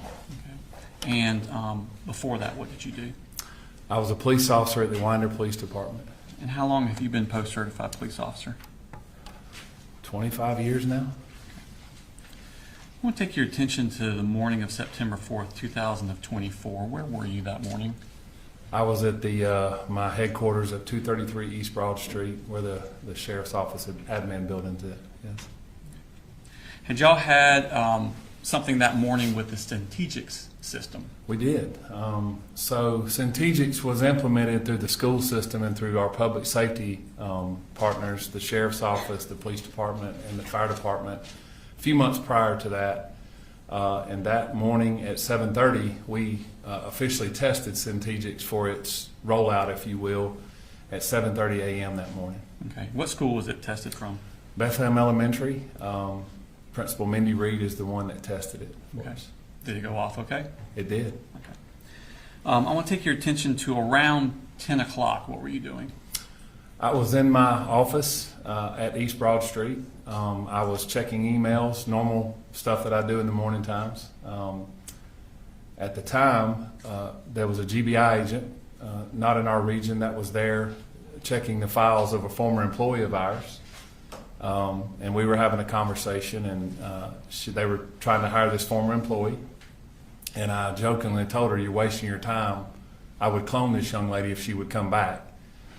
We were talking and conversating back and forth, but just that was normal for me to be in and out of the office. Okay. And what happened at that point? I'm sitting at my desk. My cell phone is sitting beside me as where I have it plugged up at. And the first Strategics alert went off at around 10:15, around that time. Then a second one, then a third one, then a fourth one. My first instinct was that it was malfunctioning. Didn't know what was going on, didn't realize what the situation was, and I said to myself, something must be going off with it. Then I started realizing it was Apalachee High School. It does give us an alert and location. When y'all do the trainings, is it normally just one person pushes the button to start it? Normally. Y'all weren't ready for 20 people to push the button? That's correct. Okay. So you found out it's at Apalachee High School. What'd you do at that point? I kind of thought it was odd to have that many at one time, that early. One of my majors, Major Todd Drews, whose office is right beside me, come running to my office and says there's an active shooter at Apalachee. And I kind of,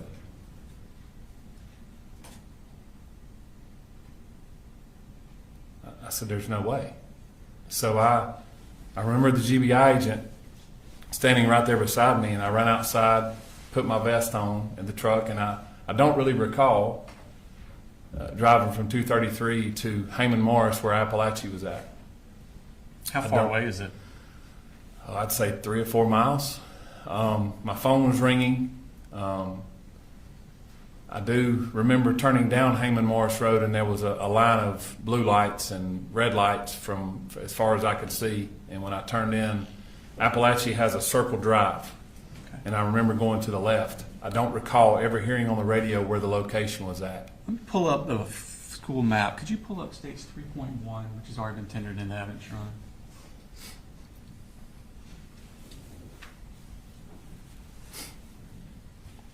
Is that a map of the school? Yes, it is. Now, where you were, just talk about what you're talking about. Okay, so where the Apalachee High School Bear County logo is, I pulled here. I think you can touch the screen and it makes that like that. Okay. Players and stuff. So Did it I work? don't know if you're able to see me right here. I pulled right here behind a fire truck. And as I pulled up, Actually, the touching's not working for some reason. sorry, It's fine. There's a, should be a, someone stole it. There it is. Oh, they cool. Yeah, you can use that. Thank you.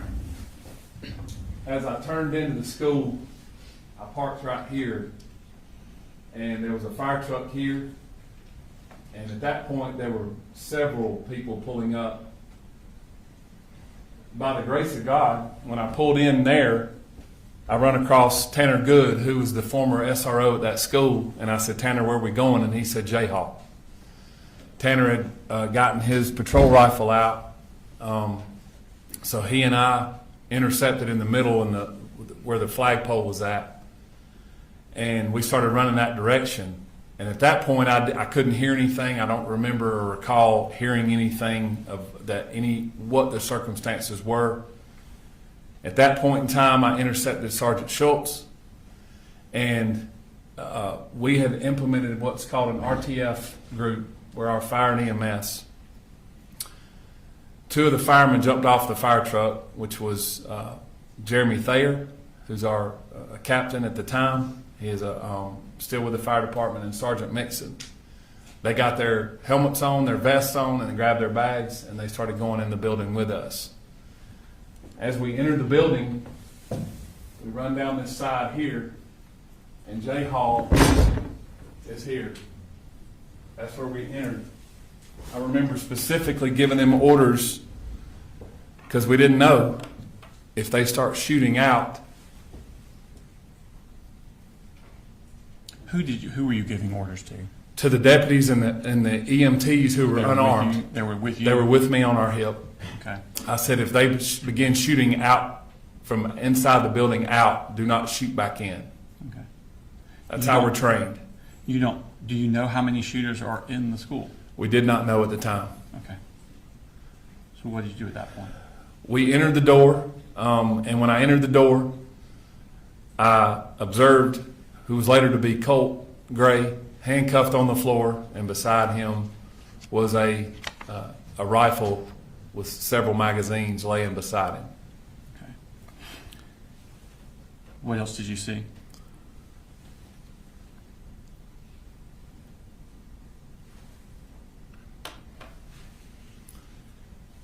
Just beyond him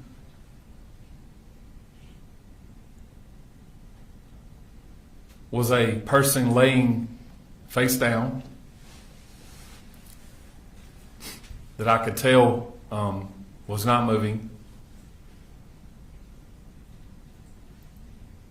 And obviously had injuries to that person.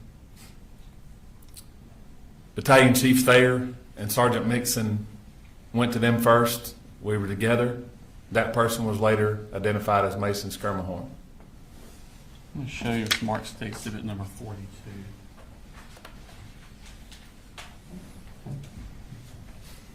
Actually, you identify what that is. That is a picture of Mason Skirmahorn in the parking lot.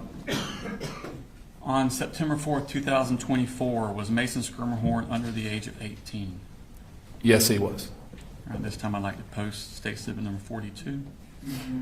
No objection. 42.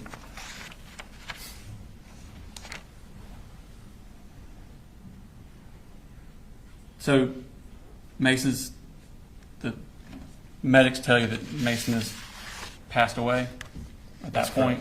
Okay, what do you do at this point? So myself and several others that were in the room or in the hallway, Tanner Good, Sergeant Schultz, Lieutenant Wilkerson, several others were starting to intercept that area. I heard someone say, Deputy King and Sergeant Boyd had already taken Colt into custody. I heard someone say there may be a secondary shooter. We weren't sure at the time. So we began clearing that particular area of J Hall, K Hall, I Hall, and those that intercepted that hallway. We have a map here, so you can show on that, probably easier, it's kind of zoomed in, it's a portion of the map you were looking at already. And when you say clearing, what's your objective? Our objective is to stop the killing and render aid, Okay. whatever that may be. Our job is to go in and intercept whoever's doing the damage and whoever's doing the killing at this point. That's our job at that point. So myself and several others were clearing the bathrooms to try to find out if other people were in the building. All right. Show us about where you're talking about. J Hall here. The bathroom is where we first started. Workroom and bathroom area right here. This is J, right here. This is where we went and started clearing, and we started clearing each hallway as best we could. Then we started fanning out, and what we use is what's called a bubble technique, where the bubble expands like a balloon. Okay, so instead of everybody just running down one hall, you're all kind of... We're fanning out, yes. Okay. Do you have any difficulties getting into the rooms? Yes. Our teachers and our students and staff are trained that all the doors should be locked or closed and no access to those rooms. Okay. So it's very difficult. And at that time, during the chaos of what's going on, the teachers are trained, do not let us get in the room, even though they're asked to. What did y'all do to overcome that? We have keys that are able to let us in the doors after we are able to clear the building later on. So in essence, the teachers and the kids are left to their own defense till we can go to the next room and clear it and make sure that room is safe. That's the difficult part. Once you've cleared for safety purposes, what's your next objective? Our next objective is to secure what we have, secure the scene, and secure what we have at this point in time, and render aid in this case. And that's what we did. We started rendering aid with our RTFs. Okay. What specifically did you do in the rendering aid part? Obviously, there were numerous people there. I began checking the area, and I came across one of the victims in the hallway. She was laying on the floor. Myself and Captain Rob Curott with the Winder Police Department at the time began rendering aid to her. You know what her name was?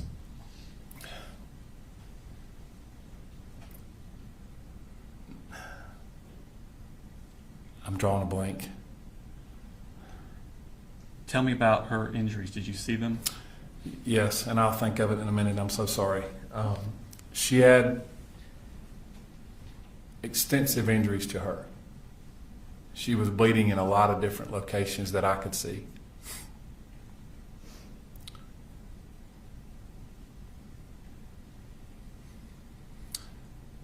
She began talking to us, and I said, let's calm down for just a little bit. And Captain Curott and I were talking to her. And what we have in our RTF bags are what's called a drag bag. And in that drag bag, it's able for us to put a patient on that and take them out a whole lot easier and pull them out of a situation that's like this.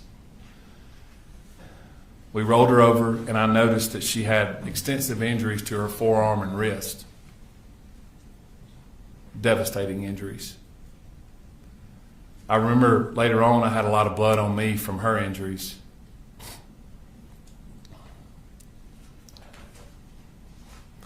I was trying to calm her down, and we got her on the bag, and we started taking her out of the school, out of J Hall where we entered, myself, Captain Curott. Before you took her out and you're putting her on that drag bag, did she make any statements to you?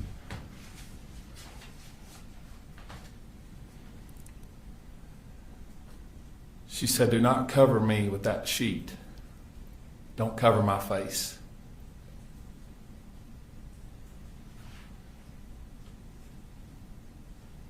Please don't let me die.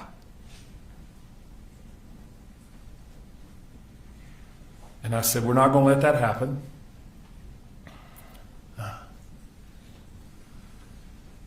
And And I remember asking her name, and she said, Natalie. It's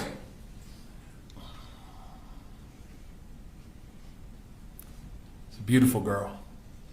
And she said, please, don't cover me. I said, we're not. Did you do any sort of medical type procedure with her? We did. So as we exited the building,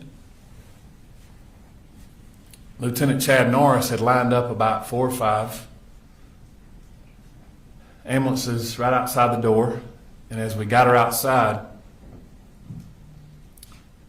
I'm trying to calm her down. She's obviously very distraught. She's losing a lot of blood. I yelled for a tourniquet, and I didn't have one on me. And as we were lining up behind one of the ambulances, I yelled for a tourniquet, and Colonel Ham grabbed a tourniquet from one of the ambulances, and it was pink. I'll never forget it being pink. And I leaned down and I said, Natalie, this is not going to feel good. She said, what do you mean? I said, we have to put a tourniquet on you. You're bleeding pretty bad. And as I put the tourniquet up her arm, and Captain Curot did, I said, we got to go higher. And we got it up to her shoulder. And I said, this is not going to feel good, baby girl. And I grabbed her hair off of her face, and I said, just hold on for just a second. He tourniqueted it down, and she screamed extremely loud, and I said, it's going to hurt, but we have to do this. We got that tourniqueted on, and at that point, she calmed down a little bit. I told her she's going to be okay. I said, the next time I see you, we're going to talk. We loaded her in the back of an ambulance with another patient. Then I ran back in the building. When you were taking Natalie out, was Colin Gray still in the hallway? He was. And did Natalie see him? She did. Did she make any statements to him?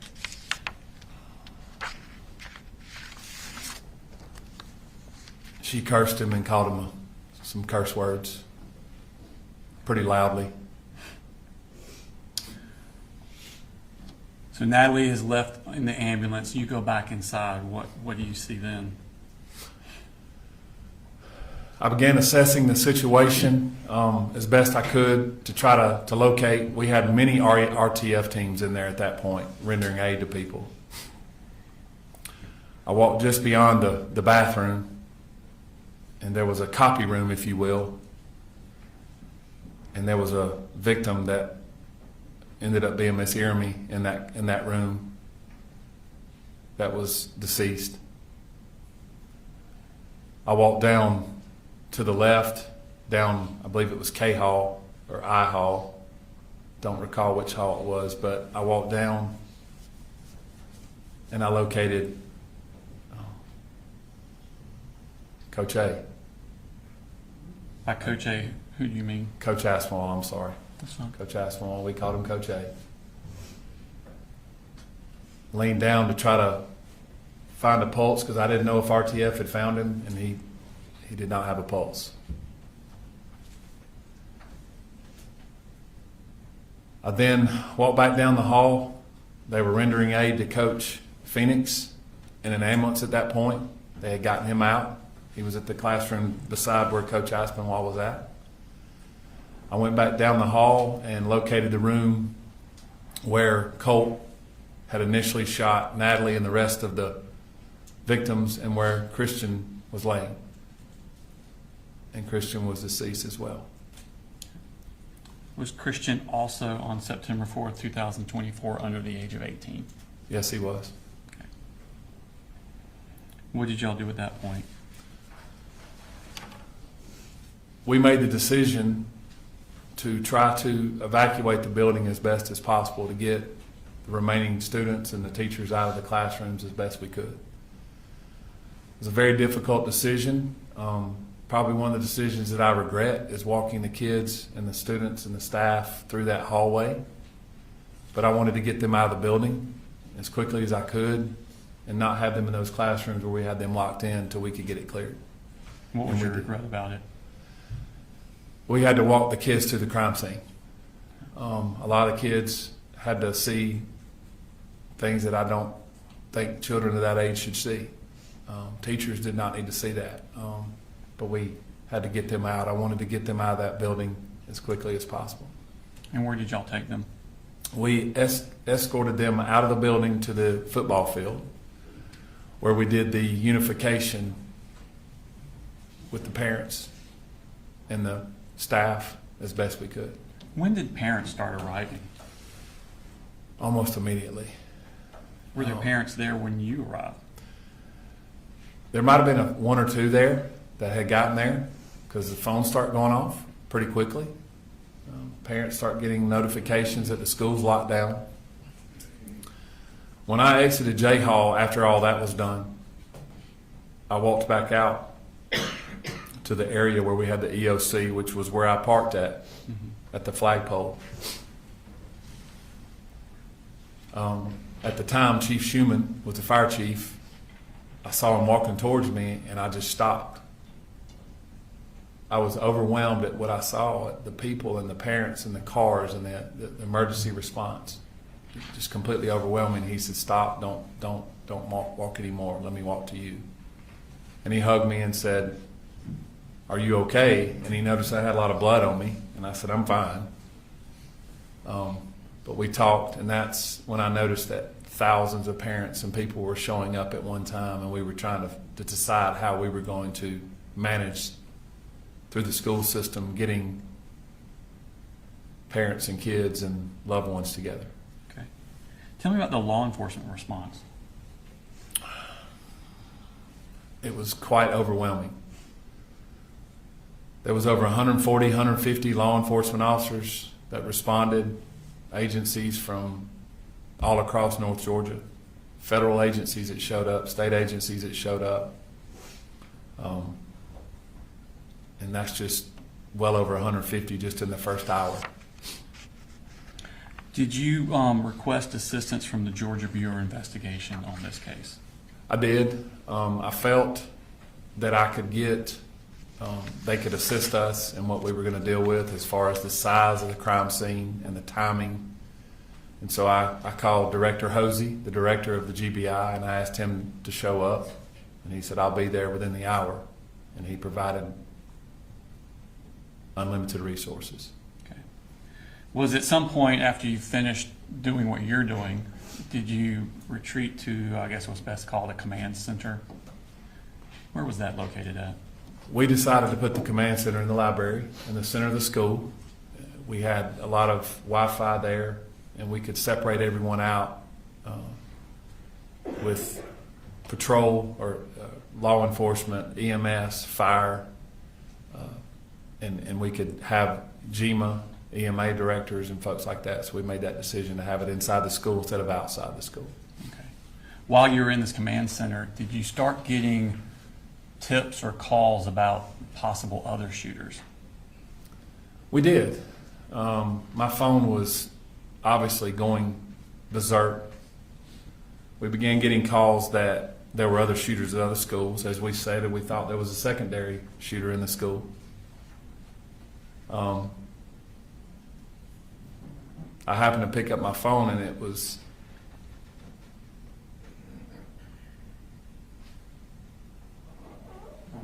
my daughter, who was at the other high school, Windabera. And she said, "Daddy, are we okay?"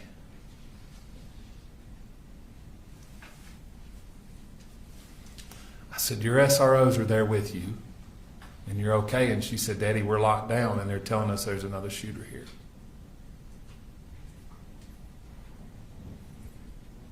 You know, as a dad, you're supposed to protect your children, and I couldn't do anything.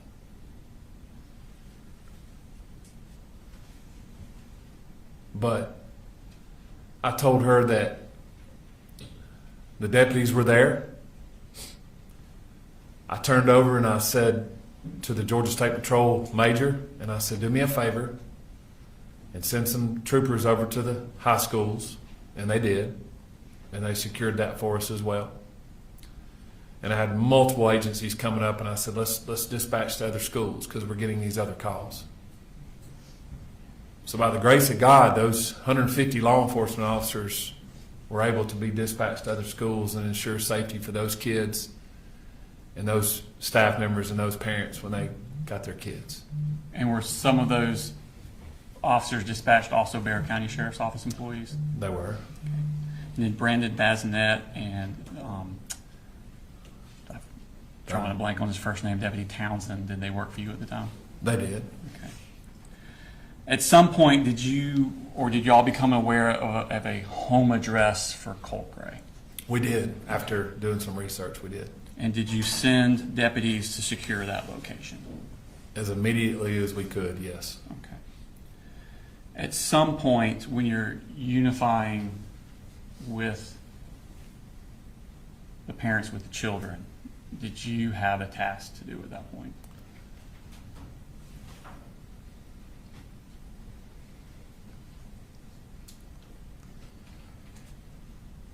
So we knew that we had 4 people brutally murdered.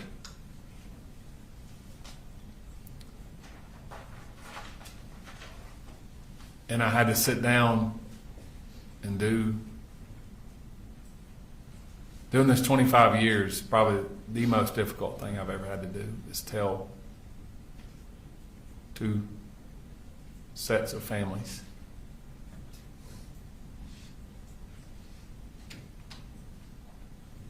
that their babies were murdered. Did you do that personally? I did. We set up an area with their families, and I met with Christian's family first. I recruited a couple of school personnel because there was a language barrier between myself and Christian's family, and I had to tell them that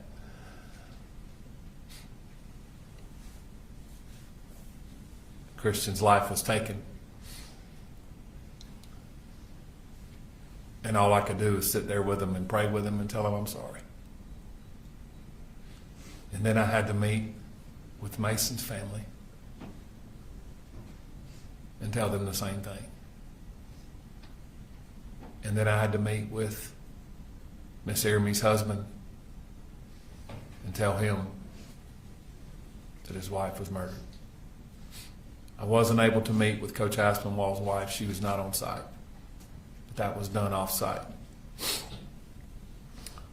I later talked to her and talked to some family members.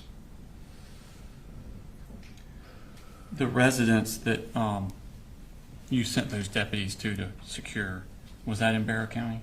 It was, yes. Just a second, please. No further questions, thank you. Is there any cross? No cross, Judge. Thank you. Thank you. Thank you, sir.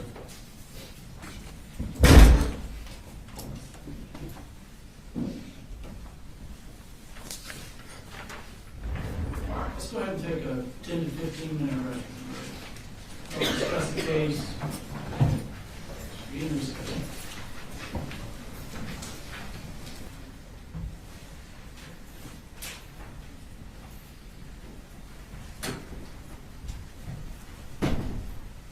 Everyone, please sit.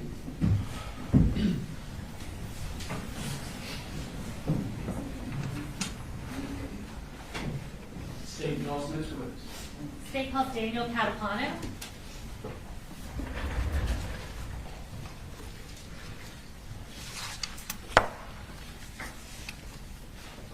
Right, I'll have you go ahead and raise your right hand. Do you swear or affirm any testimony you're about to give in the matter now pending before the court is the truth, the whole truth, and nothing but the truth, so help you God? I do.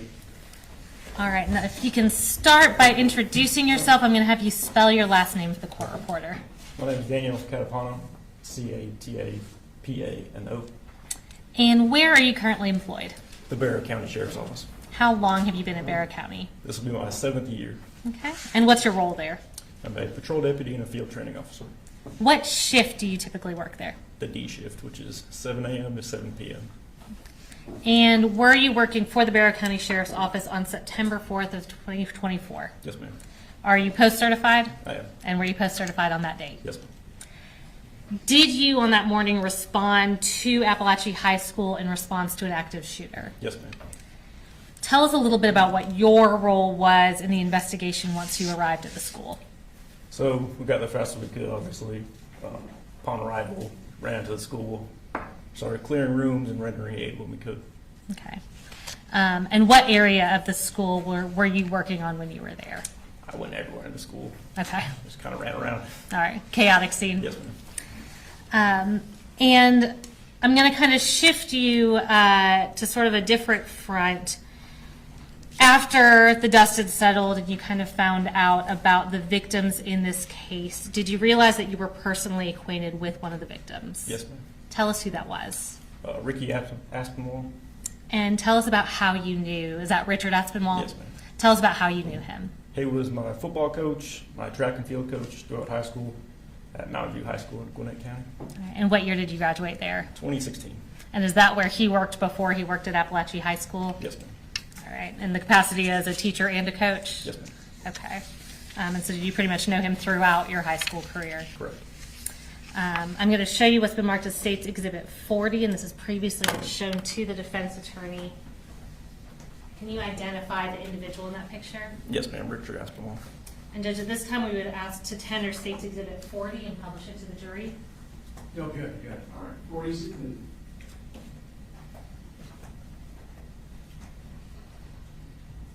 And is the individual in that picture Richard Aspinwall, who you knew as Ricky Aspinwall? Yes, ma'am. No further questions. The defense may have some questions for you. Good afternoon. Sir. Just got a couple of questions for you. I understand you are in charge of keeping the logbook. Crime scene log. I'm sorry? The crime scene log. Crime scene Yes, log. And tell us what you do to keep a crime scene log. What are you looking for? So you, basically it's a form that shows who came in and out of the scene, the time, the date, the time of the date they left the scene. Okay. So you kept all of the times that people came and left. Yes. Did you do any collection of any of the evidence at all? No, sir. Okay. So that was done by someone else? Correct. And I think you indicated that you initially got the call from someone else. Correct. Do you recall the time that you got that call? I do not. When you arrived, I think in the report you indicated you may have been the third or fourth car there. Yes, sir. So when you entered into the school, did you see Mr. Gray at all? No, sir. Okay. Nothing further. Thank you very much. Can you redirect based on cross? No, sir. All right. Thank you, sir. Thank you, sir. State calls Cassandra Ryan.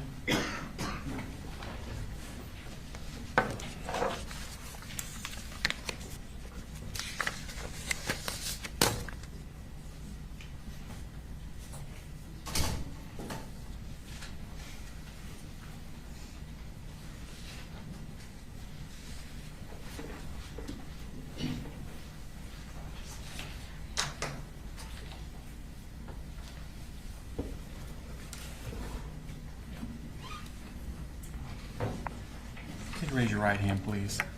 Swear the testimony given in the matter now pending before this court be the truth, the whole truth, and nothing but the truth, so help you God. I do.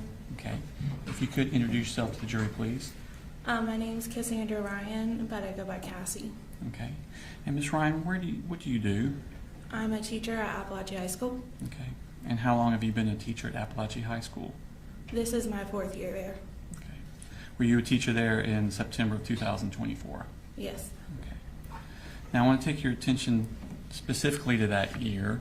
What did you have like a specific assignment of what you're supposed to do before school starts?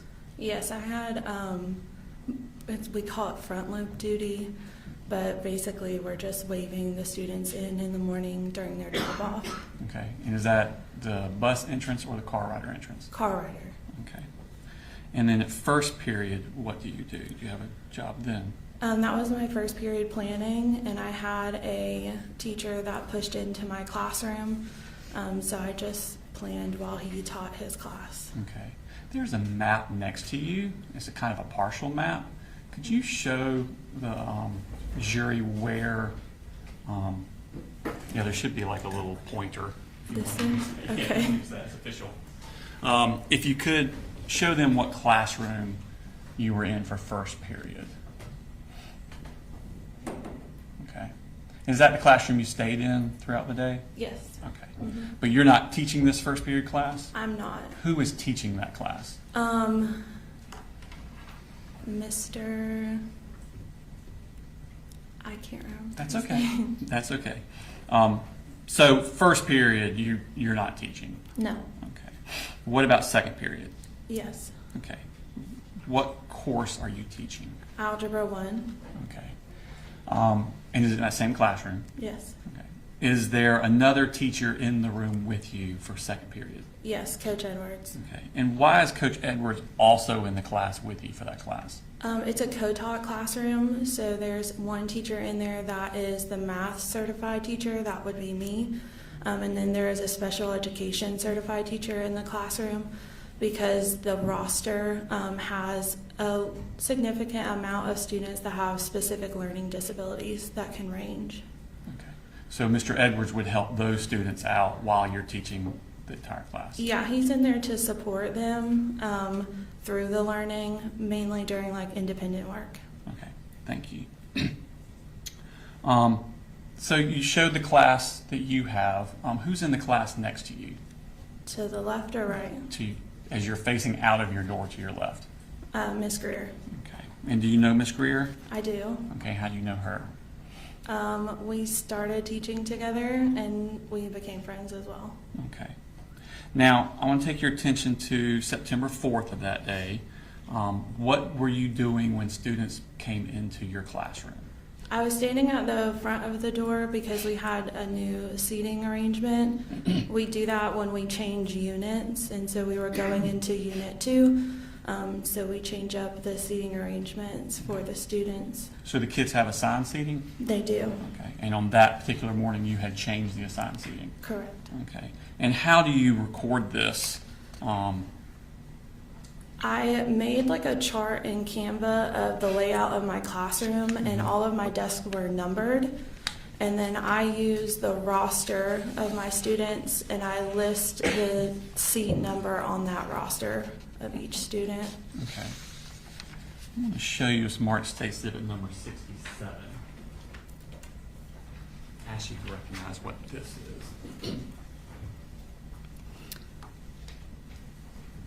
That's the roster that I used for various things, but there was the seating numbers on this as well. Okay.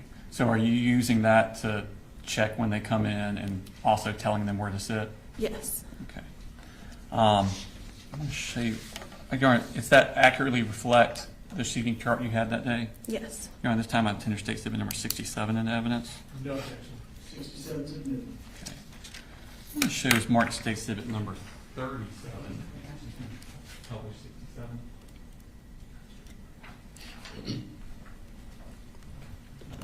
So the numbers on the left are the seating numbers or the ones on the right? The numbers on the right. Okay. That would be correspond to a seat in your... Yes. Okay. Show you Smart State Exhibit number 37. Ask you to recognize what that is. This is a roster of my classroom. Okay. And were those the kids that were present in your classroom that day? September 4th, 2024. Yes. Okay. And were all of those students on that day under the age of 18?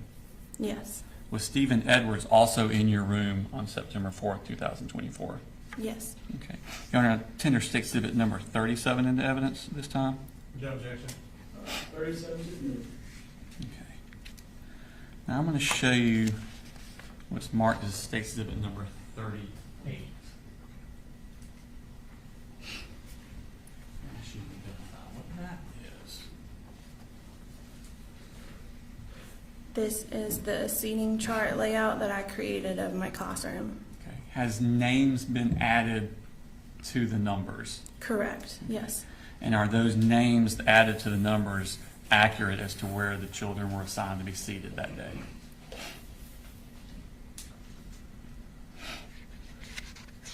Yes. Okay. Your Honor, attendance takes exhibit number 38 into evidence.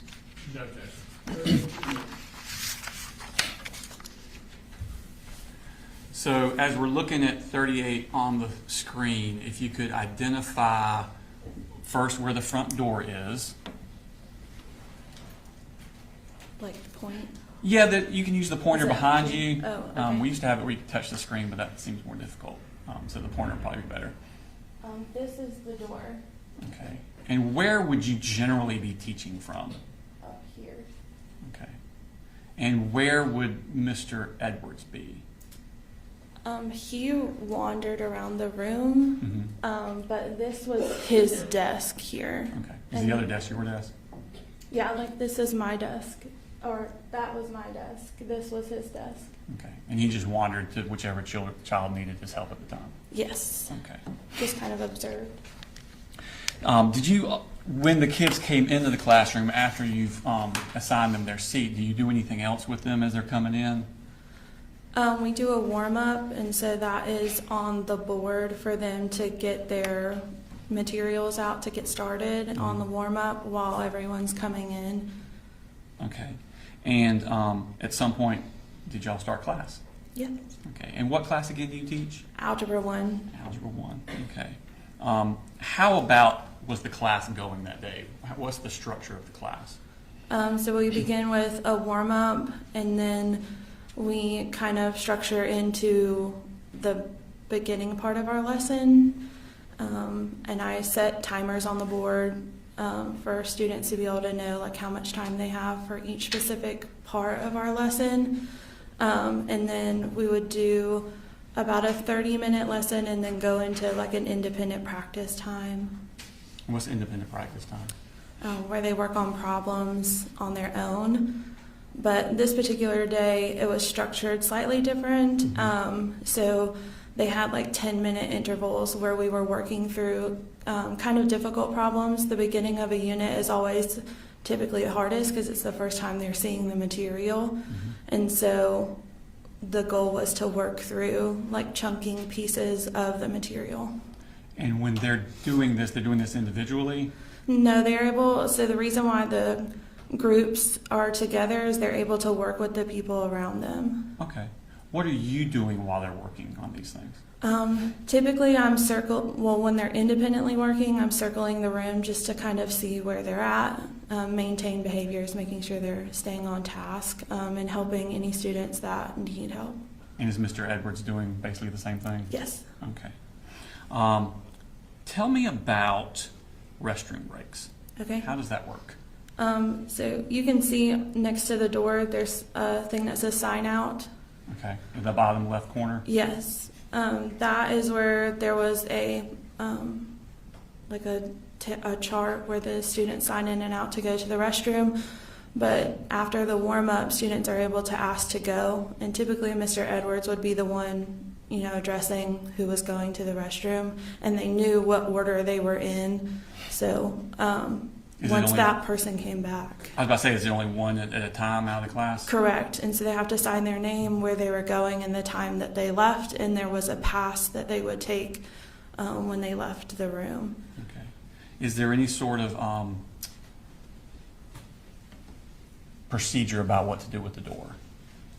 When they left the room, typically the goal is to have them shut the door. So at Apalachee, we have a shut door policy. So, and a lock door. So when we open our doors in the morning, we're careful not to twist it to where it's able to be like opened from the outside. Okay. So when they came back, how would they get back in? Someone would have to let them back into the room. Okay. Now, at some point during that morning class at September 4th, did something happen that was out of the ordinary? Yes. Tell me what you first noticed.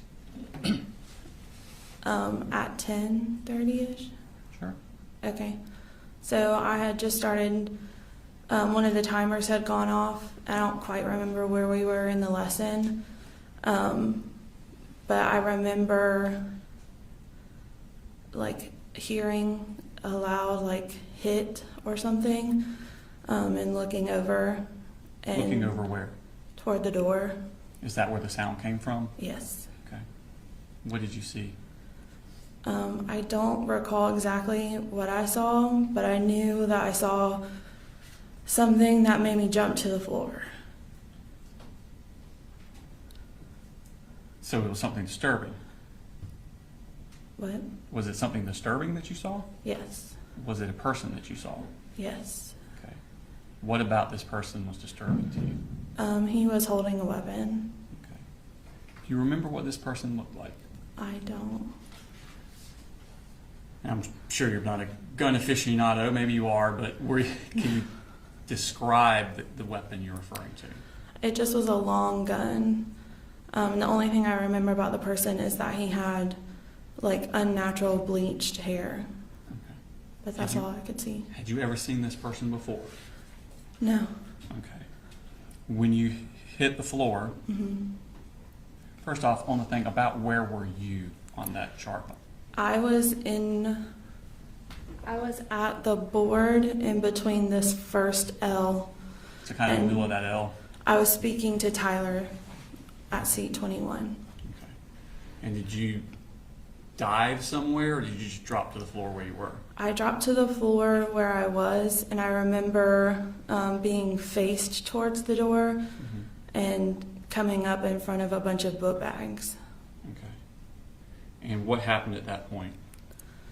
So at that point, there was gunfire that started happening, and I could feel like debris and bullets going over my head. What was happening inside the room? Inside the room? What were the other students doing? The students began to duck down. A lot of desks were moving around.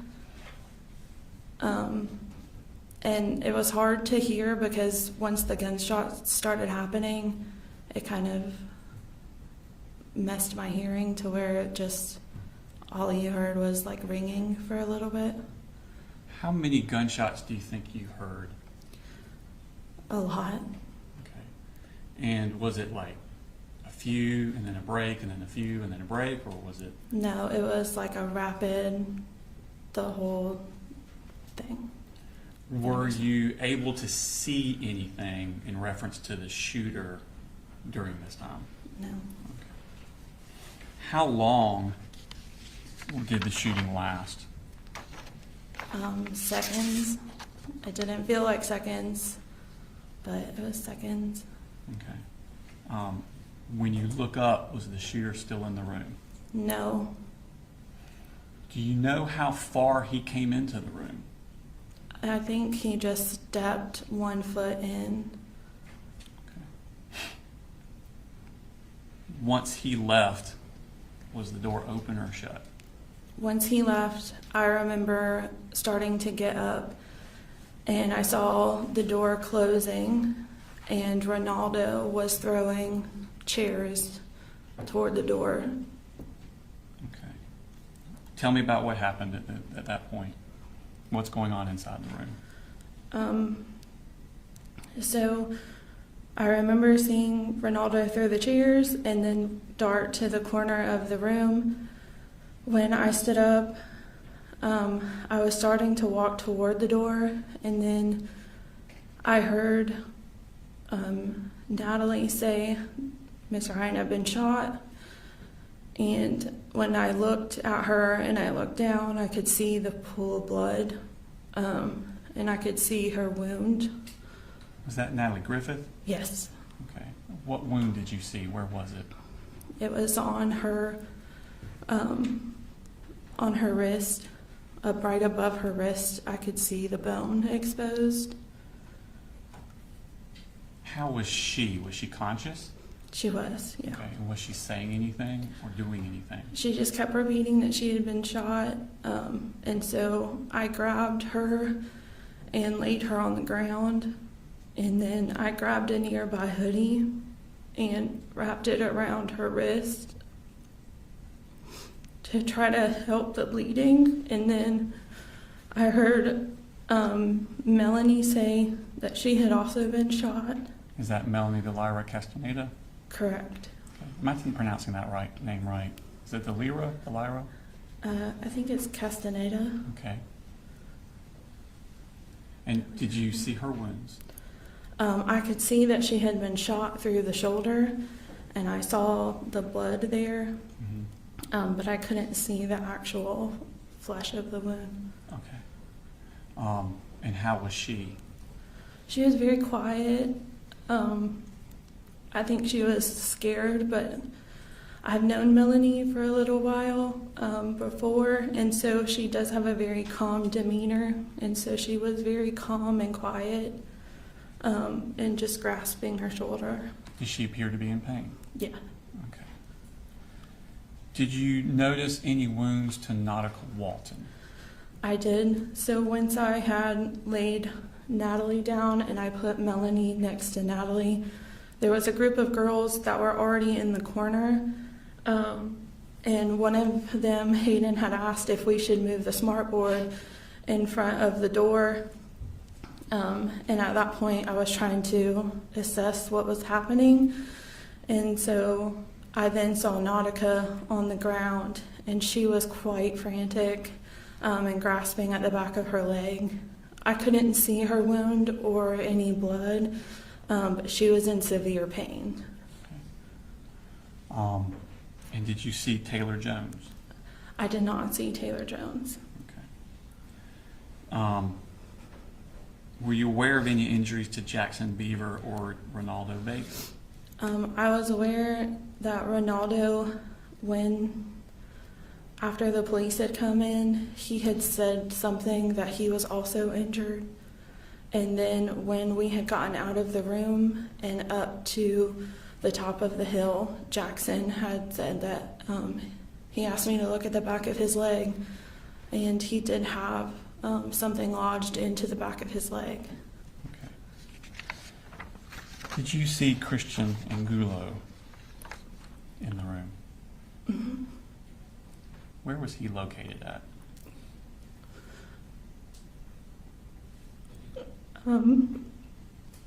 He was in front of the door.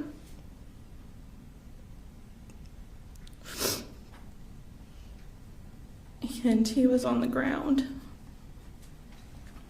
What could you tell if he was alive or not?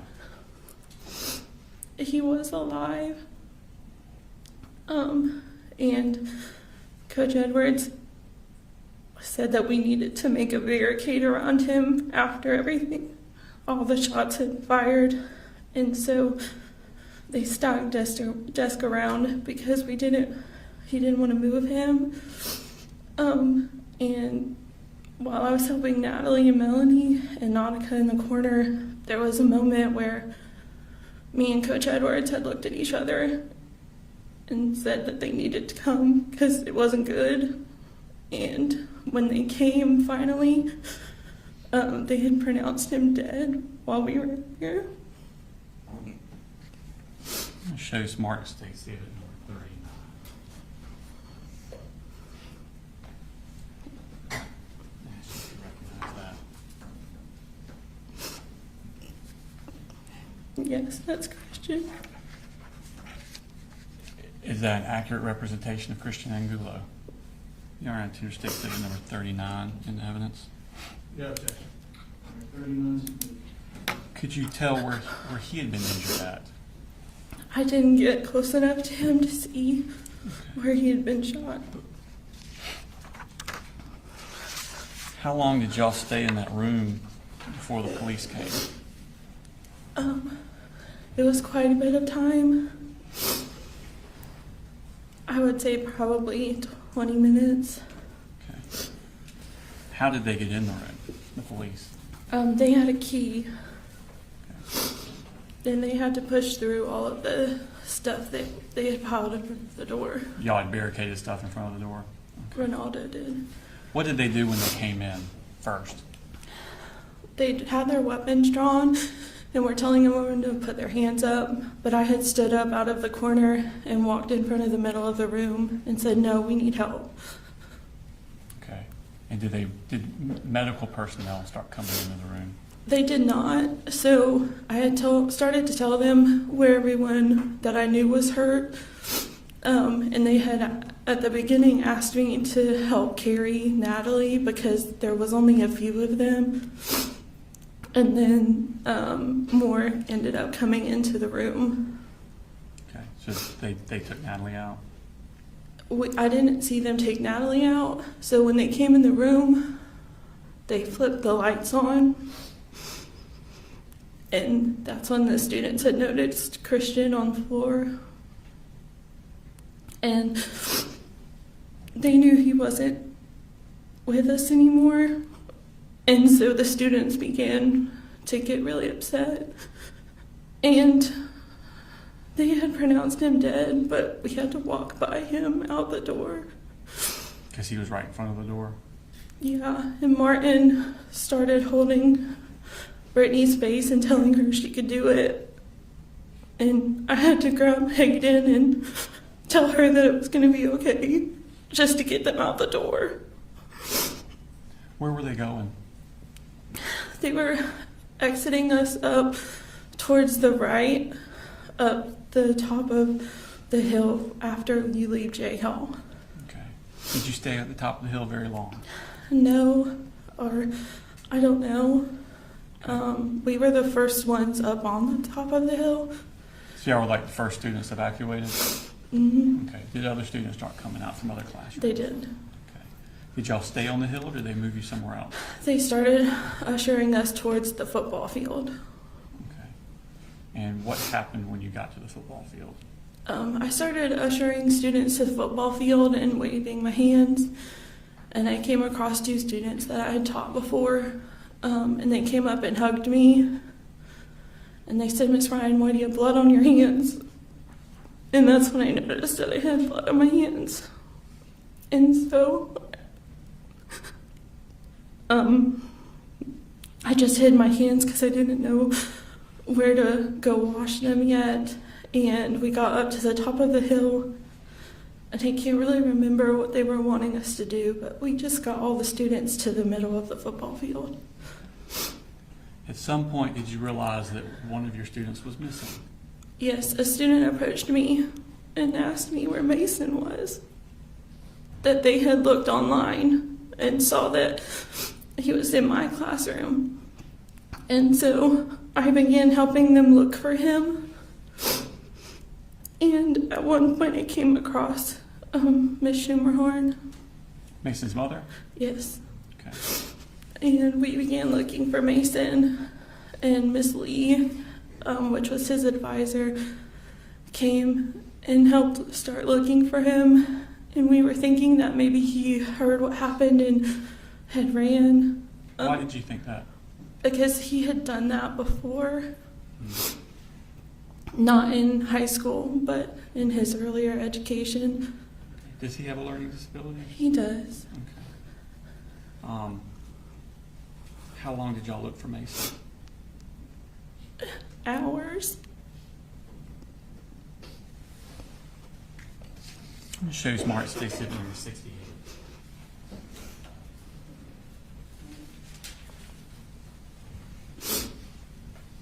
As you realize this.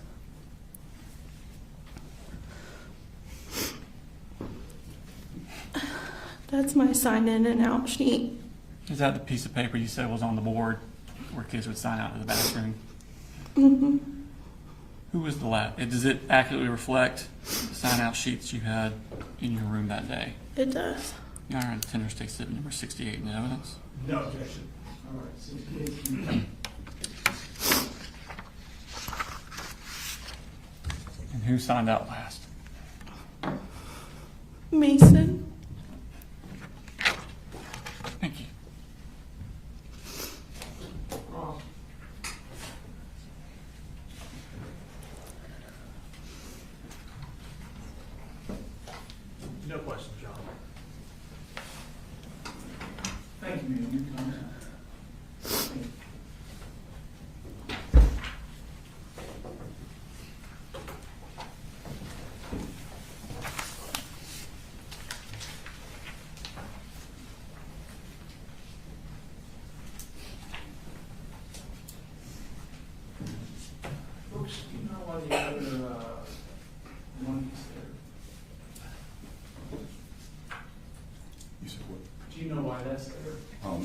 that's when they get up and point to the board. All right, state calls next witness. State calls Jacqueline Garcia.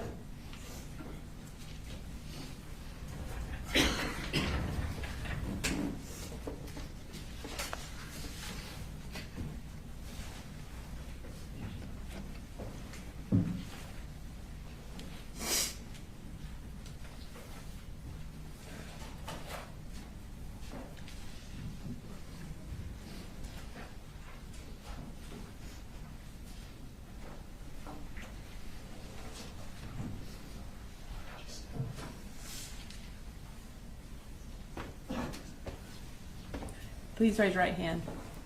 Do you swear to tell the truth, the whole truth, and nothing but the truth to help you God? I do. Can you, if you'll speak into the microphone and introduce yourself to the jury? I'm Jacqueline Garcia. And what do you do? I am a police officer for Auburn Police Department. How many children do you have? I have 4. And can you tell us their names and ages? Madeline, she's 18. Melanie, she's 16. Jaylene is 15, and Anthony is 8. And for the 2024 school year, where were they all in school? Madeline, Melanie, and Jaylene were at Apalachee High School, and Anthony was at Yargo Elementary. Okay. And as far as your 3 that were at Apalachee High School, what grades were they in?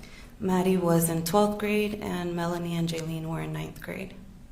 And is Fort Yargo Elementary also close to Apalachee? Yargo Elementary is right next door.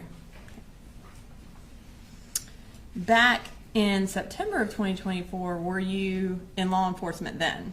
I was just starting. Okay.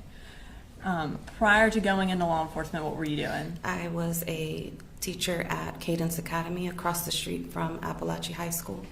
Okay. And I'm going to pull up State's Exhibit 3.2,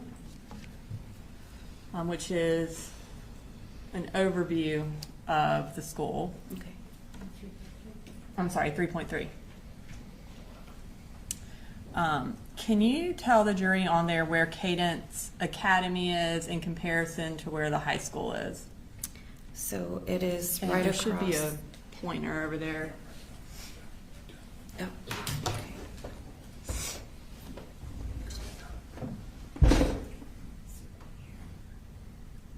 And so that was Cadence? that's Cadence Academy. All right, and is, if you will then, that circle, is that where the entrance to Apalachee is? This is the entrance, and this is the side entrance to the parking lot. Okay, thank you. So on September 4th of 2024, were you working at Cadence Academy? I was. Okay. And I think since you started law enforcement shortly after that, was this one of your last weeks there? Yes, I had just put in my 2 weeks notice. Were all of your children at school on September 4th? Yes, they were. For Melanie, who was her second period teacher? Coach Ryan. And who was Jaylene's second period teacher? Miss Greer. We heard a 911 call earlier from a Jaylene. Was that your daughter who called 911? Yes.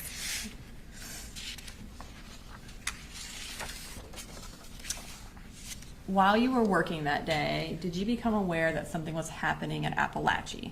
Yes, I was. How did you become aware of that? My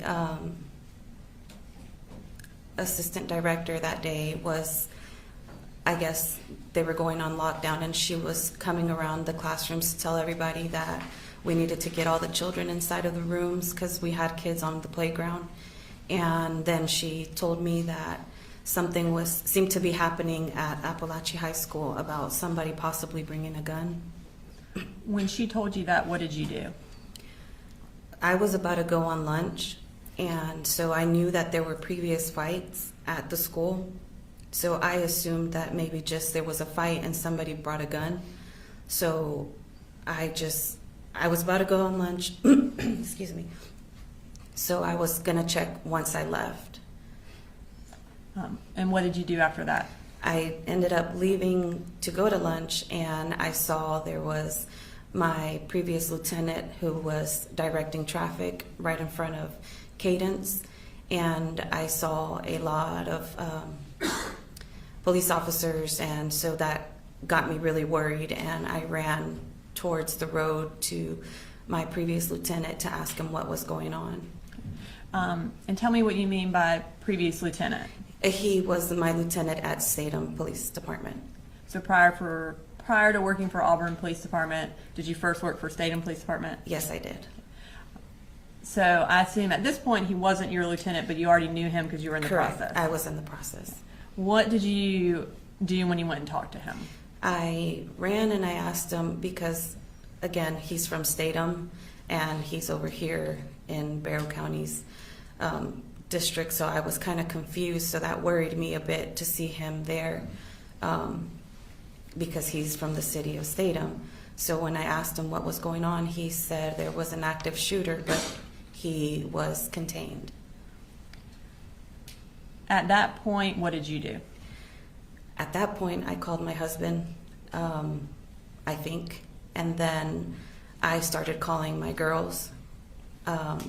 But in my mind, I was thinking, well, I just found out about it a couple minutes ago, so how much damage could have been done? He's contained, everything's fine. My girls are okay, the school's big enough. What odds would it be that one of my children could be hurt? And were you one of the first parents to arrive? Yes. As you're there, are more parents arriving? Yes, as I am there, there was actually one parent there first, but parents just started coming and coming and coming within seconds. Well, it felt like seconds, but more and more parents started to show up. What were they doing when they showed up? They were all trying to get past the officer to get into, I guess, the school to find their children. A lot of parents were upset. Parents were crying. Parents were yelling. I mean, it was getting kind of out of control. And your lieutenant, was he the one who was trying to prevent everyone from going into the school? No, so Lieutenant Hood had moved from that area, and Officer Arango, who was at that time working for Statham, he was trying to control the parents. So I tried to help him because I worked with parents. I felt like everything was okay. I was trying to help all the parents calm down and just to try to get everybody situated so we can, let them do their job. While you were there and trying to help kind of calm everyone down, were you able to speak with any of your children? So I got a text message from Maddie, my oldest, and she told me there was a school shooting, that there was a shooter in the school, and that it was a 9th grader, and to try to find her sisters because they're in 9th grade. So I couldn't get in contact with Jaylene or Melanie, so I called their dad, and I asked, I was telling him to call the girls. Excuse me. I was telling him to call the girls because I couldn't get in contact. So he finally told me Jaylene answered the phone. So I accounted for Maddie. He accounted for Jaylene. He said she was on the phone with 911. That's why she couldn't answer. But I couldn't get in contact. I couldn't get in contact with Melanie. While you were there, did you become aware that Melanie was one of the injured children? Yes. So finally, as I am there just standing, I get a phone call and I see it's Melanie. So I immediately felt a relief because I'm like, okay. I'm like, she's calling me. So I answer and she's crying hysterically. And she's crying, so I'm thinking, I'm like, she's alive, she's okay. So I start telling her, you're okay, baby. I'm like, you're fine. I'm like, everything's fine. I'm like, you're okay. And she immediately tells me, "No, Mommy, I was shot." She said, "I'm shot." And it kind of just blurred a bit after that. Were you able to, once you found that out, were you able to go try to find her? I tried to get through Officer Arango, but he wasn't allowing me. I just kind of remember a little bit trying to go past him, but he wasn't allowing me. I think he was apologizing, but I just was kind of yelling and trying to push him out of the way to try to go and find her. And I saw my Lieutenant Hood, and I remember just yelling. I just remember I was yelling Lieutenant Hood's name, and I don't recall what I said, but I know he ran towards me and grabbed me by the hand and started running. And I think I yelled him that my daughter was shot. And he grabbed me by the hand, and then we ran towards where all the ambulances were to see if I could find her. At that time, were you able to find her in one of the ambulances? No, I wasn't able to. A lot of law enforcement were, just telling me to just hold on. They were going to find her. I think somebody from the Board of Education, I don't remember, they were taking her name, and they said they were going to go out and look for her, like they were going to try to find her. So I just stood there waiting until she called me. When she called you, was she able to tell you where she was headed? Yes, so she called me, and she told me she was already in the ambulance and that they were going to go to Northside Gwinnett. After that, did you go and locate your other children? After that, I was trying to make phone calls to let everybody know what was going on. So I was running through the parking lot back and forth because I was trying to get my son. I was trying to get to my son and make sure he was okay. So I was running in the parking lot, just back and forth. I didn't know where to go, so I called his school, and they said they would keep him. So then my brother was going to go get my girls, but I remembered that he wasn't going to be able to get them.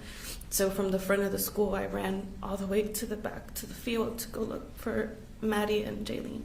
And by field, you mean the football field? The football fields. Tell me what it was like on the football field, who all was there, and what was happening. So when I got to the entrance, I feel like I was just telling everybody that I needed to find my girls, a lot of the officers, and I needed to find my girls, and they were just directing me to the field. And finally, when I got to the front, I had to explain that my other daughter was shot and I needed to get my girls because they were not letting students leave at that time. So finally, an officer let me go in, and I ran, and I've been so involved with my girls' school that I knew a lot of the students. And I saw a lot of the students that I knew, and they were crying, and they were trying to hug me, and they were, super scared. And I kept trying to tell them that it was okay, that they were safe. And it was just full of students. I mean, everywhere I looked, there were students just super upset, super scared. And I had to just keep going to see if I could find my girls. Had other parents been let on the football field yet? I don't recall. And were you able to find your children? Yes, so I was able to find my brother, who was already with my girls.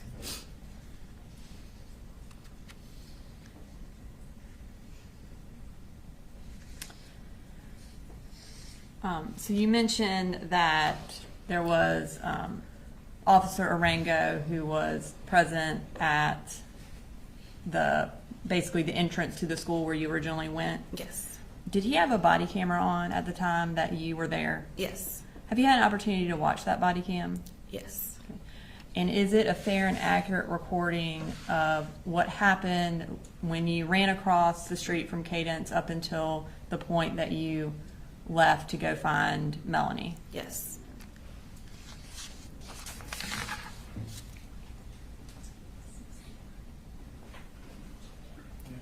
And Your Honor, State's Exhibit 69 is the clip of the body camera from Officer Arango that Ms. Garcia has viewed and has identified its authenticity. So at this time, we would ask that it be introduced into evidence. No objection. All right, 69. Your Honor, at this time, we are going to publish that. I believe it is about a 10-minute clip. Is this all the portion where she's with Officer Arango? This is the portion where she is present, and you can't see her the entire time, but she is there walking around and present for it, and then we end the clip when she leaves. All right.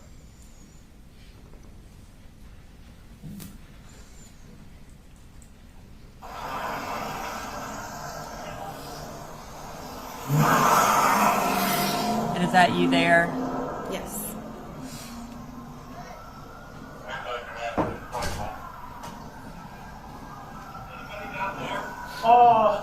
No, go over there.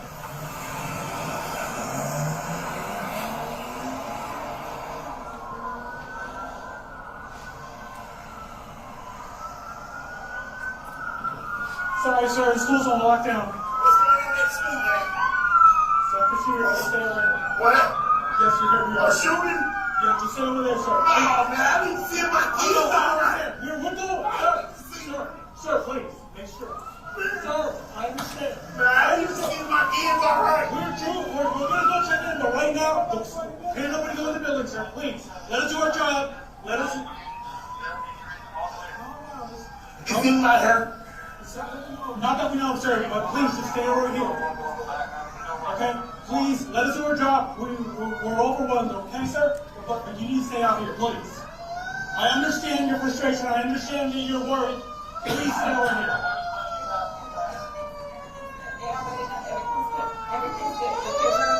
Just go out of the way, please.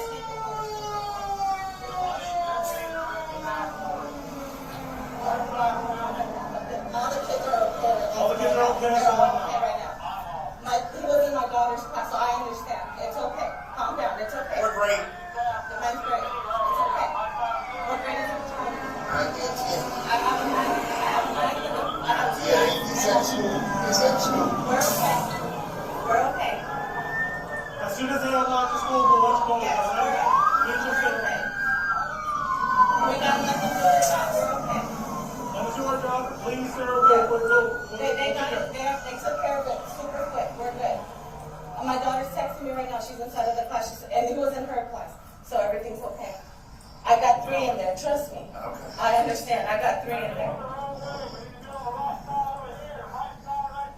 We got to stay together. It's okay. You got it. If you guys want to stay over there, please. Let's just. I understand your frustration, sir, but I need to listen.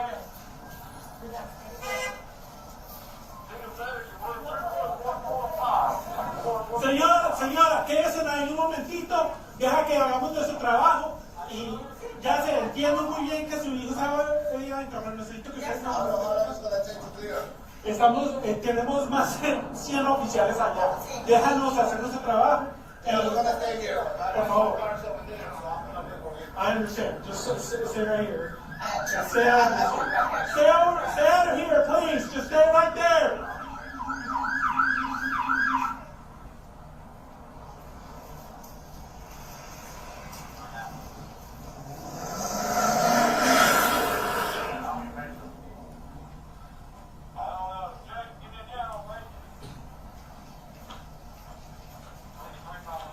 Okay, sir. I understand you want to go in and make sure it gets off after. Let us do our job first. We're clearing everything. We got one. We don't know if there might be any more. Just let us do our job, please, okay? I understand. I understand you guys are scared. There's kids in there. I understand. But we have over 100 officers in there. We want to make sure everything's safe. And once as of right now, we don't know. Ma'am, I understand you. Okay, I understand you guys are scared and everything. We have over 100 officers in there late. We all responded very fast. But please stay over here for right now. Yeah, it's controlled right now. As far as I know, there might not be. Just as long as it's controlled. Yeah, it's controlled. We all have. Ladies, gentlemen, please pay attention to me. Stay over here. I know you guys are scared for your kids. Just stay over here. We have over 100 officers in there. We're sweeping the halls. Let's just do our job, okay? As of right now, I don't know if anybody's hurt or not. But once we figure it out, we'll let you guys know. But please let us do our jobs. We can't have parents just rushing to school because we have over 100 officers in there and we don't want anybody to get hurt, okay? Just stay over here. Señor, quédese aquí un momento. Si hablan español, escúchenme. Entiendo. Tenemos más de 100 oficiales allá adentro, lo que necesitamos. I understand. Ma'am, just stay over here. If you're off duty, just stay over here, please. But right now, we have over 100 officers in there. I need you to stay here, okay? Let us do our job. Let us clear it out. And once we have something, I'll let you know. Just please, let us do our job, okay?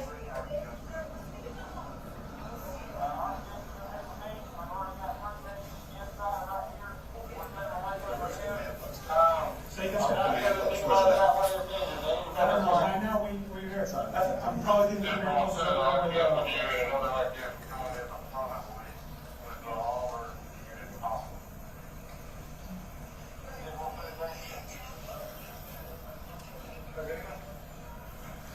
And are those all the parents that are showing up and people just kind of parking wherever they can? Yes.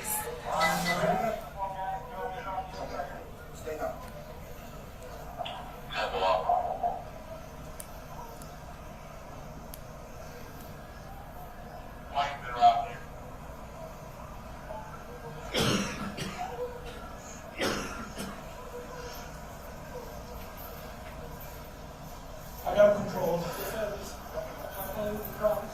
Yes, sir.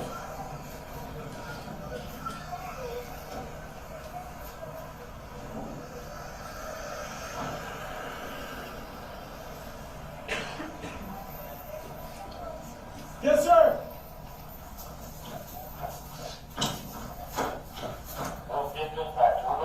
Please stay over there. Sir, gentlemen.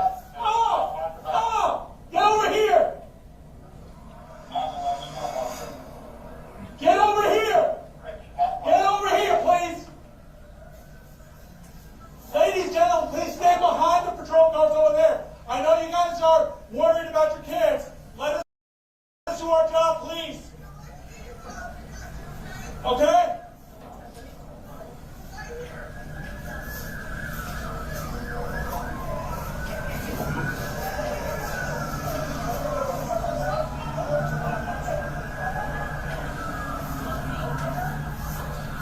Gentlemen, please let us do our job. Stay over here.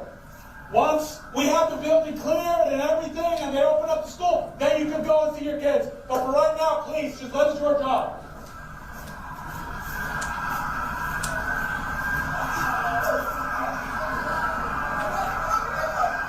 Just, right now you can just stay over here, keep over here. I understand.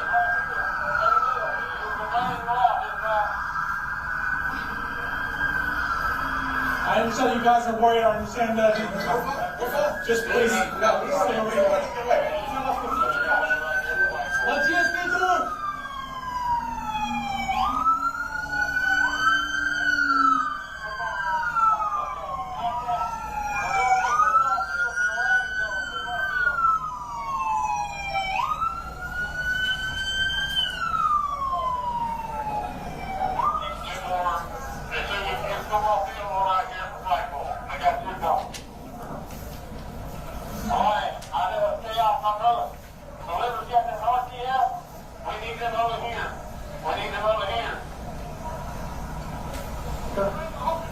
Yes, sir. Ladies and gentlemen, you're just getting here. Please stay right here. Do not go through. Let us do our job. I know you guys are worried about your kids. I understand. We have have over 100 officers in there. Let us do our job. Once we clear everything, once we get everything locked down, then we will be able to let you in and see your kids. But please, do us a favor, stay right here. We don't want anybody else getting hurt.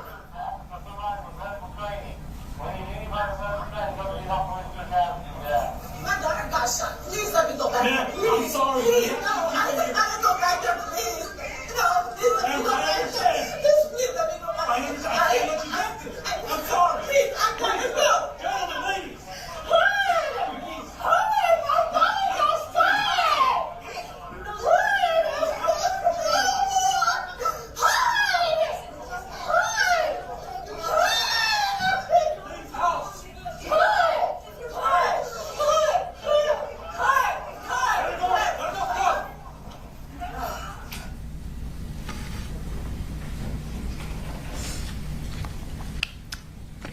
After you found your girls in the football field, did you eventually leave to go to the hospital?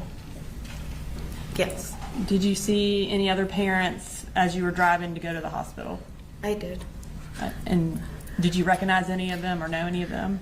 At the beginning, I didn't. As I was driving off, I remember there was one person in particular that I saw as I was driving. She just looked so scared, and she was running, and she looked scared. She was crying. She was running, and just her face just stuck with me for, I don't know, she just looked so scared. And after that, I ended up finding out that was Natalie's mom. Natalie Griffith's mom? Yes. And when you say she was she running down the street to try to get to the school? Yes, she was running down Tom Miller because they were no longer letting people park. They had closed off the streets, and I don't know where she parked, but she was running down Tom Miller, but she just had the most worried face. And I remember when I passed by her as I was driving, I just thought, I don't know, her face just embedded in my memory. She just looked so scared. You indicated earlier that Melanie first went to Northside Gwinnett. Was she eventually transferred to another hospital? Yes, so she originally was at Northside Gwinnett, and then she was taken to Children's, I think it was Emory or Decatur, I don't recall. But the Children's Hospital in Atlanta? Yes. Where was your daughter injured? She was injured in her left shoulder. While she was at CHOA, did she have to receive surgeries? Yes, she did. And how many? I think it was 2. How long was she in CHOA? She was in CHOA, honestly, I don't even know. I think it was a couple of days, maybe 3-4 days. How old was she on the day of September 4th of 2024? She was 15. And after she was released from CHOA, when was she able to go back to school? She did not go back to school until, I think it was January. And were her activities limited after she was released? Yes, so she plays soccer, and she was unable to play soccer for a while. Did she have any emotional effects from the shooting? Yes, she did. She's very shy and very quiet, but she became angry. She became angry, and I didn't understand why. But once I was able to get her to open up, she said she was angry that she couldn't do anything for Mason and Christian. And she felt like it was not fair that she was here and they weren't. Has she been to counseling? She's in counseling. I'll have you further questions. Cross. No questions, Your Honor. Thank you, ma'am. You're pretty good. state's witness situation as we approach 4:30. That was our last witness that we have scheduled for the day, Your Honor. All right. Ladies and gentlemen, as I indicated to y'all during jury selection, we were going to attempt to stop around 4:30 most days. So we're going to go ahead and break for today. I have to keep saying it. Stay off the media, stay off the news, stay off social media. And don't discuss the case with others. And we will see you back here tomorrow. Thank you.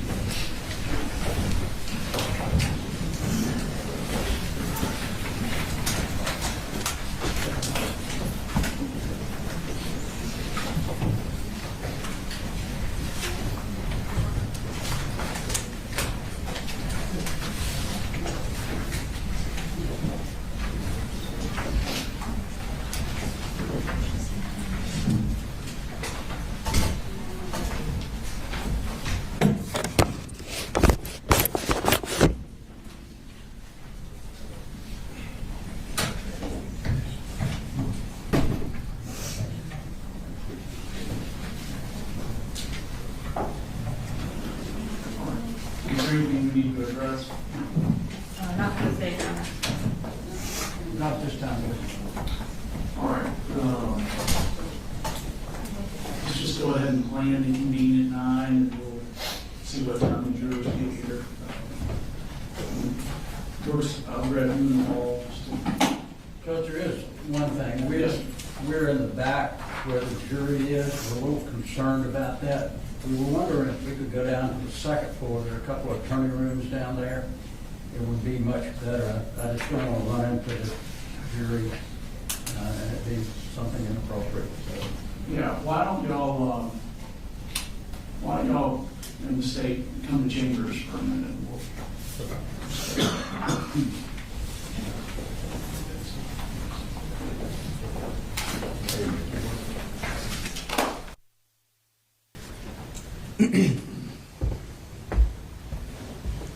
If you raise your right hand, please. Swear the testimony given, the matter now pending before this court will be the truth, the whole truth, and nothing but the truth, so help you God. Yes, sir, I do. Have a seat, please. If you could introduce yourself for the court. My name is Investigator Jason Smith. I'm an investigator with the Barrow County Sheriff's Office. Okay, and I want to take your attention back to September 4th of 2024. What was your employment at that time? I was employed with the Barrow County Sheriff's Office, specifically their Criminal Investigations Division. Okay, and were you what's referred to as post-certified? I'm sorry, sir? Are you what's referred to as post-certified? Yes, sir, I am. Okay, and were you on that day? I was, yes, sir. Okay. Tell me about what happened that morning. We were contacted in reference to an active shooter at Apalachee High School. I responded there, Code 3. Upon arrival, we conducted a security sweep of the school and began escorting students out of the school and rendering aid to those that were injured. Okay.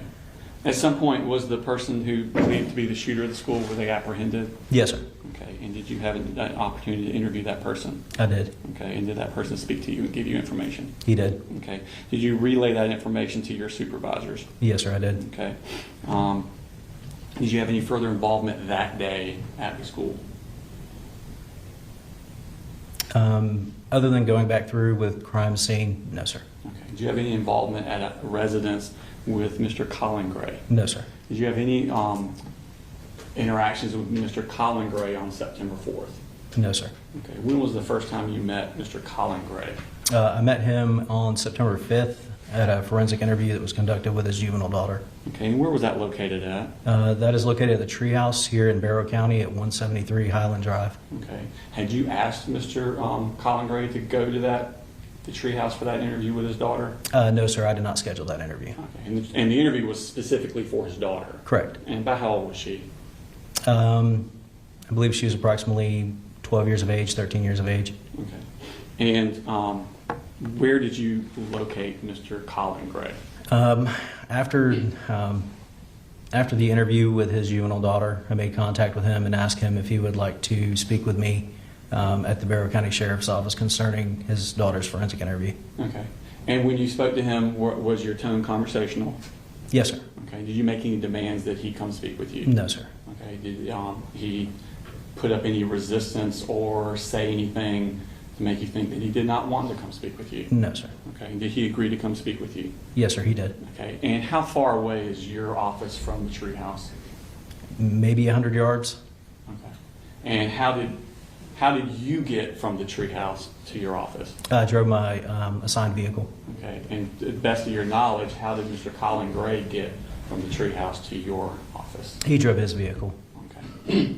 Where exactly in the building did you have the interview?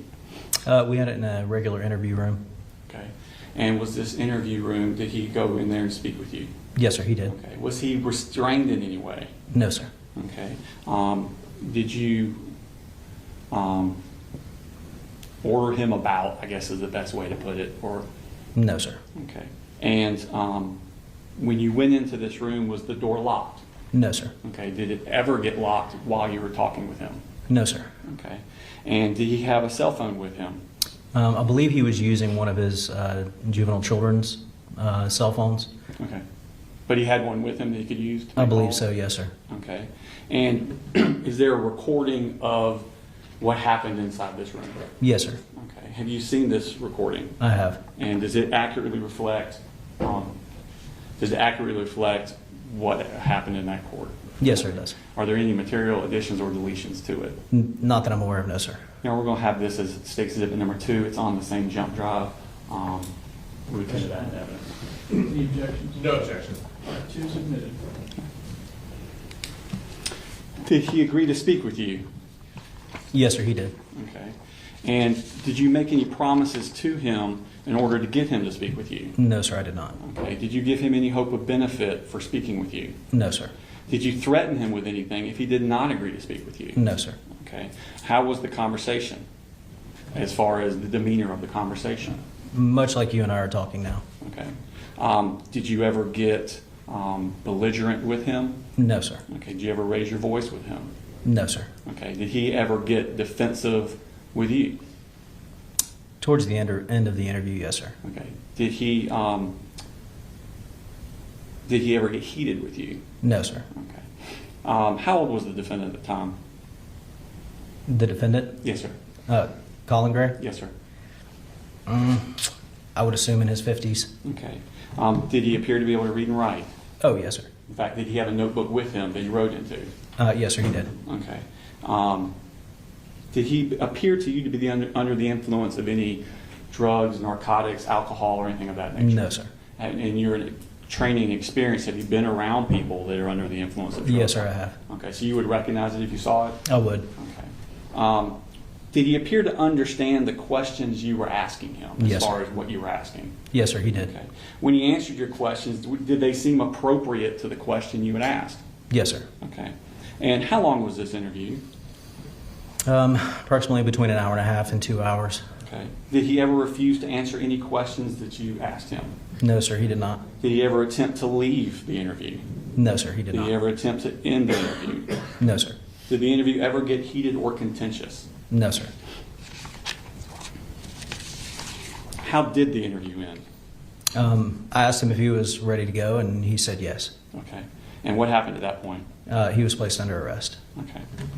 Did you ask him any further questions after you placed him under arrest? No, sir, I did not.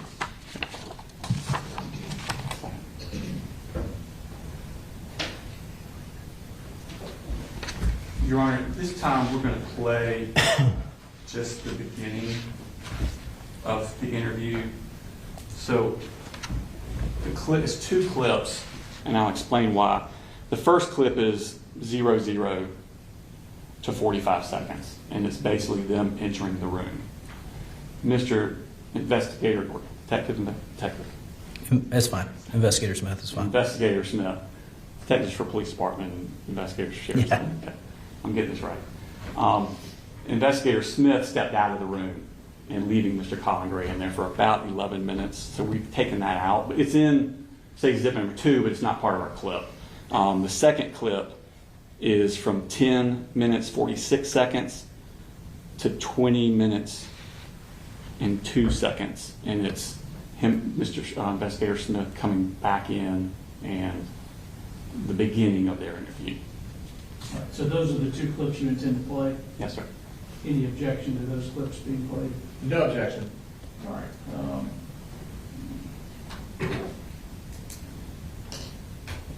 Do you want the TV? Yes.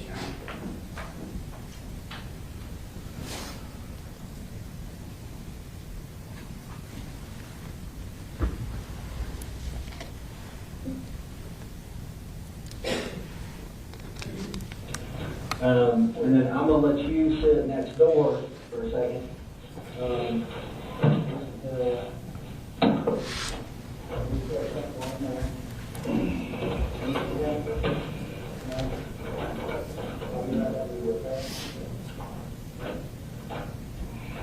this door is not locked, okay? Let me go grab my notes, I'll be right back with you, okay? You need anything? That's sounds good to go. Okay. I will be right back. I'm not gonna lock the door, I'm just gonna shut it so It's people all- don't walk by and stare at you. Yeah, it's all good.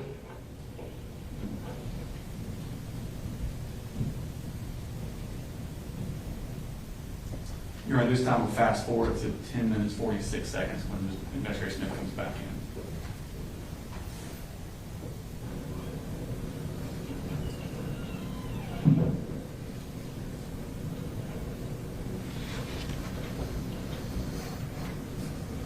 Okay. I apologize for that. I have not gone to the bathroom all day. Yeah. So I promise I'll wash my hands. It's all good. I'm going to introduce myself again. Yeah. My name is Investigator Jason Smith. I'm with the Bexar County Sheriff's Office. Yeah. And you're Mr. Colin Gray, correct? Okay. Sorry, we're meeting like this. No, unfortunately, that happens. And I'm going to apologize beforehand because I'm going to get 1,000 text messages and emails, and I'm trying to keep them, turn all them off right now. Yep. So I've heard a little bit. I understand that you talked to law enforcement. I heard a little bit about kind of your statements to him. I'm just going to go ahead and explain my involvement. Yesterday, we were here at the office when we got the call. Sure.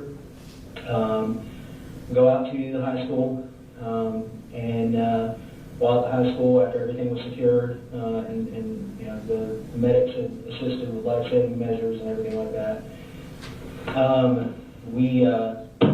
I conducted an interview with your son. Okay, and he did, you know, we respected his rights. He was read Miranda. You know, he was very respectful. Yes, sir. No, sir. And he basically explained to us what he did. I mean, he explained to us exactly what we observed on the cameras. Okay, well, let me have it. What the hell did he say? Like, what happened? Okay, and I'll get into that and answer as many of your questions as possible. In order for me to kind of help better articulate that to you, it's kind of like when you work a case like this, it's kind of like putting together a puzzle. Yeah. And right now, I don't have a very good view of what's going on. Yes, sir. So I understand he's been solely living with you for the past couple of years, give or take. And while we're talking, is it okay if I take some notes? Yeah, I'm doing the same thing. Okay, good. Yeah. Because my memory, while it's okay some days. Colin, you spell your name C-O-L-I-N? Yes, sir. Okay. Do you have a middle name? No middle name. No middle name. Colt doesn't have a middle name either.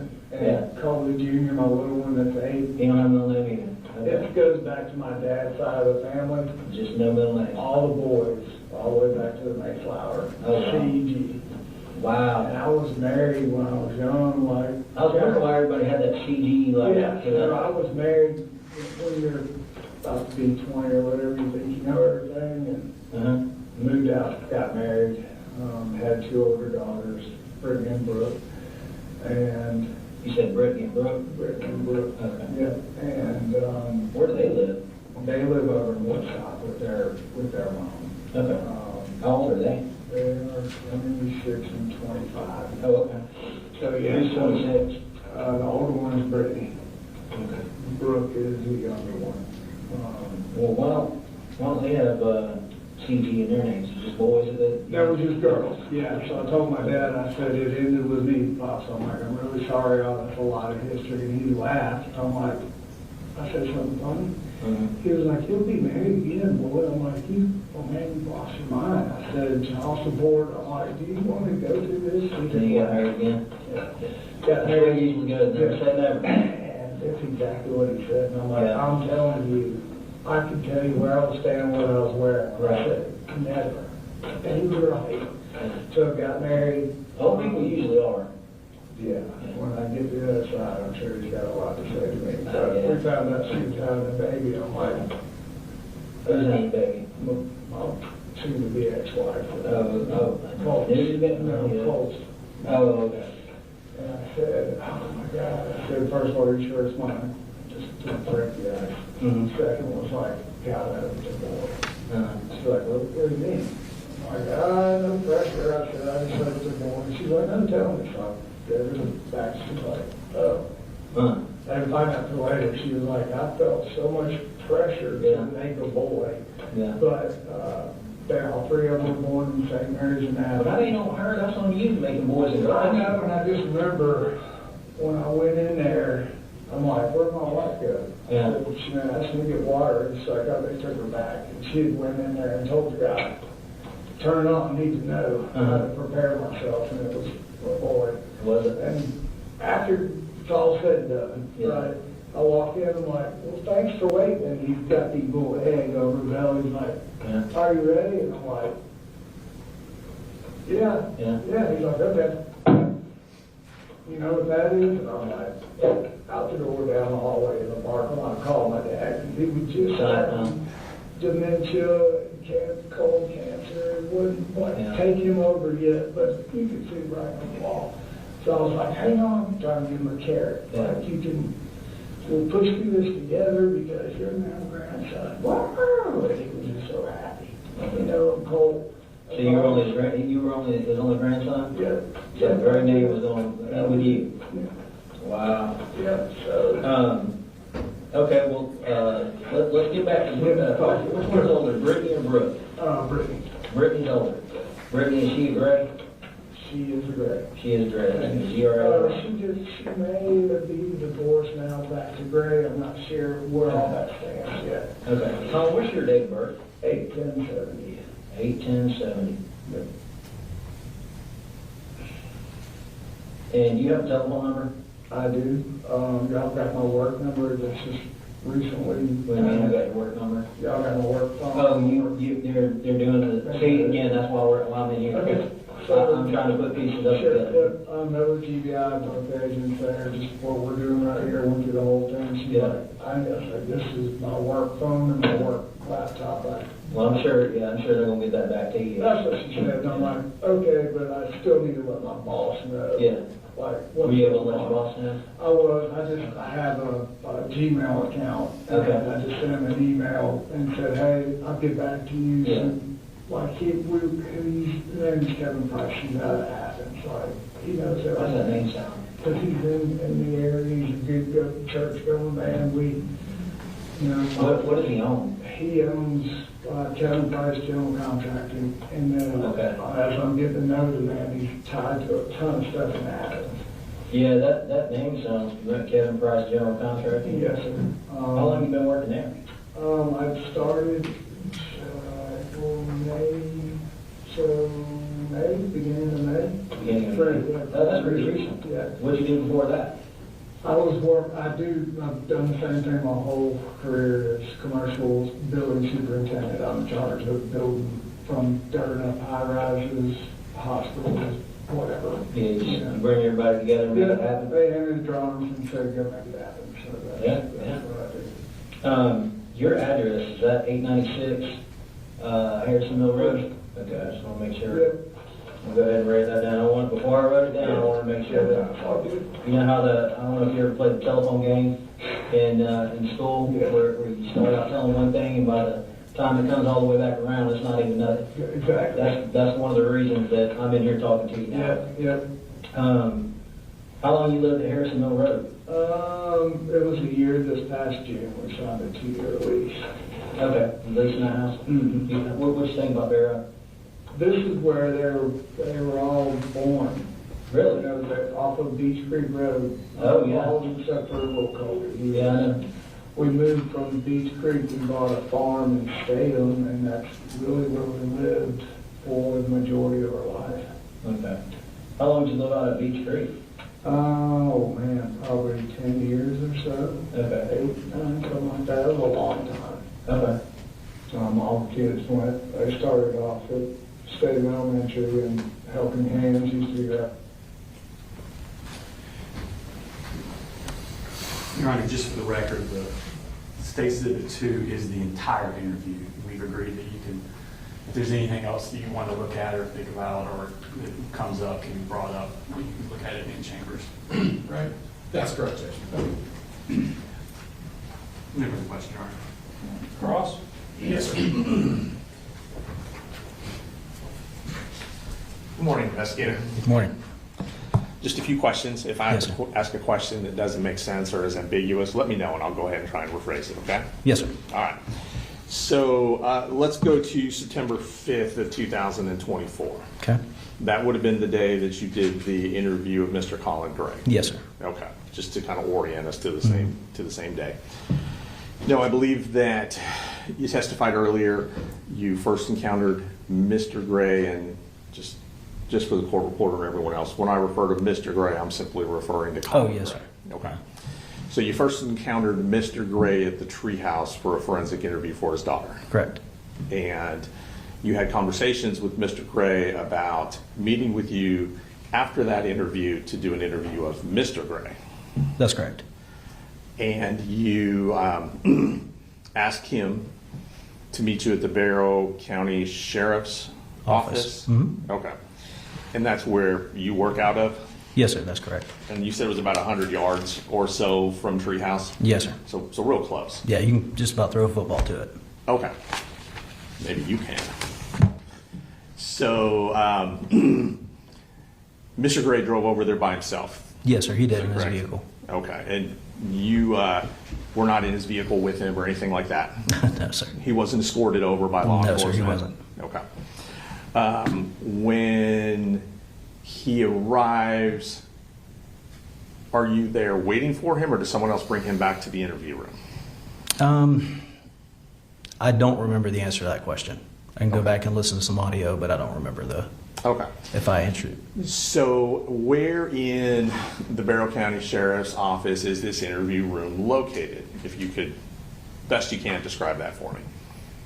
So if you're looking at the very front of the building, it's going to be on the right-hand side of the building, and it's located, that's where our Criminal Investigations Division is, and it's located within that area. Okay. So safe to say this is a private part of the building?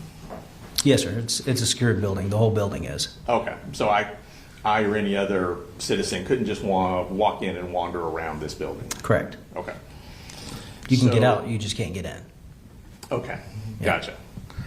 And I think I may have talked over, but you said you can get out, but you can't get in? Correct. Okay. Now, based on that, so someone from Barrow County Sheriff would have had to have taken Mr. Gray back to that interview room? Correct. I believe it was me, but I'd have to go back and double check. Okay. And at any point during your interaction, it does not appear that you told Mr. Gray that he didn't have to do the interview. Is that correct? No, sir. I just asked if he would do the interview, and he said yes. Okay. You didn't tell him that he didn't have to participate, it was totally voluntary? No, sir. I didn't read him Miranda or anything. Okay. Right. You didn't tell him that charges were being contemplated against him, for No, example? All right. And it appears that during the interview, you were wearing a sheriff's uniform? I was, correct. Okay. And you would have had your sidearm Yes, with sir. you during the interview? Correct. Did you prepare for the interview? Yes, sir.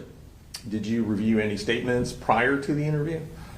I did not review any statements, but I did speak to investigators that had, with the GBI, that had spoken to Colin previously. Okay. Would that have been Investigator Ward, Special Agent Ward, for example? Yes, sir. Okay. And during your interview of Mr. Gray, were there any other officers or agents able to watch the interview in real time? Yes, sir. Okay. And did that in fact happen? It did. Who was there watching the interview with you? I believe it was a number, I can't tell you exactly, but there was a number of command staff that were watching from a closed circuit television room that we have set up. Gotcha. And I believe for a portion of the interview at least, Special Agent Ward was there as well. Okay. And the interview room, just for the record, appears to be about 10 feet by 10 feet. Is that fair? Ish, yes, sir. Ish, okay. And there's a door that you testified earlier was not locked. No, sir. No windows in the room, anything like that. No, sir. And then there's a surveillance camera that allows you to video record and audio record the meeting you had in there with Mr. Gray. Yes, sir, that's correct. Safe to say there were other law enforcement officers present in the building that day? Yes, sir. Also in uniform? Correct. Also with firearms? Yes, sir. Did you, during your preparation for the interview with Mr. Gray, did you discuss possible charges or pending charges to be placed on Mr. Gray, not Cole? Yes, sir. We discussed the potential depending on the what he said during his interview. Okay. Was there something specific you were looking for in his interview that would have been the linchpin upon whether or not to press charges? Not any one thing, no, sir. Okay.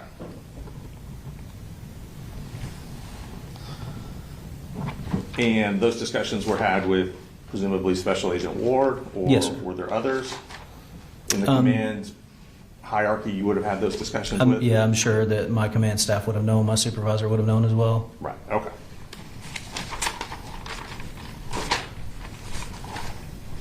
And as you testified earlier, you never read him Miranda or had him sign a waiver or anything like that? No, sir, he wasn't under arrest. Okay. And let's see.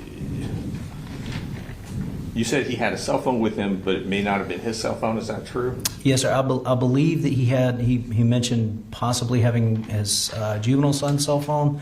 I'm not 100% sure on that, but I believe he did.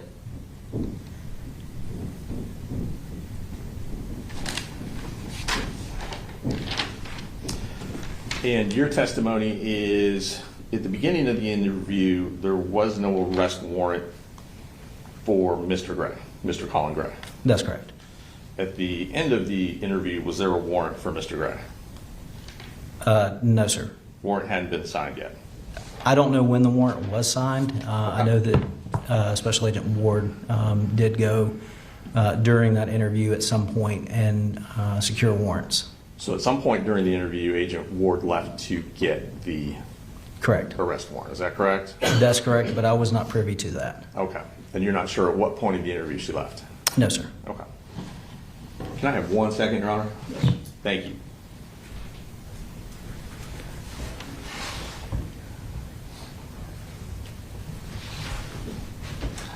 Investigator, that's all the questions I have. Thank you very much. Thank you. Can you redirect? Just one brief.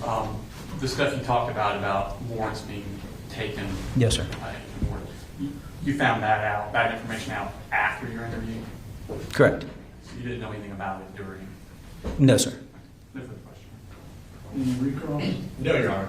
All right. Thank you, sir. Yes, sir. Thank you.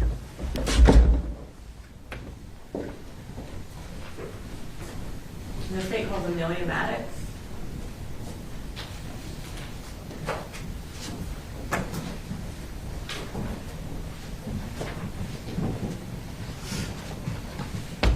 Please raise your right hand. Do you swear to tell the truth, the whole truth, and nothing but the truth, so help you God? I do. You can have a seat. Okay. Can you introduce yourself to the court and tell us what you do? So my name is Amelia Maddox. I'm a special agent with the GBI, specifically out of our Atlanta field office. Okay. And how long have you been a special agent with the GBI? For 6 years. And are you post certified? Yes, ma'am. Back on September 4th of 2024, did you become involved in the investigation into the Apalachee High School shooting? Yes, ma'am, I did. And how did you become involved in that? So our Region 10 field office in Atlanta borders the Athens field office, which covers Barrow County. And we were requested by the supervisors to assist kind of an all hands on deck situation when it came out that there had been an active shooter. Okay. And as part of your role in this investigation, did you have an opportunity to speak to Colin Gray? I did, yes, ma'am. And when and where did you do that? Myself and Special Agent Kelsey Ward interviewed Mr. Gray in a vehicle in the driveway of his residence. Okay. And did he voluntarily come to that vehicle to talk to you? Yes, he did. And was it one of y'all's vehicles, yours or Special Agent Ward's? Yes, ma'am. It was Special Agent Ward's. Okay. At the time you spoke to him, was he under arrest? No, ma'am. Was he free to leave at any point? Yes, ma'am. How long did that interview last? It was about an hour and a half. Was he calm and cooperative during the interview? He was. He was very cooperative. He was emotional at times, just about the circumstances of what was going on, but he was cooperative throughout. During the course of your interview, was the search of his house ongoing? It was, yes, ma'am. And during your interview with him, did he mention whether or not he was okay with people or the special agents searching his home? He understood that we had a search warrant and that was going to be ongoing. I think at one point he said that his sister was a Las Vegas detective or somehow involved in law enforcement, and he was familiar with the process. Did he specifically give consent during the interview to search his cell phone? He did. Throughout the interview, Mr. Gray showed us text messages, like the last text message from Colt, some emails, and he consented to S.A. Ward taking photographs of those messages and pictures. And then after the interview was concluded, he signed a consent form for the cellular device. At that point, did y'all take custody of the cellular device and have it downloaded? I believe S.A. Ward, Special Agent Ward took custody of the device. At any point during your interview with him, did he ever revoke consent to search his phone or to search anything? No, ma'am. Okay. Nothing further at this time. Good morning, Edgemont. Good morning. You indicated that Mr. Gray had consented to you looking at his cell phone. So he was consenting to Special Agent Ward taking pictures of his phone screen during the interview. He brought up text messages, some emails from a counselor, things like that, and allowed her to take photos. Did anyone get him to sign any consent to search his phone? Yes, sir. Agent Ward had him sign one of our consent to search a cellular device forms. Okay. Did anyone ask him for consent to search his son's phone? Not in our interview. Not that I know of, sir. Okay. From working the case, from what you know, did anyone ever ask him for consent to search his son's phone? I'm not sure. Okay. Do you know whether his son's phone was searched? No, sir, I do not. Did you know whether or not Colin Gray paid the bill for his son's phone? I do not know that. Okay. Nobody asked him? I didn't ask him, no, sir. Okay. These photographs that you or Agent Ward, Detective Ward took, those are in evidence? I would believe so. Agent Ward documented the interview with Mr. Gray, so I'm unsure as to everything attached. But all right. To your knowledge, was there ever a search warrant for Mr. Colin Gray's phone? I believe there was, yes. And do you know when that was issued? No, sir, I do not. Okay. And when you spoke with Mr. Gray, did you ever contact any other agents, especially agents that were attempting to get a search warrant? I believe we let Agent John Genta know that Mr. Gray had signed consent for his phone, but that was For the phone? For his phone that he had. Yes, sir. All right. And what day was that on again? September 4th. And what time? I believe it was at 3:06 p.m. But I think the exact time is on the consent form. Okay. And you don't know when the search warrant for the phone was actually issued, do you? No, sir, I do not. All right. Nothing further, Judge. Any redirect? Nothing from the state, Your Honor. Thank you.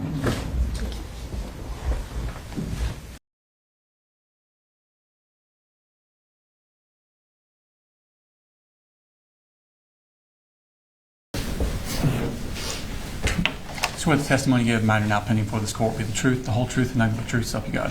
So help me God, yes. If you could have a seat, and if you could introduce yourself to the jury.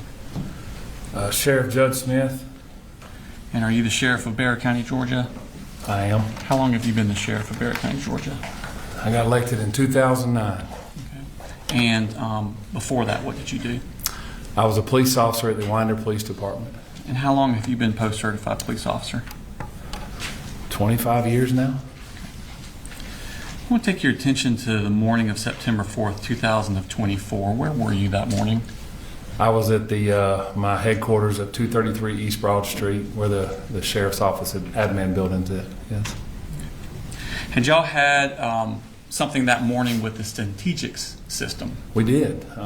So Centegix was implemented through the school system and through our public safety partners, the sheriff's office, the police department, and the fire department. A few months prior to that, and that morning at 7:30, we officially tested Centegix for its rollout, if you will, at 7:30 a.m. that morning. Okay. What school was it tested from? Bethlehem Elementary. Principal Mindy Reed is the one that tested it for us. Did it go off okay? It did. Okay.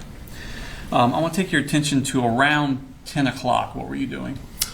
I was in my office at East Broad Street. I was checking emails, normal stuff that I do in the morning times. At the time, there was a GBI agent, not in our region, that was there checking the files of a former employee of ours. And we were having a conversation, and they were trying to hire this former employee. And I jokingly told her, "You're wasting your time. I would clone this young lady if she would come back." We were talking and conversating back and forth, but just that was normal for me to be in and out of the office. Okay. And what happened at that point? I'm sitting at my desk. My cell phone is sitting beside me as where I have it plugged up at. And the first Centegix alert went off at around 10:15, around that time. Then a second one, then a third one, then a fourth one. My first instinct was that it was malfunctioning. Didn't know what was going on, didn't realize what the situation was, and I said to myself, something must be going off with it. Then I started realizing it was Apalachee High School.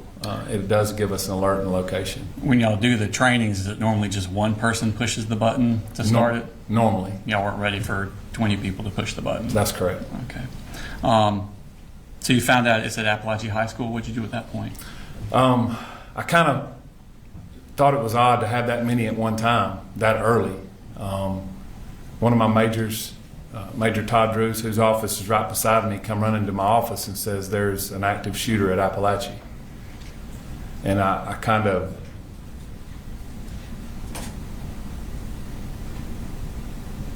I said, there's no way. So I remember the GBI agent standing right there beside me, and I ran outside, put my vest on in the truck, and I don't really recall driving from 233 to Heyman Morris, where Apalachee was at. How far away is it? I'd say 3 or 4 miles. My phone was ringing. I do remember turning down Heyman Morris Road, and there was a line of blue lights and red lights from as far as I could see. And when I turned in, Apalachee has a circle drive. Okay. And I remember going to the left. I don't recall ever hearing on the radio where the location was at. Let me pull up the school map. Could you pull up states 3.1, which has already been tendered into evidence, Ron?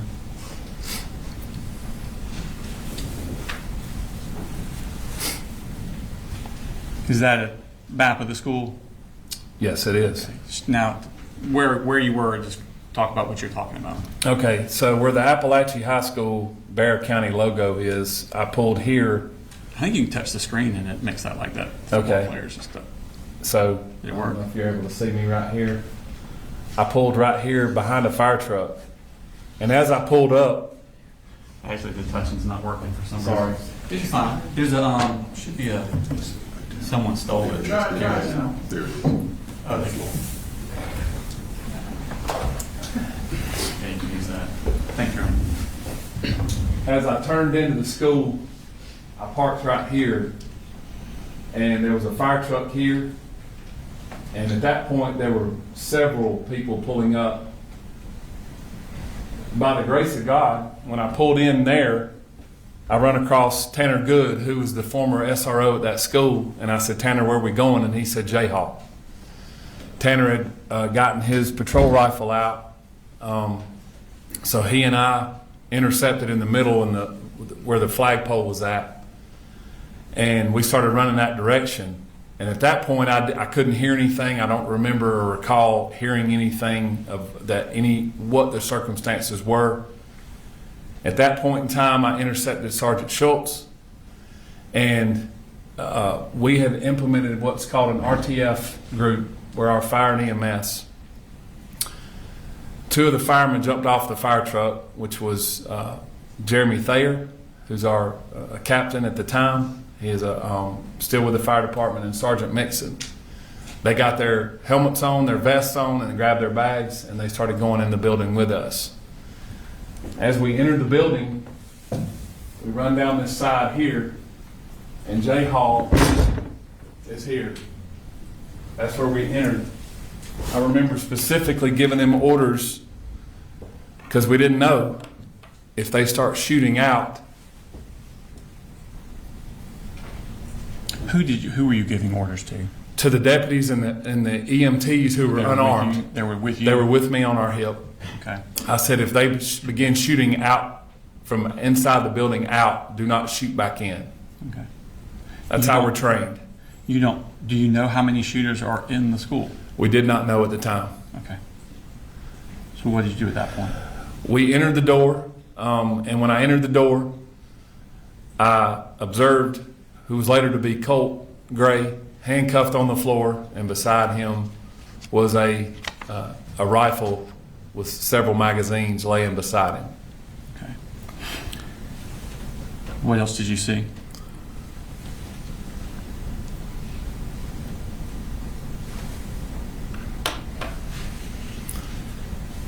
Just beyond him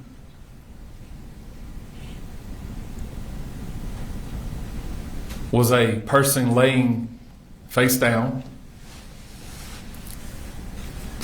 that I could tell was not moving. And obviously had injuries to that person. Battalion Chief Thayer and Sergeant Mixon went to them first. We were together. That person was later identified as Mason Skirmahorn. I'm going to show you Smart State Exhibit number 42.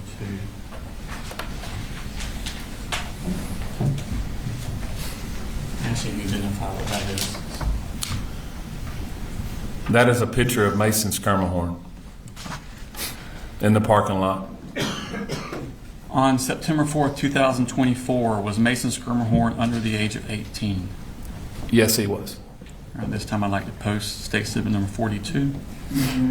No objection. 42 submitted.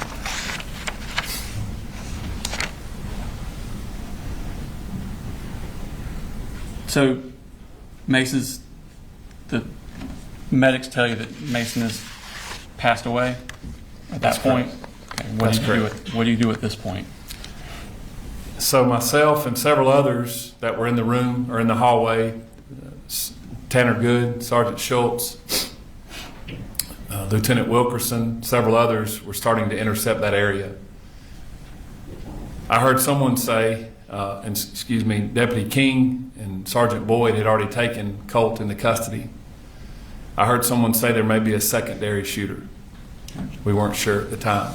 So we began clearing that particular area of J Hall, K Hall, I Hall, and those that intercepted that hallway. We have a map here, so you can show on that. Probably easier. It's kind of zoomed in. It's a portion of the map you were looking at already. And when you say clearing, what's your objective? Our objective is to stop the killing and render aid, whatever that may be. Our job is to go in and intercept whoever's doing the damage and whoever's doing the killing at this point. That's our job at that point. So myself and several others were clearing the bathrooms to try to find out if other people were in the building. All right. Show us about where you're talking about. J Hall here. The bathroom is where we first started workroom and bathroom area right here. This is Jay, right here. This is where we went and started clearing, and we started clearing each hallway as best we could. Then we started fanning out, and what we use is what's called a bubble technique, where the bubble expands like a balloon. Okay, so instead of everybody just running down one hall, you're all kind of... We're fanning out, yes. Okay. Do you have any difficulties getting into the rooms? Yes. Our teachers and our students and staff are trained that all the doors should be locked or closed and no access to those rooms. Okay. So it's very difficult. And at that time, during the chaos of what's going on, the teachers are trained, do not let us get in the room, even though they're asked to. What did y'all do to overcome that? We have keys that are able to let us in the doors after we are able to clear the building later on. So in essence, the teachers and the kids are left to their own defense till we can go to the next room and clear it and make sure that room is safe. That's the difficult part. Once you've cleared for safety purposes, what's your next objective? Our next objective is to secure what we have, secure the scene, and secure what we have at this point in time, and render aid in this case. And that's what we did. We started rendering aid with our RTFs. Okay. What specifically did you do in the rendering aid part? Obviously, there were numerous people there. I began checking the area, and I came across one of the victims in the hallway. She was laying on the floor. Myself and Captain Rob Curott with the Winder Police Department at the time began rendering aid to her. You know what her name was?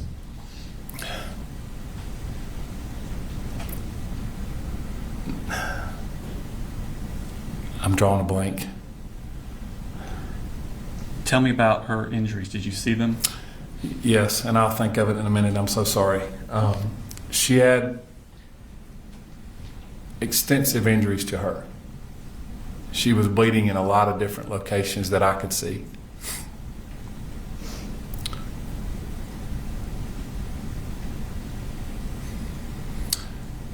She began talking to us, and I said, let's calm down for just a little bit. And Captain Curott and I were talking to her. And what we have in our RTF bags are what's called a drag bag.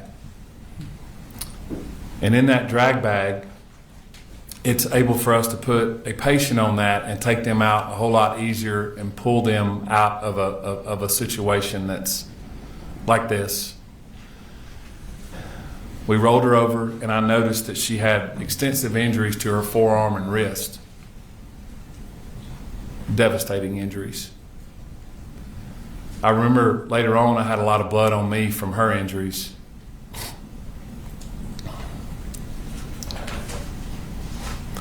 I was trying to calm her down, and we got her on the bag, and we started taking her out of the school, out of J Hall where we entered, myself, Captain Curott. Before you took her out and you're putting her on that drag bag, did she make any statements to you?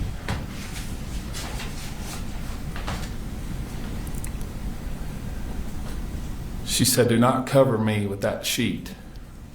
Don't cover my face.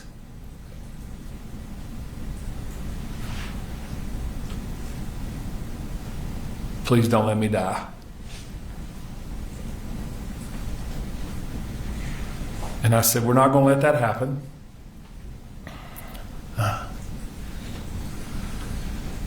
And I remember asking her name, and she said, Natalie.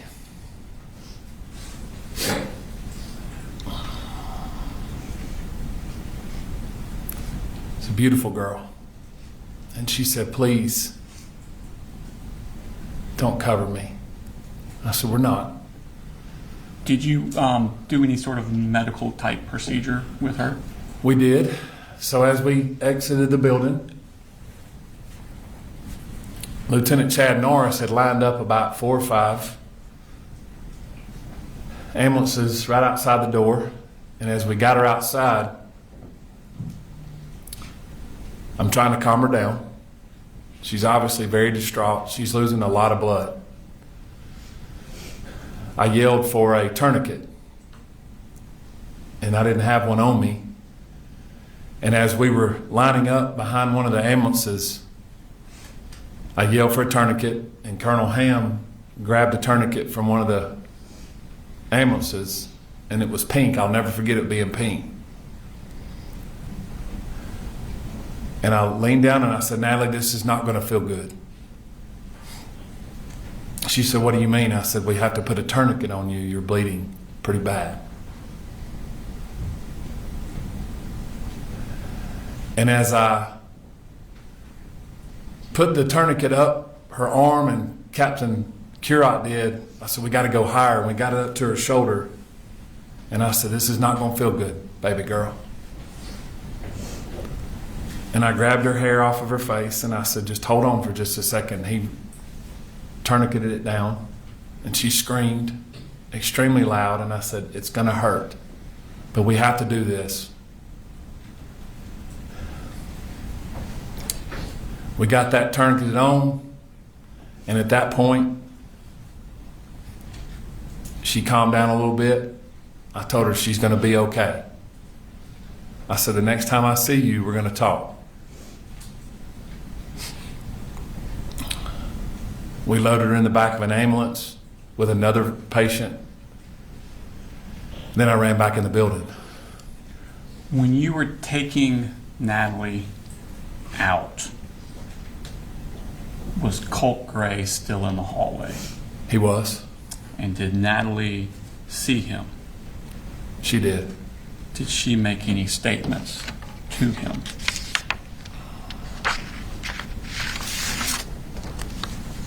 She cursed him and called him some curse words pretty loudly.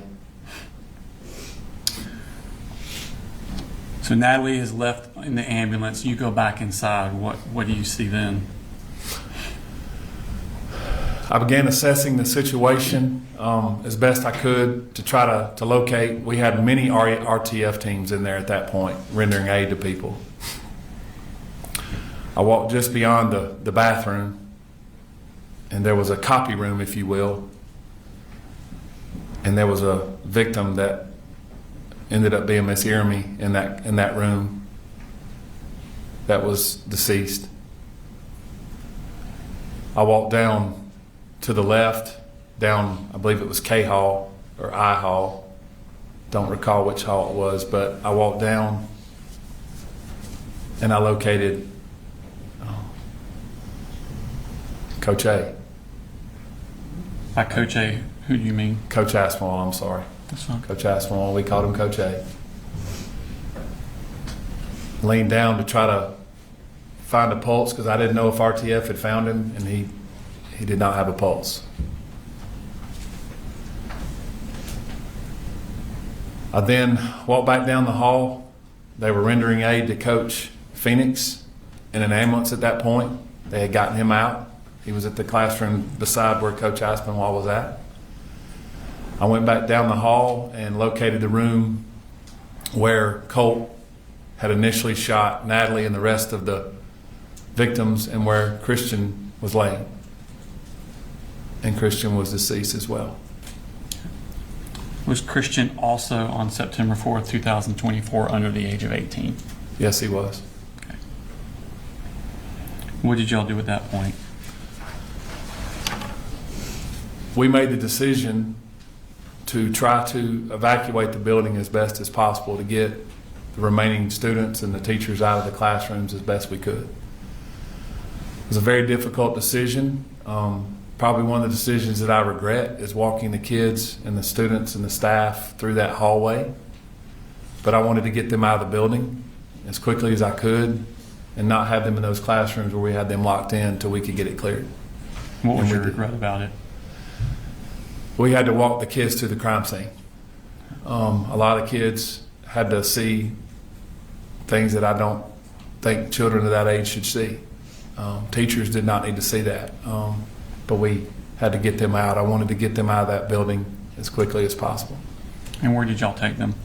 We escorted them out of the building to the football field, where we did the unification with the parents and the staff as best we could. When did parents start arriving? Almost immediately. Were there parents there when you arrived? There might have been one or two there that had gotten there because the phones start going off pretty quickly. Parents start getting notifications that the school's locked down. When I exited J Hall after all that was done, I walked back out to the area where we had the EOC, which was where I parked at the flagpole. At the time, Chief Schumann was the fire chief.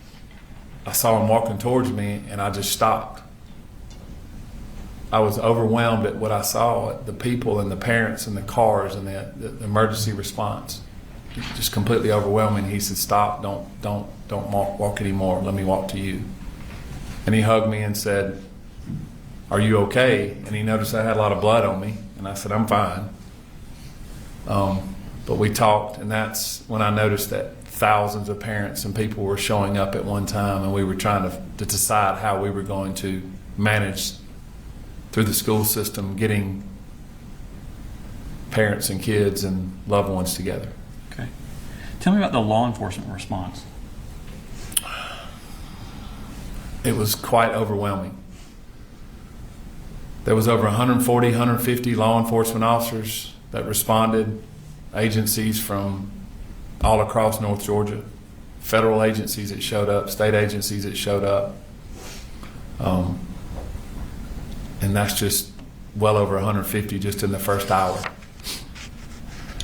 Did you request assistance from the Georgia Bureau of Investigation on this case? I did. I felt that I could get, they could assist us in what we were going to deal with as far as the size of the crime scene and the timing. And so I called Director Hosey, the director of the GBI, and I asked him to show up. And he said, "I'll be there within the hour." And he provided unlimited resources. Okay. Was at some point after you finished doing what you're doing, did you retreat to, I guess what's best called a command center? Where was that located at? We decided to put the command center in the library, in the center of the school. We had a lot of Wi-Fi there, and we could separate everyone out with patrol or law enforcement, EMS, fire, and we could have GEMA, EMA directors and folks like that. So we made that decision to have it inside the school instead of outside the school. Okay.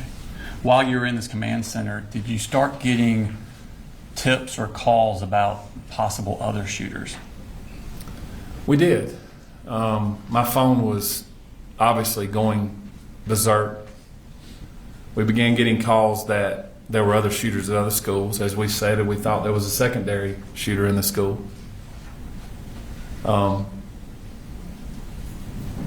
I happened to pick up my phone, and it was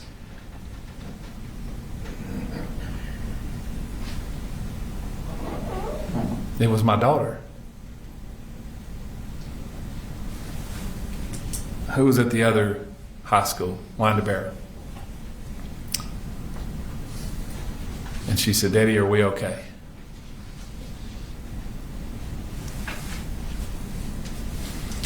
I said, "Your SROs are there with you, and you're okay." And she said, "Daddy, we're locked down, and they're telling us there's another shooter here."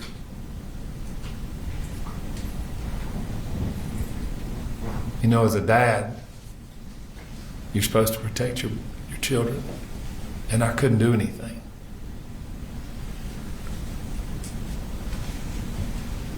But I told her that the deputies were there. I turned over and I said to the Georgia State Patrol major, and I said, "Do me a favor and send some troopers over to the high schools." And they did. And they secured that for us as well. And I had multiple agencies coming up, and I said, let's dispatch to other schools because we're getting these other calls. So by the grace of God, those 150 law enforcement officers were able to be dispatched to other schools and ensure safety for those kids and those staff members and those parents when they got their kids. And were some of those officers dispatched also Bexar County Sheriff's Office employees? They were. Okay. And then Brandon Bazinet and drawing a blank on his first name, Deputy Townsend. Did they work for you at the time? They did. Okay. At some point, did y'all become aware of a home address for Colt Gray? We did. After doing some research, we did. And did you send deputies to secure that location? As immediately as we could, yes. Okay. At some point, when you're unifying with the parents with the children, did you have a task to do at that point?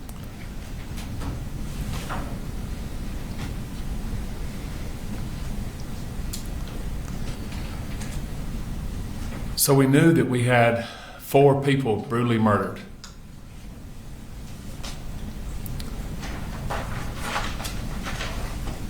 And I had to sit down and doing this 25 years, probably the most difficult thing I've ever had to do is tell 2 sets of families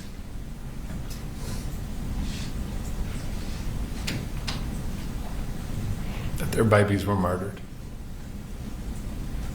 Did you do that personally? I did. We set up an area with their families, and I met with Christian's family first. I recruited a couple of school personnel because there was a language barrier between myself and Christian's family, and I had to tell them that